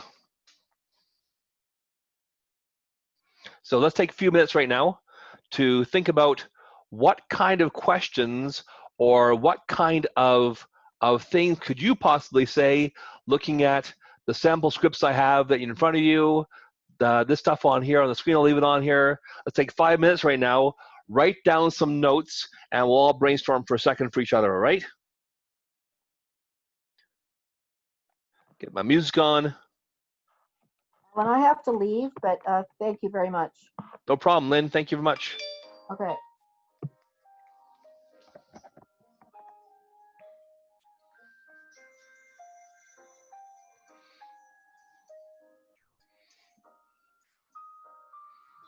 Alan, I have a question. I guess it kind of relates to scripting and maybe also like a best practice thing, just because one of my friends, like, and I've seen other people do this, who have kind of like 3 different ventures that are very separate. So, and he's got 3 different LinkedIn profiles set up for each venture. Yeah, I would not do that.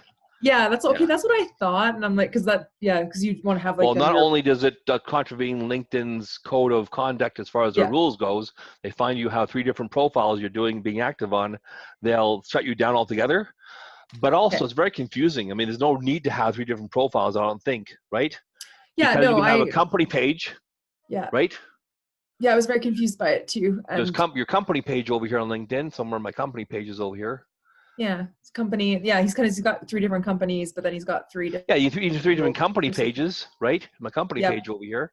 Yeah, that makes more sense to me than that, because I was But just you sorry, I want- was thinking I about scripting, and I was like, because he's Yeah. got obviously 3 different, very different ventures. So if I was like doing 3 different freelance things that were very separate on my profile, like it's as long as it's clear in your own profile and Yeah, you're clear your own doing these profile, scripts. but it all comes back down to you. You are the product a lot of times also. People are buying into you as opposed to buying into your service or buying into your company. Yeah, they want the service you're offering and they want to use your company, want to know about your company, but a big part of what they're doing is buying into you. So it's very, very important, I think, only to have one profile. Okay, thank you very much. No problem.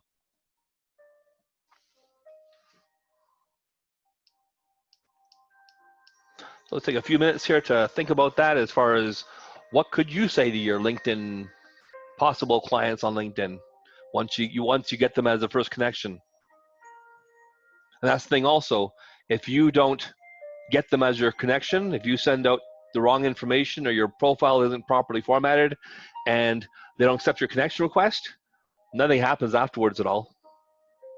So it's really, really, really important that you have the right kind of messaging in your scripts to get the right kind of people to your profile, and your profile says the right thing, and then your profile, company page, and website say the same things together. It's all those little small pieces of the puzzle that over the years have led me to create that Done For You program where I do a lot of stuff for my clients because, there's so many things, and things are changing on LinkedIn all the time also. Every time I go on LinkedIn, something different or new. Alan? Yep. Yeah, another thing I've found is if you do some research on your potential or contact and somebody you really want to connect with on more a stronger basis, one thing you can do, I find, is if you find something on their where they're posting or maybe their profile, or based on what they're doing, because you have an understanding of what they do, you basically do the research. And you find articles out there that are related to their business, you can say, well, here's something you might find interesting. So basically, that could be something in something you send them. For sure, putting a link to an article online that they might find interesting. That's an awesome idea, Rick. Thank you very much for sharing that with us. And also, there's another lady, I don't know if you heard her name, Helen, but she actually is a big fan of somebody is actually doing a lot of posting.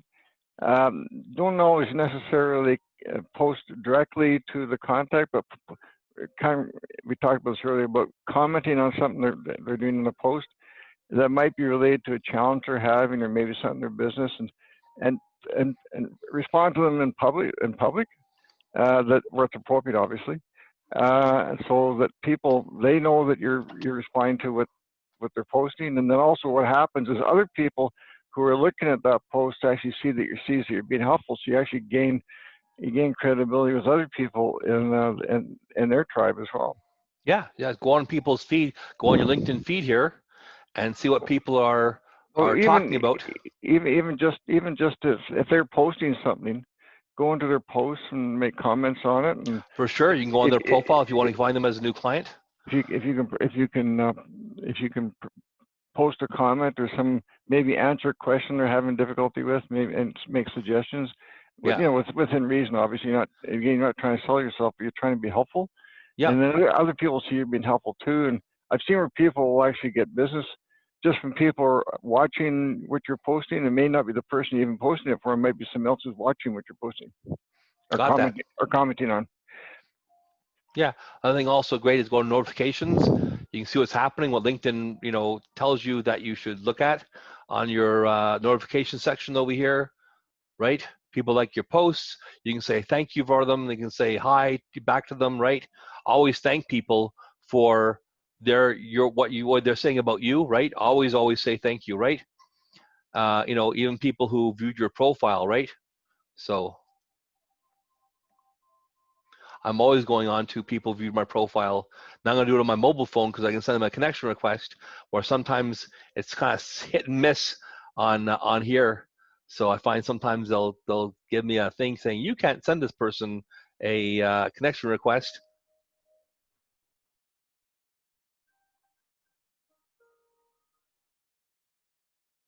Yeah, well, Okay. you'll say you can't send a connection request. Is that what you're saying? Yeah, or- sometimes it'll give me an error message, and then I'll go on my mobile. I'll do it from there, and it works fine. So Oh, once again, okay, another thanks. LinkedIn glitch. Okay, so let's still share. Everybody, open your microphone up there, and let's hear from you. You know, give me some ideas. Let's brainstorm together. What could you say? Like Rick said beforehand, sending someone a message saying, "I found this great article. I thought you might be interested in," and was zero pitch, right? Just saying, trying to be helpful. Yeah, I'd like to tail on that. I love that suggestion, and that's something a tactic that me and my sales team have been trying to do as well. And there has been some feedback saying, you know, like I've also read that article. It was a great read, which it didn't necessarily go anywhere for us, but it was that finding that common ground and that mentioning that we were reading the same things, I think brought the relationship to a different level. Yeah, for sure. And then people will also go on your feed, on your profile, and see that you did comment in a really positive, helpful way to somebody. That might change someone's opinion of you, possibly, right? Definitely, yeah. Yeah, for sure. Anybody else want to chime in here? I have sort of 3 questions that I put. The first one is a statement. I'm interested to know how you are pivoting during COVID. Yep. The questions are, how are you and your cohorts doing from home or with isolation? Are you using Zoom to connect with people? But the one I like the most is this last one. Since mid-March, have things stabilized for you? I'm trying to find questions where, I don't know, it's an open answer, you know? Right. Yeah, and that's all, you know, leading questions, right? Questions that require more than yes or no. Open-ended questions, yeah. Open-ended questions to get the conversation going. You know, that's the biggest thing for me on my program for my clients is simply how do we get engagement? If we can get someone talking, we can usually find out, number one, are they the type of person who'll be interested in my client services from their messaging we do for them? And number two, you know, are they possibly a client at all? They even need the kind of stuff, right? And then also what their opinion on things. So we can get someone talking, you know, using the messaging scripts. Once again, first 3, 4, 5 messages, 0 pitch. Then you know, I find that my clients get, you know, great engagement. So it's when I found people have done things, you know, too early, right? People send me dumb messages. Once again, the thing, you know, about using my services, you know, or drive me to a website or drive me to a landing page, whatever. It's like, you know, I'm not, you know, I'm a person. I'm not just, you know, not a number. I'm not just a paycheck to you. If you don't show me that you care about what I think or ask me questions about me, you got absolutely no chance of closing me as a client ever. So really super important as far as using the right kind of messaging and the right kind of messaging scripts and the right kind of questions. And then once again, posting the right kind of content on your profile to show people you help.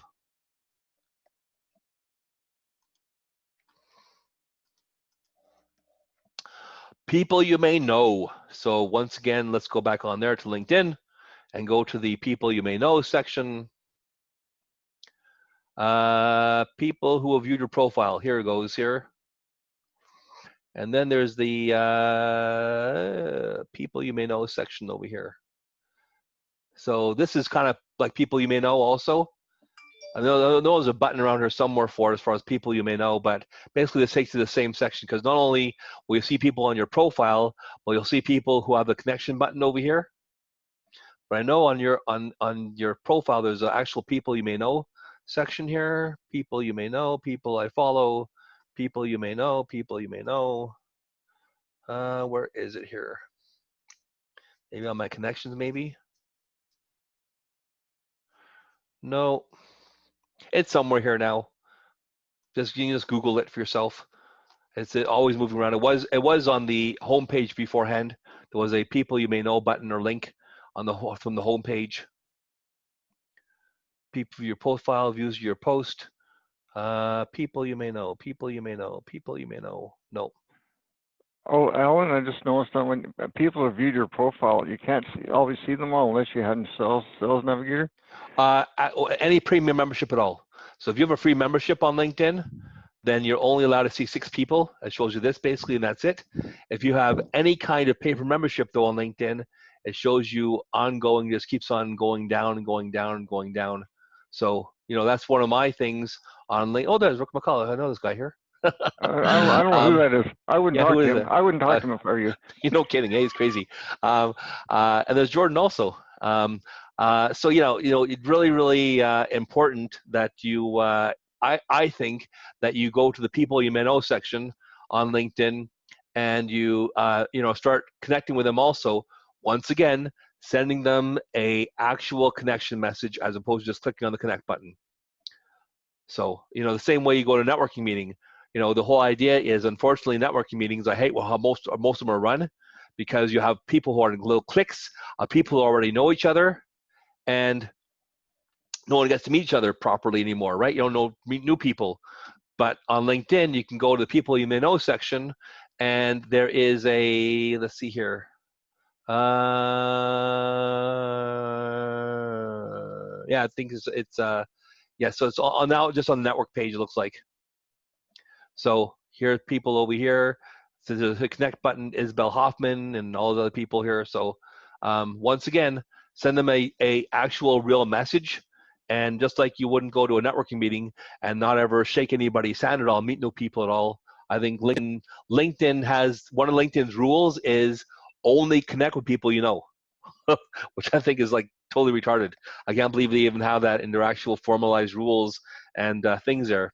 I got, they're worried about people spamming everybody out there. I got that. But LinkedIn is supposed to be a social business network. And if you don't, connect with people you don't know, sometimes you'll never expand your network ever, really, right? So it's super important that you connect with people you don't know, I think. One of the top rules I learned from a sales trainer is learn to talk to strangers. Yeah, exactly. Learn to talk to strangers. So next, we're going to talk about, once again, using LinkedIn search. So we talked about that already as far as how to use LinkedIn search. On regular search, you have all these different filters here. Services is brand new, just added in January 2020. And if you don't have services on your own LinkedIn personal profile, just go to the profile section over here. And then you can go to here, and you can go to click on providing services. Click on the little pencil icon. I'm always amazed about LinkedIn when they, roll out a new feature, but don't roll it out to the whole platform, and people are hearing about it, and people are going all excited about it, and then it's not available in Canada. I hate how LinkedIn rolls out stuff for the USA. Like also, for instance, when they rolled out LinkedIn Live, I applied for it right away, and they gave me some like stupid canned message all the time when I asked them what's going on with my application. Oh, we're only rolling out this people in USA now. So it's like, well, why'd you bother even doing it even if you only rolled out people in the USA? So, Facebook, when they rolled out Facebook Live, they rolled it out to the entire platform all at one time. And so, I think that, that's a mistake personally.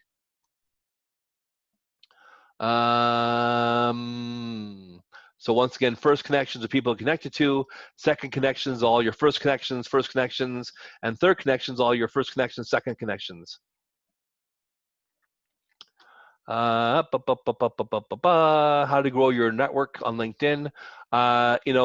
You're using it for lead generation or marketing, right? Most people are not using it for that, but they should be. And then how to grow people on LinkedIn. You can grow them by sending people connection requests. You can grow it by your posts and articles, as far as putting an article and post in there, and at the very, very end of your article post, asking people to send you a connection request, and then figuring out who they are, and then going to your network over here, and then you'll have invitations, pending invitations, and then you can see all your pending invitations sent out here. Also, if you ever come around across a thing on LinkedIn where they said you run out of invitations, you probably have too many sent invitations. As you can see, I just did that sent invitation thing beforehand where I had 2,200 sent invitations all of a sudden, clicking the button just to build my network up, right? And I have the send invitations out here. So I'm gonna have to go out there and clean this list. I didn't really think about that when I did it a few minutes ago or half an hour ago. But, people, that's why my phone was blowing up all of a sudden going, I'm getting a lot of people sending me invitation requests or connecting with me all of a sudden. What's going on? Well, you dumb Al, you just did that, clicked on that button, and you sent out like 2,200 invitation requests all at one time. So you want to clean your list for yourself, and then you want to be able to get the right target market database in there. Also doing posts in your groups, that'll also bring you a lot of connection requests. When people see who you are and see what you do, they will, they send you a connection request, or they'll accept the one you sent them. Things that you should not talk about, or you should talk about on paper, okay? I try to tell people stay away from politics and religion and dating on LinkedIn. So, what is your defined strategy, right? You can get in a lot of trouble putting the wrong kind of post on LinkedIn. I know I did. I got a little bit of heat about a couple weeks ago. I think I made a comment about Donald Trump. I'm not sure if we have any Trump fans here. Anybody love Trump? They say yes. No one's shaking. Everybody's shaking their head. Okay, so anyways, I made some kind of comment about Trump, and it just boggles the mind, right?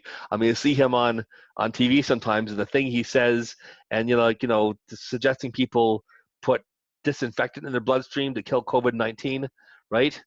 I mean, he said afterwards he didn't really mean that at all, but like the chloroquine thing, right? That malaria medication he was taking or was supposedly on or something, because he heard somebody say one thing about it that possibly could help, and then people died on it, right? So reports of people dying on this stuff here. The president of the USA is saying stuff that's not vetted, not necessarily truthful, not necessarily accurate. So stay away from politics, stay away from religion, right? Those are topics that should be careful about, because you can get a lot of trouble and you can get a lot of backlash on there. Let's see here. Define your strategy. Oh yeah, job titles. Owner, business owner, VP, CEO, founder. When I first started doing my LinkedIn lead generation, I found the word founder was great on LinkedIn as far as finding the people who are decision makers and people who would talk to me and could actually sign the paycheck, right? So I want you to think about this, right? No political posts, no religious posts. And then I'm not sure, have any of you ladies ever had any problems with people reaching out to you to date you possibly? I had a couple people in my live workshop in January, a couple ladies talk about this, but LinkedIn is not a dating service, right? Don't try to, I've seen lots of articles on LinkedIn about people, and women especially, complaining about guys on LinkedIn, hitting them on them on LinkedIn. It's like, really? I could never even think of that. I mean, if I was interested in a person, I would take it off LinkedIn, a conversation on the phone, find out what's going on with them, right? Are they involved with somebody at all? But I wouldn't be sending people messages on LinkedIn as far as dating goes. I've had a couple ladies actually hit on me on LinkedIn. It's like, I'm married, man. Sorry. Don't even want to go there even. Discrimination. If you're looking for a job on LinkedIn, so you're worried about discrimination. The only thing I've seen discrimination-wise on LinkedIn is age discrimination, and not very much of that either. But people want to find people who are young and vibrant, but they don't realize. I mean, so many companies don't realize it's the experience that someone has. That 30, 40 years in the industry or 30, 40 years in the business. I saw a great post on LinkedIn where the post was, you're not paying me for the 30 minutes it takes me to do the activity or the task you assigned to me. You're paying me for the 30 years it took me how to figure to work it out or how to do it. So, if you're worried about people looking at your profile and working about your age, maybe just tweak your profile a little bit, take out the dates on there. There's things you can go onto, I think, on LinkedIn on your profile as far as your work history how many years you've been doing something. I'm pretty sure you can edit this out here and just take away some of this information here if you're worried about that kind of thing. But I don't think it happens very, very often at all. Volunteer work, absolutely. People want to know you volunteered for things. You know, I'm not sure if I have this on my profile. I probably had it on a long time ago, but I did a thing in Calgary for 3 years called Pug Fest. It was, I had to always own the dogs, pug dogs, and so I put together this, you know, back in 2000 and actually probably dating myself here now, but probably 1998 around there. I put together this, you know, this thing on LinkedIn or in Calgary. We had 500 people and 300 dogs at this event in a park. It's the park right over Memorial Bridge. There's a big park on the right-hand side there if you're going not downtown but the other way.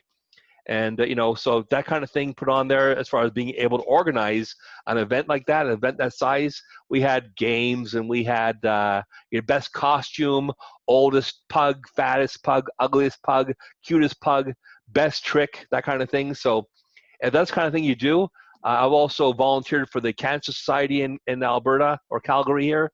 So, you know, those are the things you might want to put on your profile there to show people that you have experience and volunteer experience. So there's a, you know, the add profile section right here. So you can put on your work experience, your volunteer experience right over here. So you can add them to your section over here. I think that's really, you know, very important to put those things on there because it shows people. I think it's somewhere here in my bottom section. Volunteer experience somewhere here though. Interest, maybe not. I put it on there for the Cancer Society. Probably be good to put on there for myself. But you know, it's very important people see that kind of side of you. You know, if you want to have that information on there, that's how you do it. Changing careers. So getting back to my statements before lunchtime, as far as what should you have as far as your experience goes on LinkedIn. Well, it's very tempting to create the everything at kitchen sink type of profile, but just think of it. People want to deal with the absolute expert in the field. So if you have too much of everything, you know, it's all, you know, the whole thing here is, you know, if you cast too wide a net, you get nothing at all. So you want to really niche into the type of experience and type of things you have on there to make sure that people who go to your profile know you're the girl, you're the guy. Endorsement recommendations. So this is something that's super important to me and close to my heart as far as the things that I see on LinkedIn that many people miss on a regular basis. So here are accomplishments, right? Here are skills and endorsements. And once again, I did this take a skill quiz to show people you're proficient in that skill. I never actually taken a quiz before on LinkedIn. It's pretty new. I say it's only about January 2020, maybe a little before that. But you know, the biggest thing I can see that people miss, recommendations. Recommendations are like Google reviews. And you know, some people have none. Some people have tons. Some people have, you know, a couple. They have 5 or 10. Some people have stuff from like 2012 and haven't done a new one. Very, very important, I think. So, you know, social proof, testimonials, they can really sway somebody in their personal opinion of you even before they meet you. So, you know, I think it's so important to have this like tons and tons and tons and tons of recommendations of people. It's one thing for you to say how great you are. It's quite something else to have people say the same thing about you. So it's really, really important. I think that you want to have tons of great recommendations. So when people go to your profile, they can see how many people are talking about you. You know, I've had people come to me in my workshops, in my business life. It's like, oh yeah, you're the LinkedIn wizard guy, aren't you? I've seen your profile. This person talked about you and that person talked about you. Wow, it's amazing. You're like all over the place, man. So, you know, really, really important. You get the recommendations. So let's go to Jordan. Let's go to Jordan, Osterhold.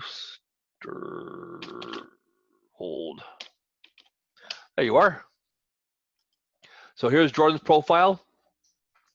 If I want to ask Jordan for a recommendation, I simply go to the More button over here and request a recommendation. The relationship, how Jordan knew me. Jordan was a client of mine, and my position at the time as CEO of LinkedIn Leads Next. Now, when you do this, you get to this point over here. We've all asked for recommendations from people who we know are really busy. And we've all asked recommendations from people who said they give us recommendation, but then, like just drag their heels on the whole thing. Sometimes what I've done is I've said, I know you're very, very busy, and so I've taken liberty of writing a recommendation for you.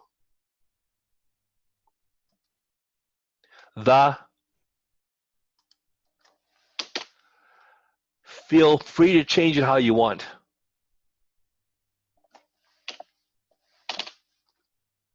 And then I put the recommendation based upon their interaction with me, what we did with my client, what happened exactly. Some people think this is very, very forward and almost too forward at all. But I think if you put this line over here, feel free to change it how you want. It gives them the out, not to say that, hey, write me this recommendation or put it from your profile to my profile, and this is what you have to say. You got to say this over here. It's like, no.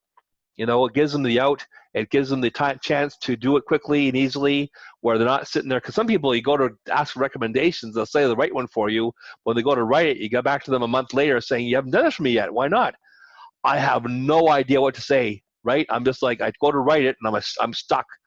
So sometimes doing it this format over here, I know you're very busy, so I've taken the liberty of writing the recommendation for you. Feel free to change it how you want to. I find is a really great strategy to let people copy and paste it, maybe change a couple of words, and then boom, it goes. Okay? What else is there? So we did through that part just now here. Thanking people for recommendations and endorsements. Yeah, if I get a recommendation from somebody, normally I'll give them a recommendation back normally to thank them for it, or I'll send them a quick note. If I see they endorse me, I have time on LinkedIn to do that as far as thanking everybody who endorses me. I get endorsements every single day. But I'm always grateful. I always feel very, very privileged that people took the time to do that for me. And so, the same thing for you also. I would highly recommend that if someone sends you a recommendation, if you give them one back, or call them up on the phone, send them an email saying, thank you so much. I so appreciate that. I'm so grateful, right? And I'm really grateful, like for you guys being here today, I'm so grateful. I really am, because I know people are very, very busy. Also money's tight right now, so people don't have a lot of money to spend right now. So, thank you so much for being here today. I sure appreciate it very much. Grow your network by sending out people, sending out recommendation requests.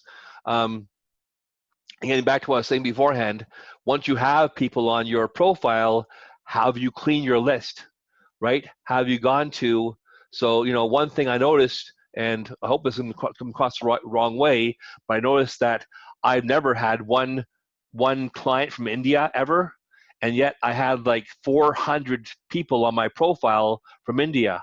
So I just got rid of them all because they didn't fall into my category of 3. So are there people from, I've cleaned clients lists from India, from China, from, other places in the world, Russia, that kind of thing, where, in the very beginning of their LinkedIn journey, they accepted requests from anybody and everybody. And so, we want to really respect people's time and people's, efforts out there. So, do they fall into the list of 3? These 3 things over here: client, refer people to me, do something else with them. And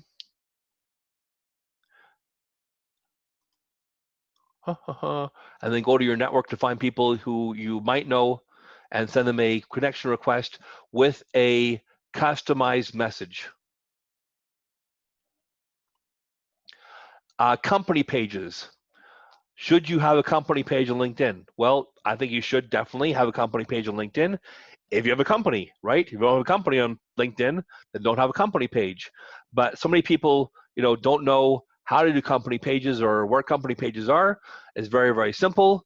You click on the work button over here, drop down menu comes up or the side menu comes up, and right over here, the very, very bottom, create a company page. Go to there, and they changed this over the last little while here. Small business, medium, large business, a showcase page. And I'll talk about this on a slide later on, so if I mention this twice. A showcase page is, let's say you have a Honda or Acura dealership and you have your own location. Well, that's where you would ask the head office to create a showcase page for you that they would give you admin control over to put your own content on there. Otherwise, you're probably going to want to use a small to medium size business. So I believe they both look the same things over here. Yeah, it's exactly the same contact and construct of a small medium business.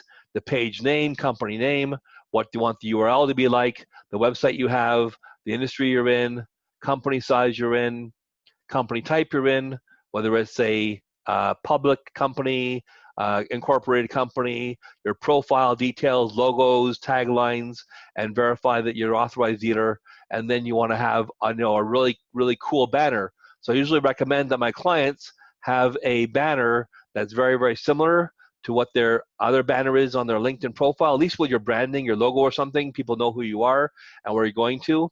But so many people don't have a company page. Other thing I see on LinkedIn on a regular basis, you want to fix for yourselves, if it's not fixed already, is here's my view profile. See how my website LinkedIn leads over here, but you see that the little graphic over here, my little logo is colored. If your logo is grayed out black and white, you haven't properly connected your experience over here to your company page. It's a very, very simple fix.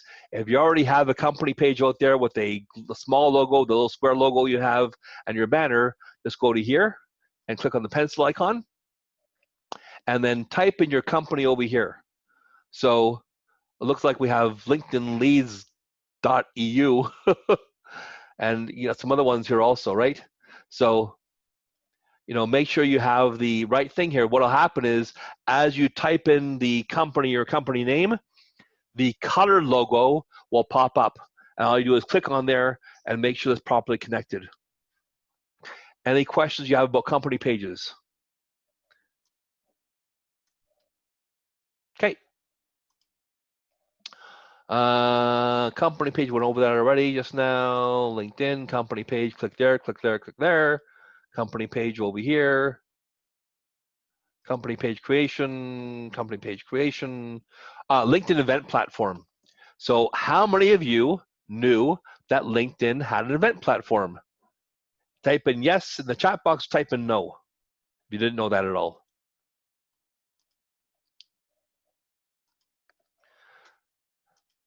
So no, no, no, no, no. Everybody said no. Okay, great. So here it is. And the great thing about it is what you can do with it. So everybody travel to your homepage on LinkedIn. And in the bottom left-hand side, you'll see events over here. And click on the little plus button. Here is LinkedIn's brand new event platform.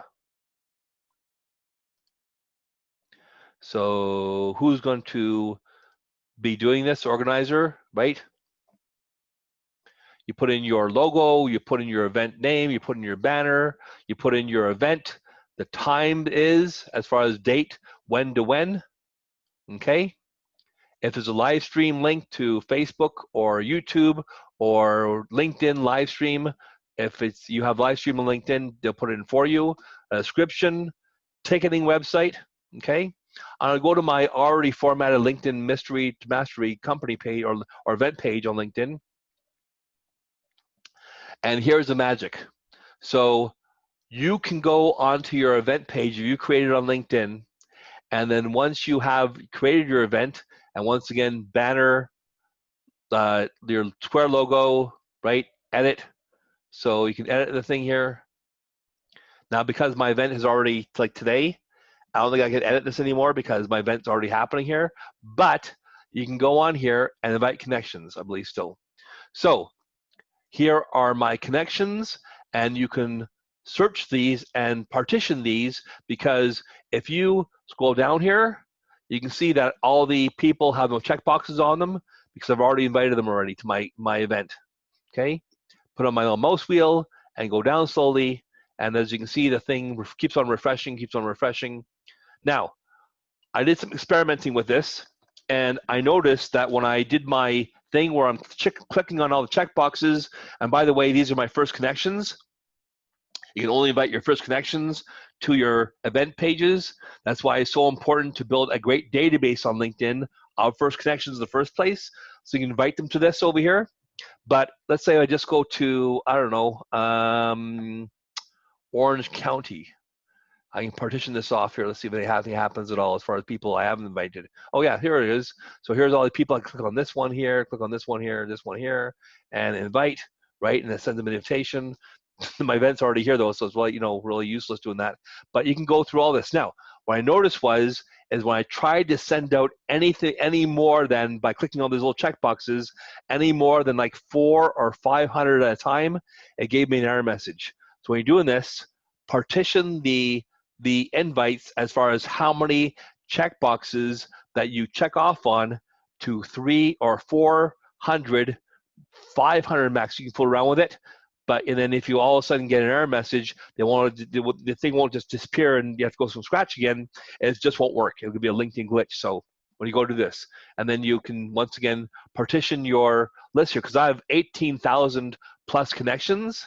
So, if I just take this off here altogether, clear, and go apply, if I'm going to worry about inviting my first connections to my event, and I'm scrolling down and scrolling down, I've done this already a few times already, I've gone here, and I'm not finding anybody at all, just change the filters on here to current companies, schools, industries, or locations. And then you can partition it this way here, Toronto, Canada, apply.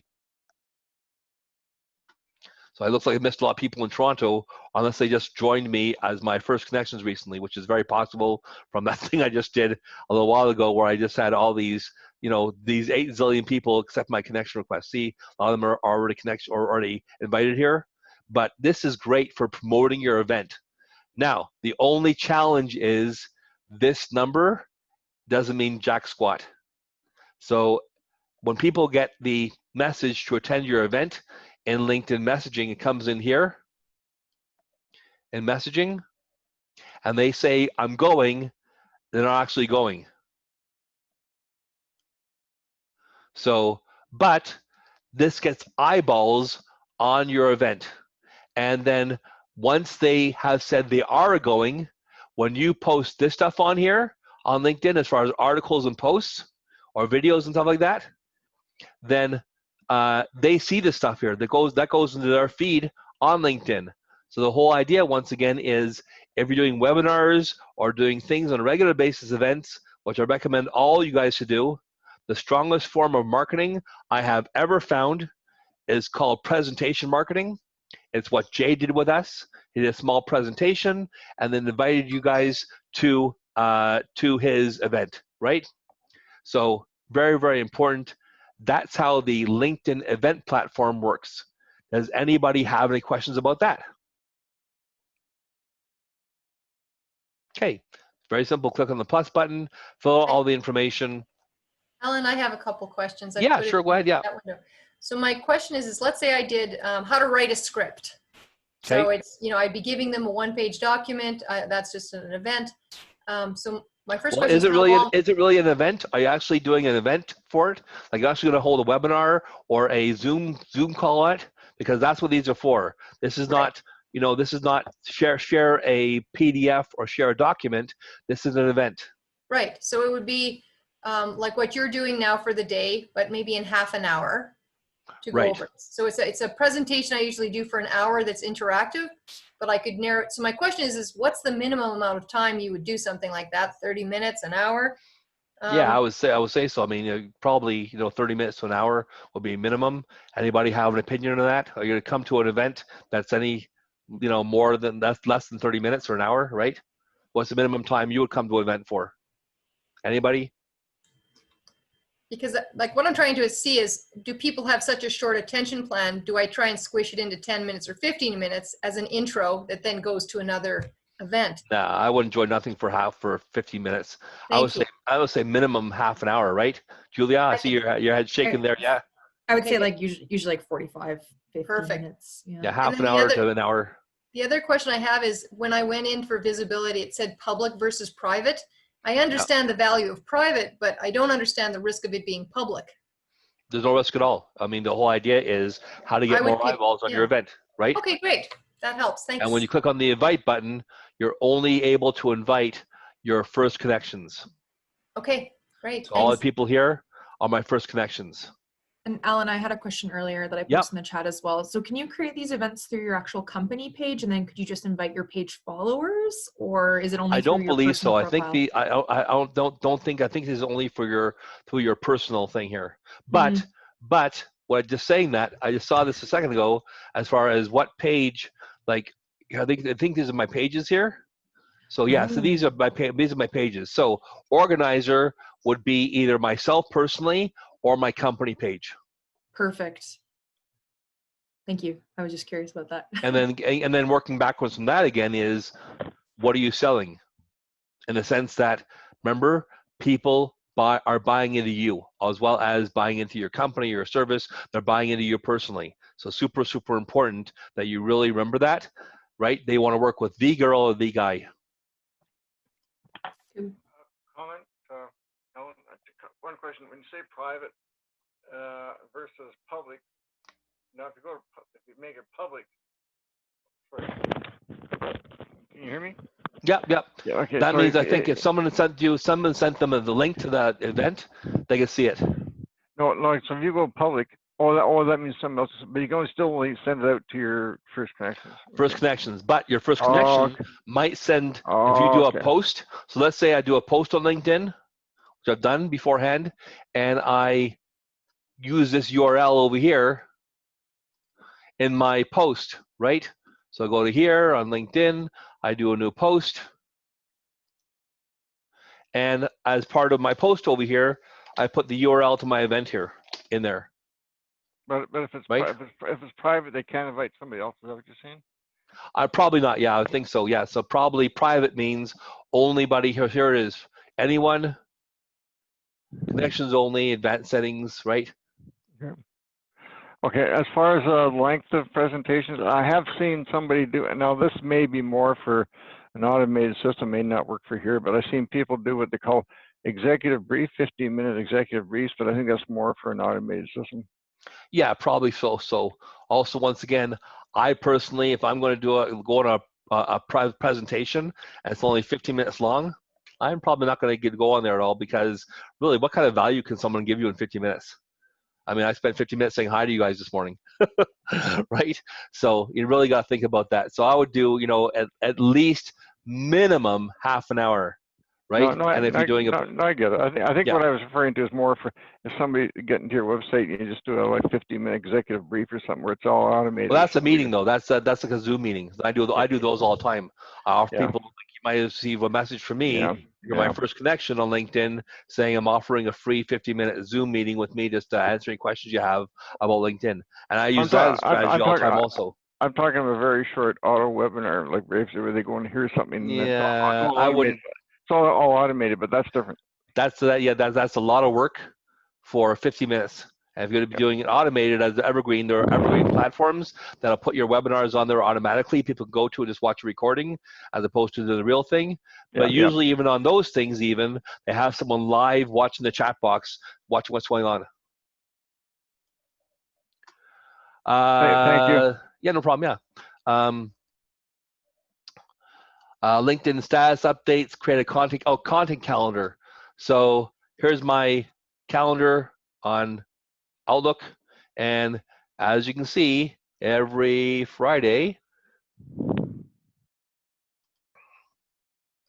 post LinkedIn article of the week, which means post a post or article. So I don't just have this in my mind as far as, oh yeah, I actually have my calendar. It reminds me every Friday I go on LinkedIn and do an article, a post of some kind, and that way I have a content calendar.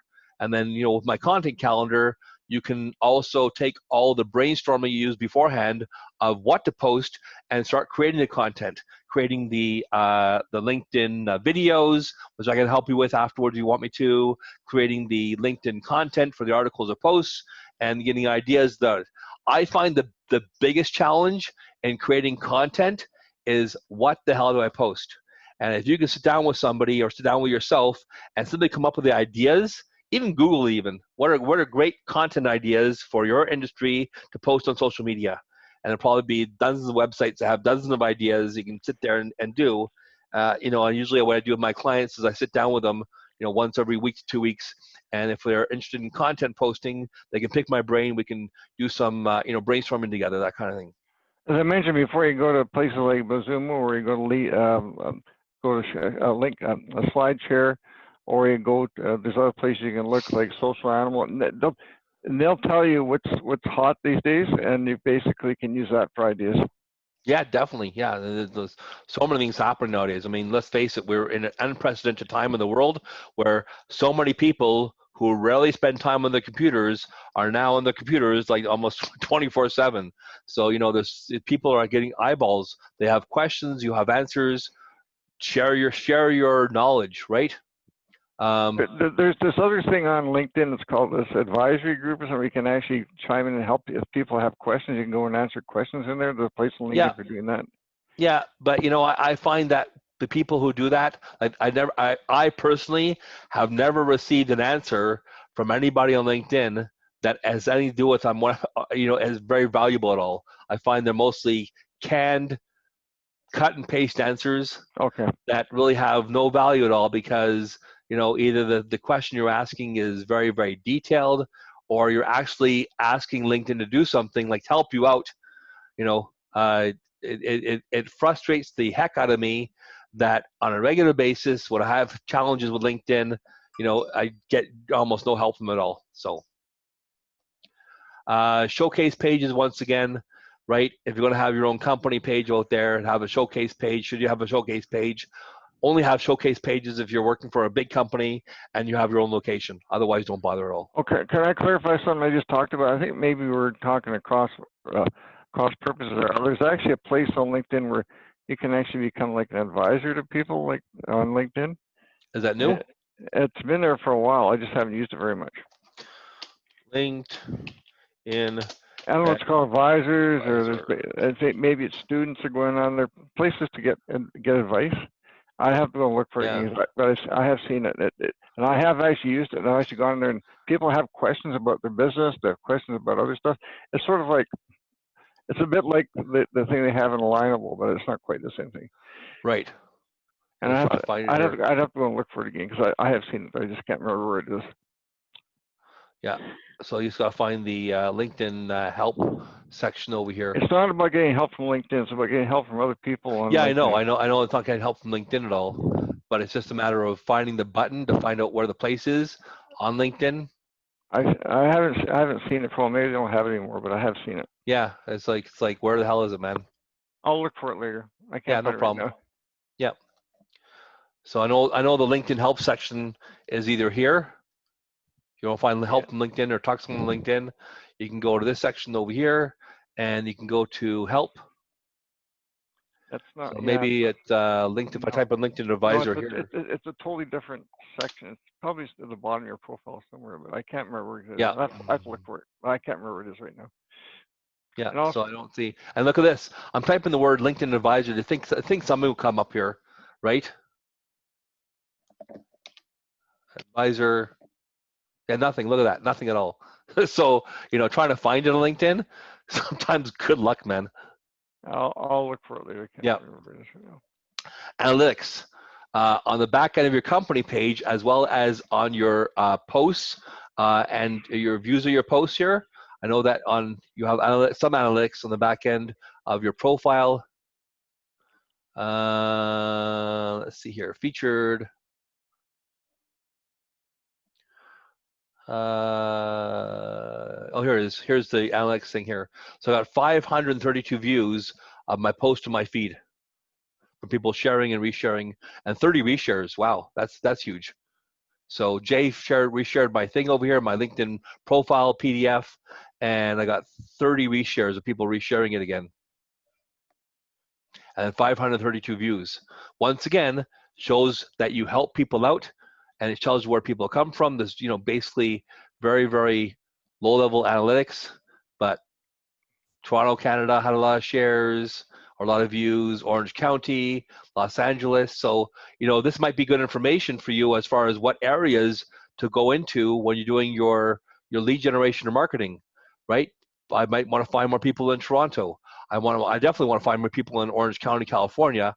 I find Orange County has been very, very good to me.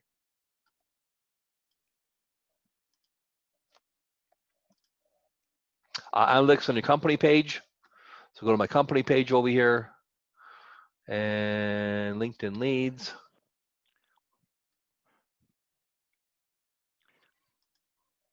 And I can go to analytics over here, activity, analytics over here, how many visitors have my company page, where they're coming from. Once again, just basic stuff.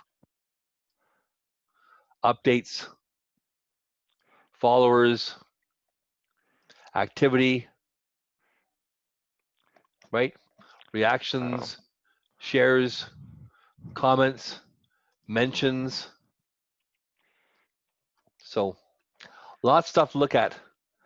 How much does it really help you out? I don't know, a little bit. So once again, the analytics aren't very, very great, right? They're not very, very detailed. So, you know, just basic stuff. Tips to increase engagement and have people follow you. So you can add the LinkedIn follow button on your website. Just Google it and embed your company page. Probably embed your profile on your website, right? Engage people's employees to join LinkedIn and ask them to add your company as their workplace. Promote on other social media pages like Facebook. I do a little bit of Facebook stuff. I find that, you know, my real wheelhouse is LinkedIn, but I definitely have reposted my content with a link back to my LinkedIn profile on Facebook. LinkedIn groups, that's right, great. I've gotten so much from LinkedIn groups on a regular basis. Adding good images will attract attention, and videos. Promote your company page outside of LinkedIn, Facebook, Twitter, Instagram, those kind of things.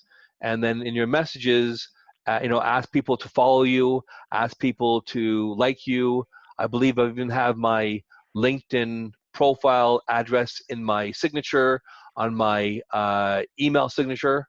So, you know, all those things to get people to like you and follow you and connect with you on LinkedIn, increasing your overall reach by increasing your database. The more eyeballs you have on there, the better, within reason, right?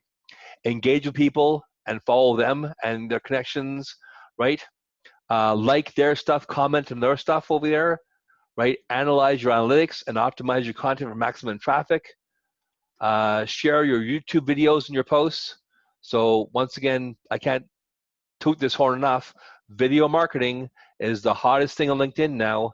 You all need to get on video on LinkedIn and use you know, go to Amazon or eBay and buy a selfie stick that has a tripod, that has a little stop button on it also. They're not expensive at all. You can buy one for like 10, 15 bucks. And that way you start creating these, you know, great cell phone videos.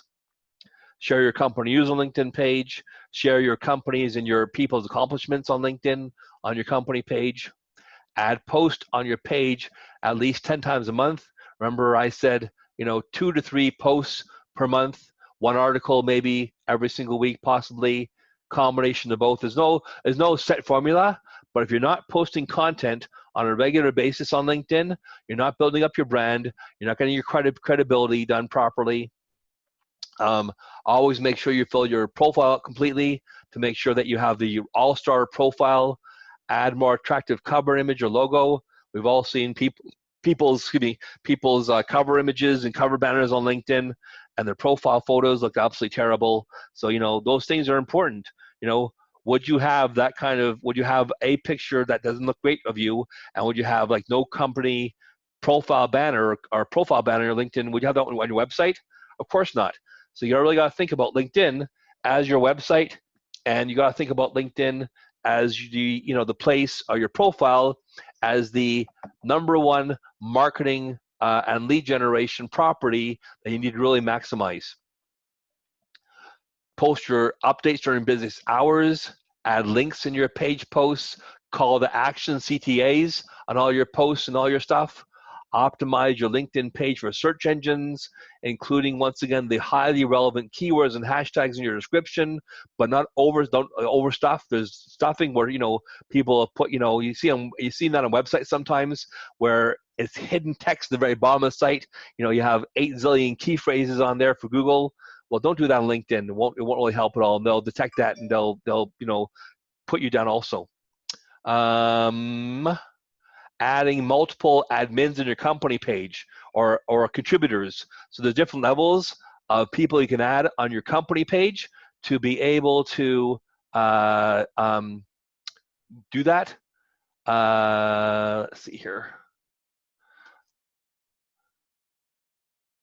Try advice. I'll give people advice, right? Let's see here. Oh yeah, so if you add multiple contributors to your company page, you don't have to worry about creating all the content yourself. As long as you can, tell people that they got to send you the content right before they post it on your page, so you can approve it yourself properly. You don't want anybody sending the wrong stuff on your company page. Super, super important. Focus on trending topics in the content. Adding posts or trending topics will attract more clicks. Look up the popular posts and topics, like Rick said, on all the websites, on social networks like Facebook, Reddit, etc.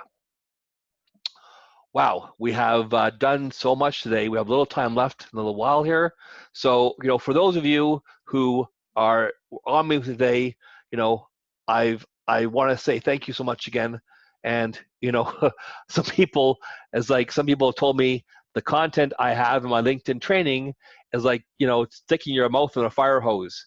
It's just so much. So, some people want to do this all today. They came to the workshop today to learn about this information.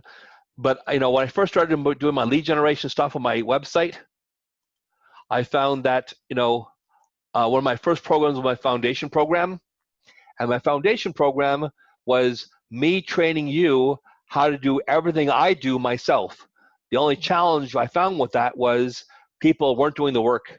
And so, I sell this program once in a while, but most people want me to do all the work for them. So I put together an offer, and I won't take too much time of your time today. I know your time is very valuable. I'm not going to make this a big pitch fest over here. But I wanted to, give people a deal here if they so were looking to have someone help them with this over here, because, the challenges I see on LinkedIn and people doing this stuff for themselves is procrastination. I got to carve out time to do this. I got to learn and be an expert on all these things over here. I really don't know what to say. I had a client of mine who I gave the messaging scripts to, and I got to tweak them for him afterwards, because the conversation we had on the phone or on Zoom, whatever the other day, was, you have all these great sample things over here. I still don't have a freaking clue what to do. And so, I do things for you. So here's the offer I have for you. On my website, my done for you package was this over here, right? It's normally $7K over 6 months. And for that, what I do is I do your full profile redesign, company page redesign, retool your profile, create your lead generation funnel, work on the scripting with you, what type of language, work on your target market with you, all the different things. We've all seen terrible profile pictures and profile covers and profiles, and we also seen great ones. On average, on my program, most of my clients are seeing, after an initial 30-day ramp-up time where we're fixing the profile and fixing the company page and fixing everything else, they see 5 to 15 sales calls every single week after the initial time. And, I had my client, one of my clients over here the other day, a high-end business coach, just sold someone a $15,000 package. So even if he only sold one package from my process, he more than paid things off for themselves. So, very, very important that they, that you can make money back on this very, very easily. as well as when I do my program with my clients, it is, oh, thank you, Veronica. Appreciate what you said there. When I do this for my clients, we even keep track of who you're talking to. We use Google Docs for everything. So I will have my team goes on Google Docs, and they formalize who you're talking to, their LinkedIn profile, what was said, their phone numbers, their replies, and we either communicate with you on Skype as to what do you want us to do moving forward. This person wants to talk to you or has more questions from you. Do you want us to A, book them in on your calendar for a sales call, or B, do you want to take over the conversation yourself? And I've had clients all over the board as far as what they want to do exactly. I just had a client who signed up with me also send me someone else's program and their proposal from another company who was charging $3,000 a month and a minimum 3 months. So that was, $9,000 over 3 months as opposed to $7,000 over 6 months. So you want to have mass success on LinkedIn, but you want someone to do it for you. You want to have someone go over your scripts, go over your profile, go over your company page, and also as a 20-year web designer, make sure your profile, your company page, and your website all say the same thing. So I have some bonuses also if people take this. I have a one-on-one website conversion audit. So I go on your website and I do a 1-hour audit of your website and tell you exactly what I would change in your website and give you the video afterwards. Either have your own website people do it for you, or I can do it for you as well for a small cost. And then if you want me to do it for you, you can use the $500 coupon I give you for doing any kind of website work for you. I have also, and if your website is WordPress, which I find that most people's websites are nowadays, or I tell people use WordPress, it's easy to use. I have over 85 WordPress templates. I give you everything free of charge. You have access to my full library if you want. I also have mega packs of graphics, pictures, buttons, and sales graphics I give you.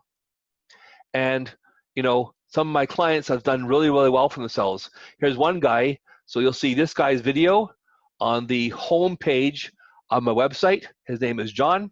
His company came to me. He's in Toronto. They're still running the same event. It is called the Canadian Concrete Expo. Here's John's video right over here. And John, here is right here, this one here. And they did $500,000 in sales in 4 months on my program. So the Canadian Concrete Expo, you can just go to his website over here for a second. You can see this. It's the biggest expo in Canada, and they were trying to get in front of the big players in the market like Lafarge, BASF, Lehigh Hansen, multi-billion-dollar international conglomerates. They're trying to get as either title sponsors for their program, or they're trying to get people to just talk to them because he was doing his own LinkedIn lead generation on his own, and he wasn't getting anywhere at all. He was getting connections, but no one was replying to him. So it's very, very important to make the distinction there. Here's Nelson. He owns a barter company in Calgary, my city over here.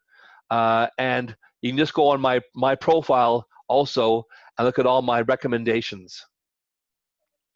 So the purpose of this was to get you a great deal today. So normally, as opposed to trying or spending $7,000, it's going to be $4,900. And I'll upgrade you to the VIP of the workshop today, which will give you the access to all the videos afterwards for yourself free of charge. And all you got to do is give me $500 today, if that's what you want to do. So like I said, Veronica's been in my program. Lynn, who left early, is on my program right now, seeing the results over here. That guy I just told you about, Andrea, he just landed a $15,000 client the other day on my program. So, for anybody who needs help with their lead generation, all you got to do is after the workshop today, just send me an email. I'll give you my email address at the very, very end today. We're almost done here. Probably about another half an hour to a little bit to go, and then I'll open the things up for questions afterwards. But if you want help with your lead generation, you want a huge discount, from this over here, get a $2,300 a discount today from today's workshop, and I'm only going to offer this today. That's it. If you email me or call me tomorrow, ain't going to happen, today only, then I can help you out here, okay? So thank you very much for your time and listening to me in my little pitch there and rant. Next we're going to talk about is LinkedIn premium accounts. So LinkedIn, people always ask me, oh, premium or sales navigator or career or business. So all these things here, career, business, sales, and hiring, like recruiter, are all premium accounts. And with any kind of premium account, there are costs involved, but also benefits also. The premium account or the career account costs $30 a month or $239.88 if you pay for entire year up front. Business is $60 a month or $600 you pay for a whole year. Sales Navigator is $80 a month or $800 a year.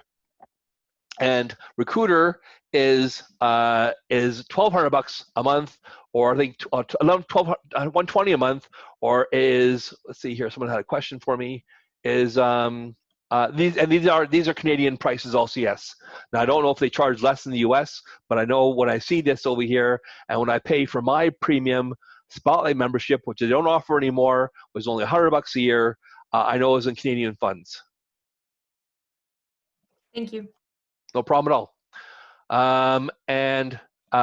All of these give you the unlimited access to who's viewed my profile, which I think is super, super important, because if I'm on here and I go to my LinkedIn thing over here and I go to my, my connections or who's viewed my profile over here at the very home page, right?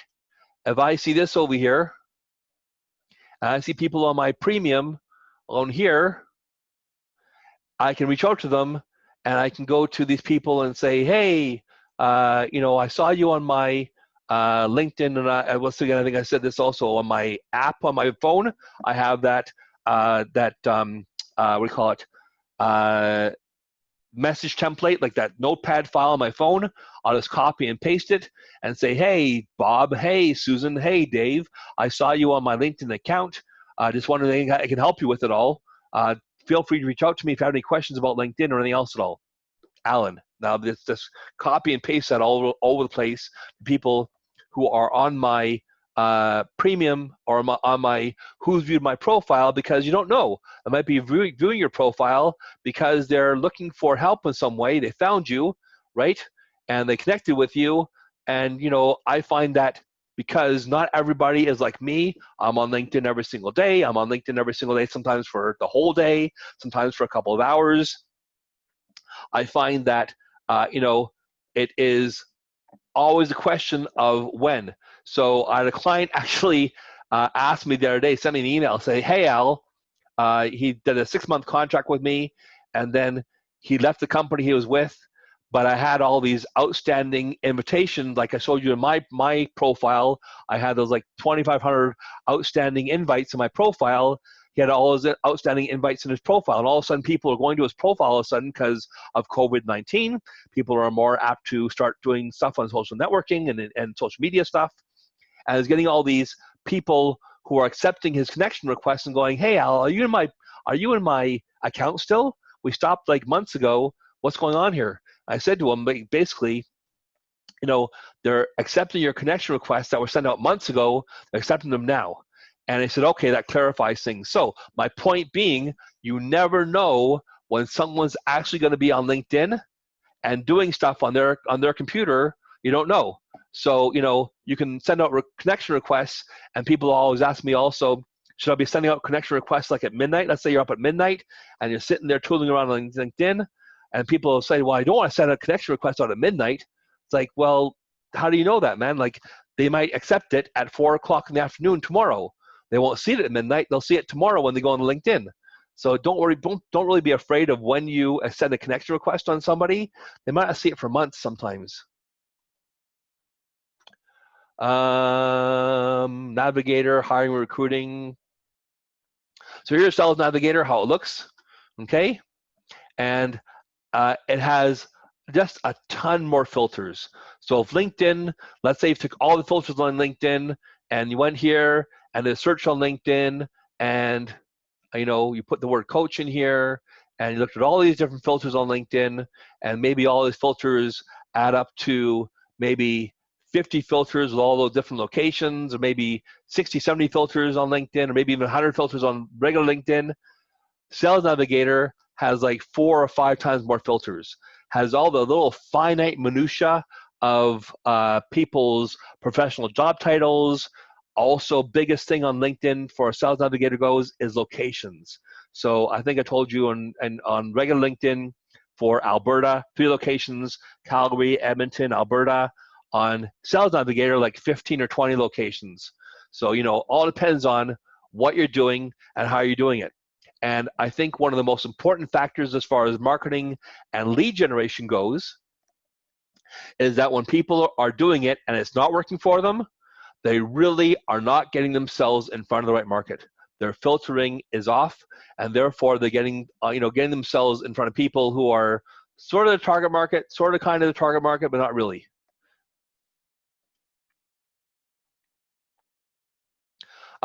So Veronica said on her LinkedIn, I need to reactivate premium for free. So another great thing about premium on LinkedIn, LinkedIn usually gives you a free month, the first month free, but they ask you to put in a valid credit card number. So if your credit card is expired, you have to update your credit card information on LinkedIn.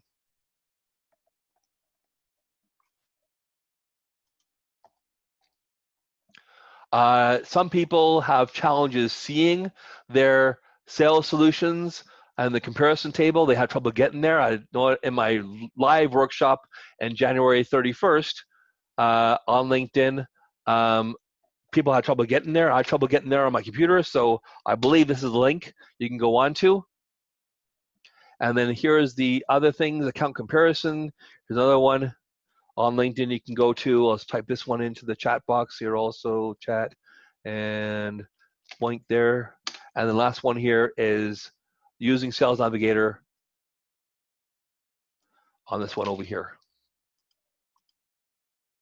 There are 3 great links to do comparison onto LinkedIn, knowing that the main reason you want to use it is so you see everybody in the Who's Viewed My Profile section, as well as when you're doing reach out to people on LinkedIn, you won't get that you send out too many invitations, or you're out of profile views. Another thing on LinkedIn that they'll tell you is that when you're doing a lot of searches on LinkedIn, you might hit that LinkedIn search limit, where it gives you a dumb message on, you've looked at too many people's profiles now. We're going to stop you from doing that. So this doesn't make sense to me. Even sometimes I'll hit that on my paid for premium membership I have, but I have the lowest one there. So I know that I'm pretty sure that Sales Navigator and Recruiter are the only ones that have unlimited everything. LinkedIn, anybody have any questions about that at all, as far as what type of membership to buy? Going once, going twice, and gone. Okay, so LinkedIn advertising. So as we all know, LinkedIn has advertising, okay, paid for ads. My personal take on these are they're not very cost efficient, although I haven't tried one type of ad that I'm going to actually try very soon, which is the lead generation ad. And lead generation ad is you put an ad on LinkedIn, and I'll go there, how you get there in a second here. You click on the work button, then you click on the thing over here, and you go to advertise here, right here, advertise. So work button and advertise button right over here. Takes you to your LinkedIn campaign manager. You can click on create an account. So I've already done that already. My default campaign group, create a group on LinkedIn, and then from there you can finally create a LinkedIn campaign. And when you click on campaign, this one will pop up, and you have different choices. So I would personally never choose brand awareness. You gotta be like Coke or Pepsi for that, and you're just gonna throw tons of money out the window. Website visits, engagement, video views. I wouldn't really do video views. I'd probably do engagement, but I probably mostly what I'll probably stick to is lead generation and website conversions. So here's lead generation, and you can go to a new ad format over here. So I want to create a whole new one.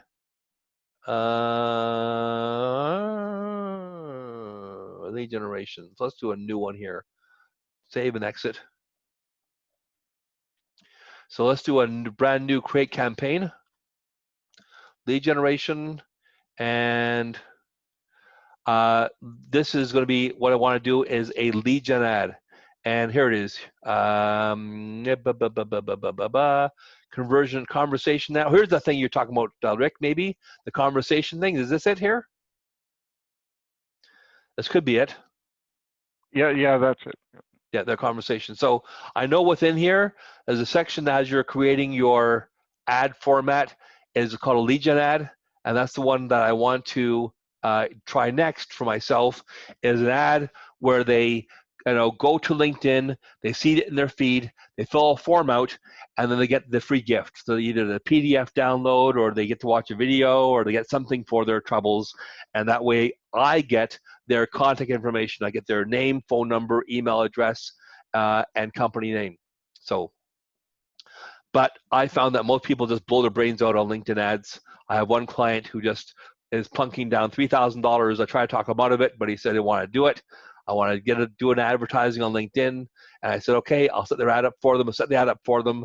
And they're running this big ad campaign. So I'm looking forward to going back in their account and looking at the analytics on the ad as far as, is it performing? Is it doing well? I'm going to do it later on today and find out what's going on. So where is the next slide here? Yeah. So lead ads. So marketing solutions will go to the advertising, and then create a LinkedIn advertising ad, create an account, create a campaign group, then create a campaign, and then create the ad, and then you can start it. And once again, lead gen ads, I wouldn't do anything else at all. I would never use website visits, engagement, video views. And then once you have your ad set up and you start working on it, you'll fill out the information. And it's very much like Facebook as far as the thing goes. Conversion tracking pixels. So are you going to put a conversion tracking pixel on it, ad conversions, right? And so you want to make sure that you have a conversion tracking or create new conversion tracking on there. Enter your settings. So you either have a pixel or you might have a landing page, right? So let's say someone is doing your ad there, and you want to have your conversion tracking as the thank you page. So they go to your ticket buying page, they buy a ticket, that converts them or redirects them to your thank you page, either on that platform like Eventbrite or their page on the website, where it goes to your website and say thank you for buying a ticket, whatever. And that would be conversion tracking. A lot of this is also in the section over here. What should a conversion tracker should I use? A lot of it's in here for you as far as giving you and holding you by the hand. Also lots of videos on there. And I think that I have a actual, I put a resource on my website you guys can go to. Everything you always wanted to know about LinkedIn advertising, we're afraid to ask. So here is here it is, okay. So you can go to this link over here as a resource. Boink, there it goes. The ultimate guide to LinkedIn advertising, which is right over, let's put this in here.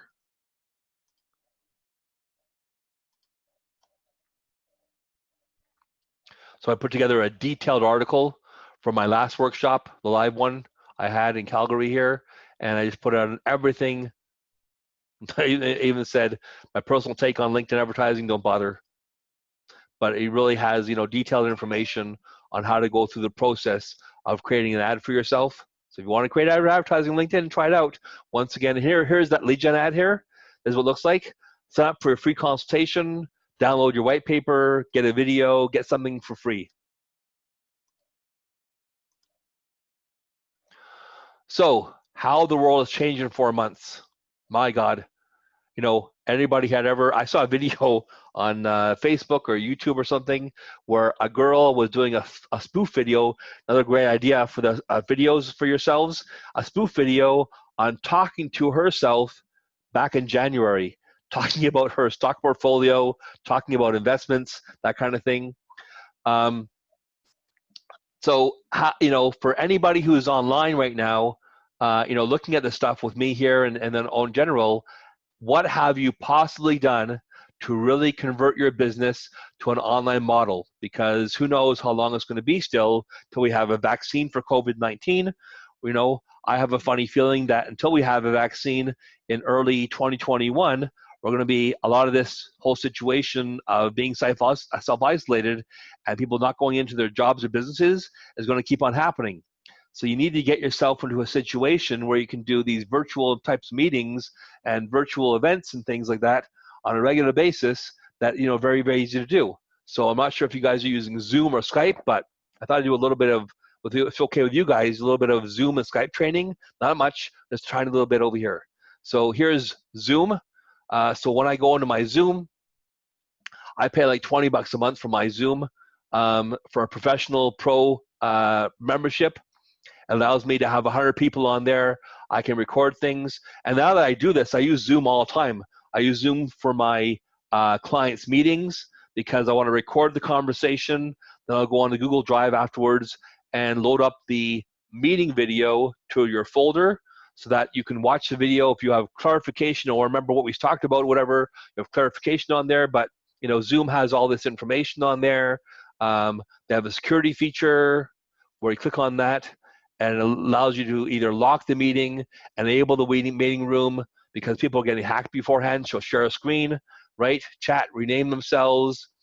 Also, brand new features on Zoom are live on Facebook. So you have a Facebook account, you can go live on Facebook Workplace by Facebook, live on YouTube. I assume I don't have a live on LinkedIn. That'd be awesome.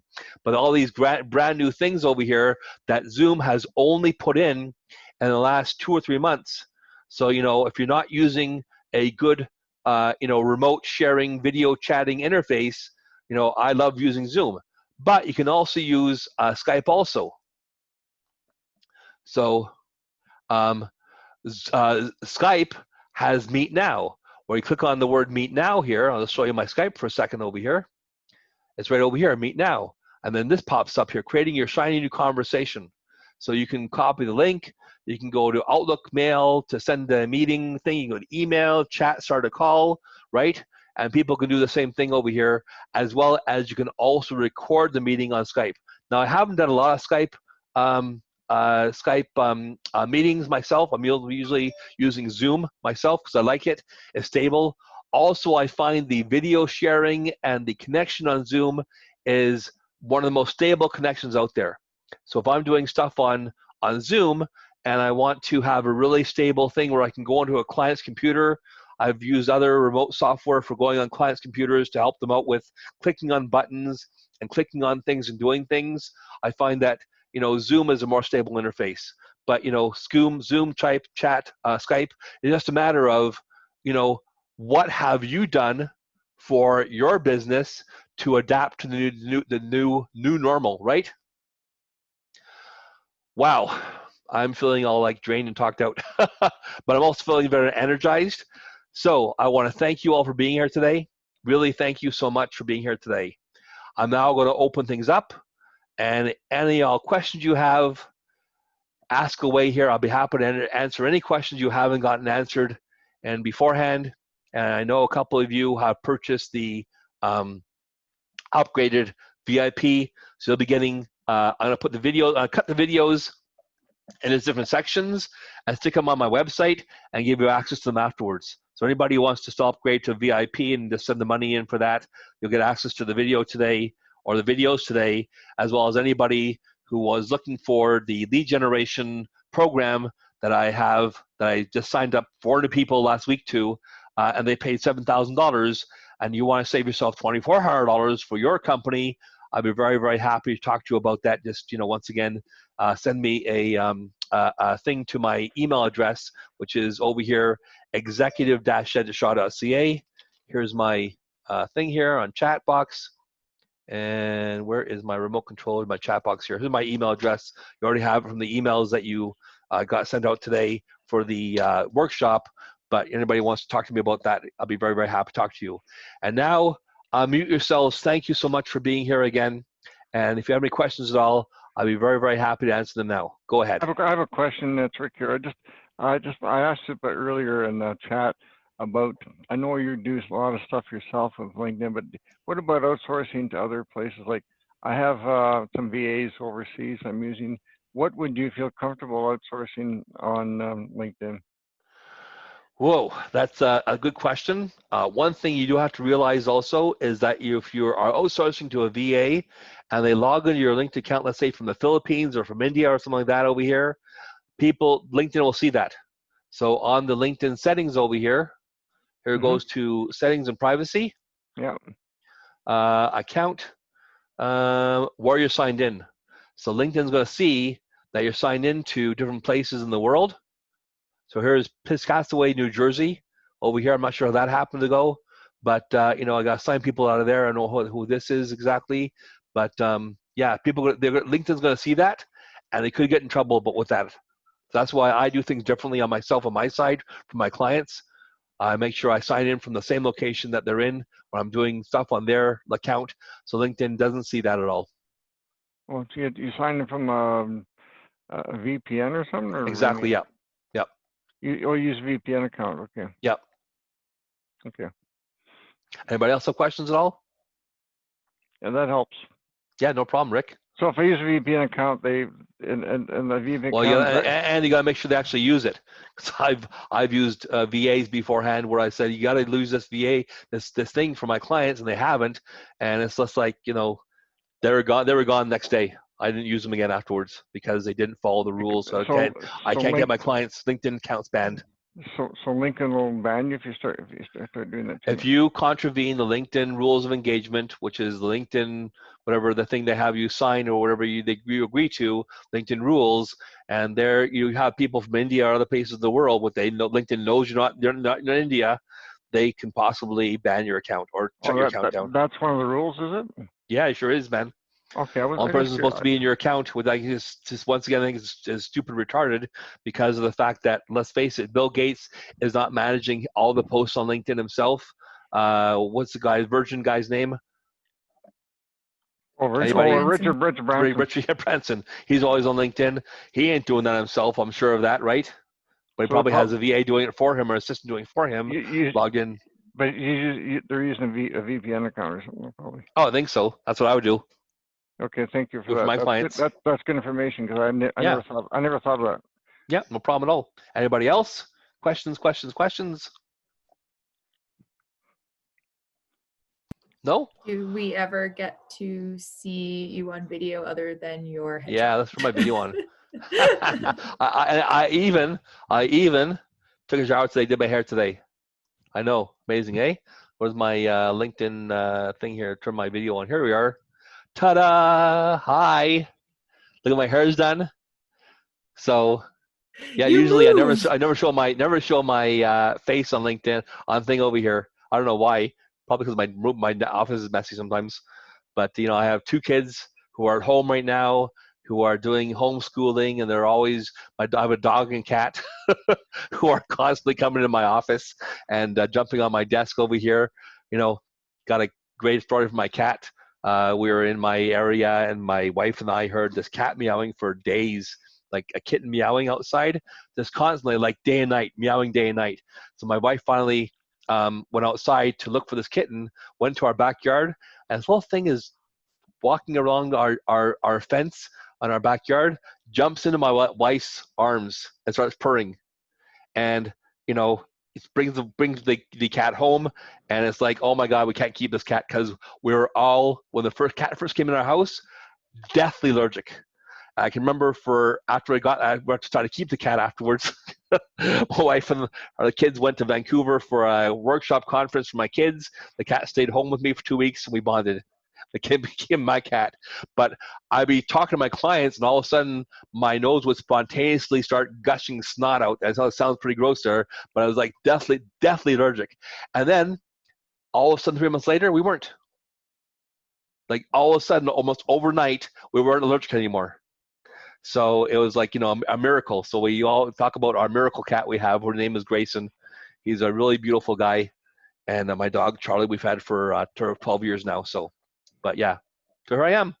So thank you once again for being here today. I can't tell you how much it means to me that you had your trust in me. Once again, if you're interested in doing anything with me at all, send me a quick email after today. And that way you'll at least reserve your spot and reserve the price discount I gave you on the presentation today. So for those Anybody else? For those who bought the videos of the VIP, and are you going to be emailing or sending the? Yeah, I'll be sending links. I recording? got to cut them first, stick them on my website. I'll be putting them on my website here with a membership sign-in thing over here, my LinkedInLeads.ca website, and you'll be able to log in there and see the videos. Okay. Anybody who didn't buy the VIP, can just tell me they want to upgrade to VIP. I'll send you an upgrade link to it, and that way you can get the videos for it also. Awesome, thank you. My pleasure. And my phone keeps on telling me I have a new LinkedIn connection request, a new connection on LinkedIn. Well, thank you very much today for being here. Once again, you guys have a great day. Have any questions about today, don't hesitate to contact me. Want the discount, want the thing there, don't forget to contact me today because it won't be available tomorrow. All you got to do is send me an email. You don't send me even money today. Just tell me you want it. That's all. I'll be happy to work things out with you. Thanks, Okie Alan. dokie. You always have great value. Well, thank you. I hope you guys learned a lot today. You have fun today? I know it's kind of a Lots. fire hose experience as far as all the information you got there, but I think between the workshop manual I sent you and the scripting and the other one, the LinkedIn profile audit PDF I sent you, you should be well on your way to doing things. Once again, if you want me to do things for you at all, just contact me, and you can go on to my website, which is the Done For You program here. I'll put that into my chat box here also, and we can go from there. Awesome, thanks, Alan. My Excellent. pleasure. You guys have a great day. Thank you, everybody. Thank you very much. Have a great one. Nice meeting everyone. Thank you so Bye-bye. much. Thank you. Bye-bye. Goodbye. Bye-bye.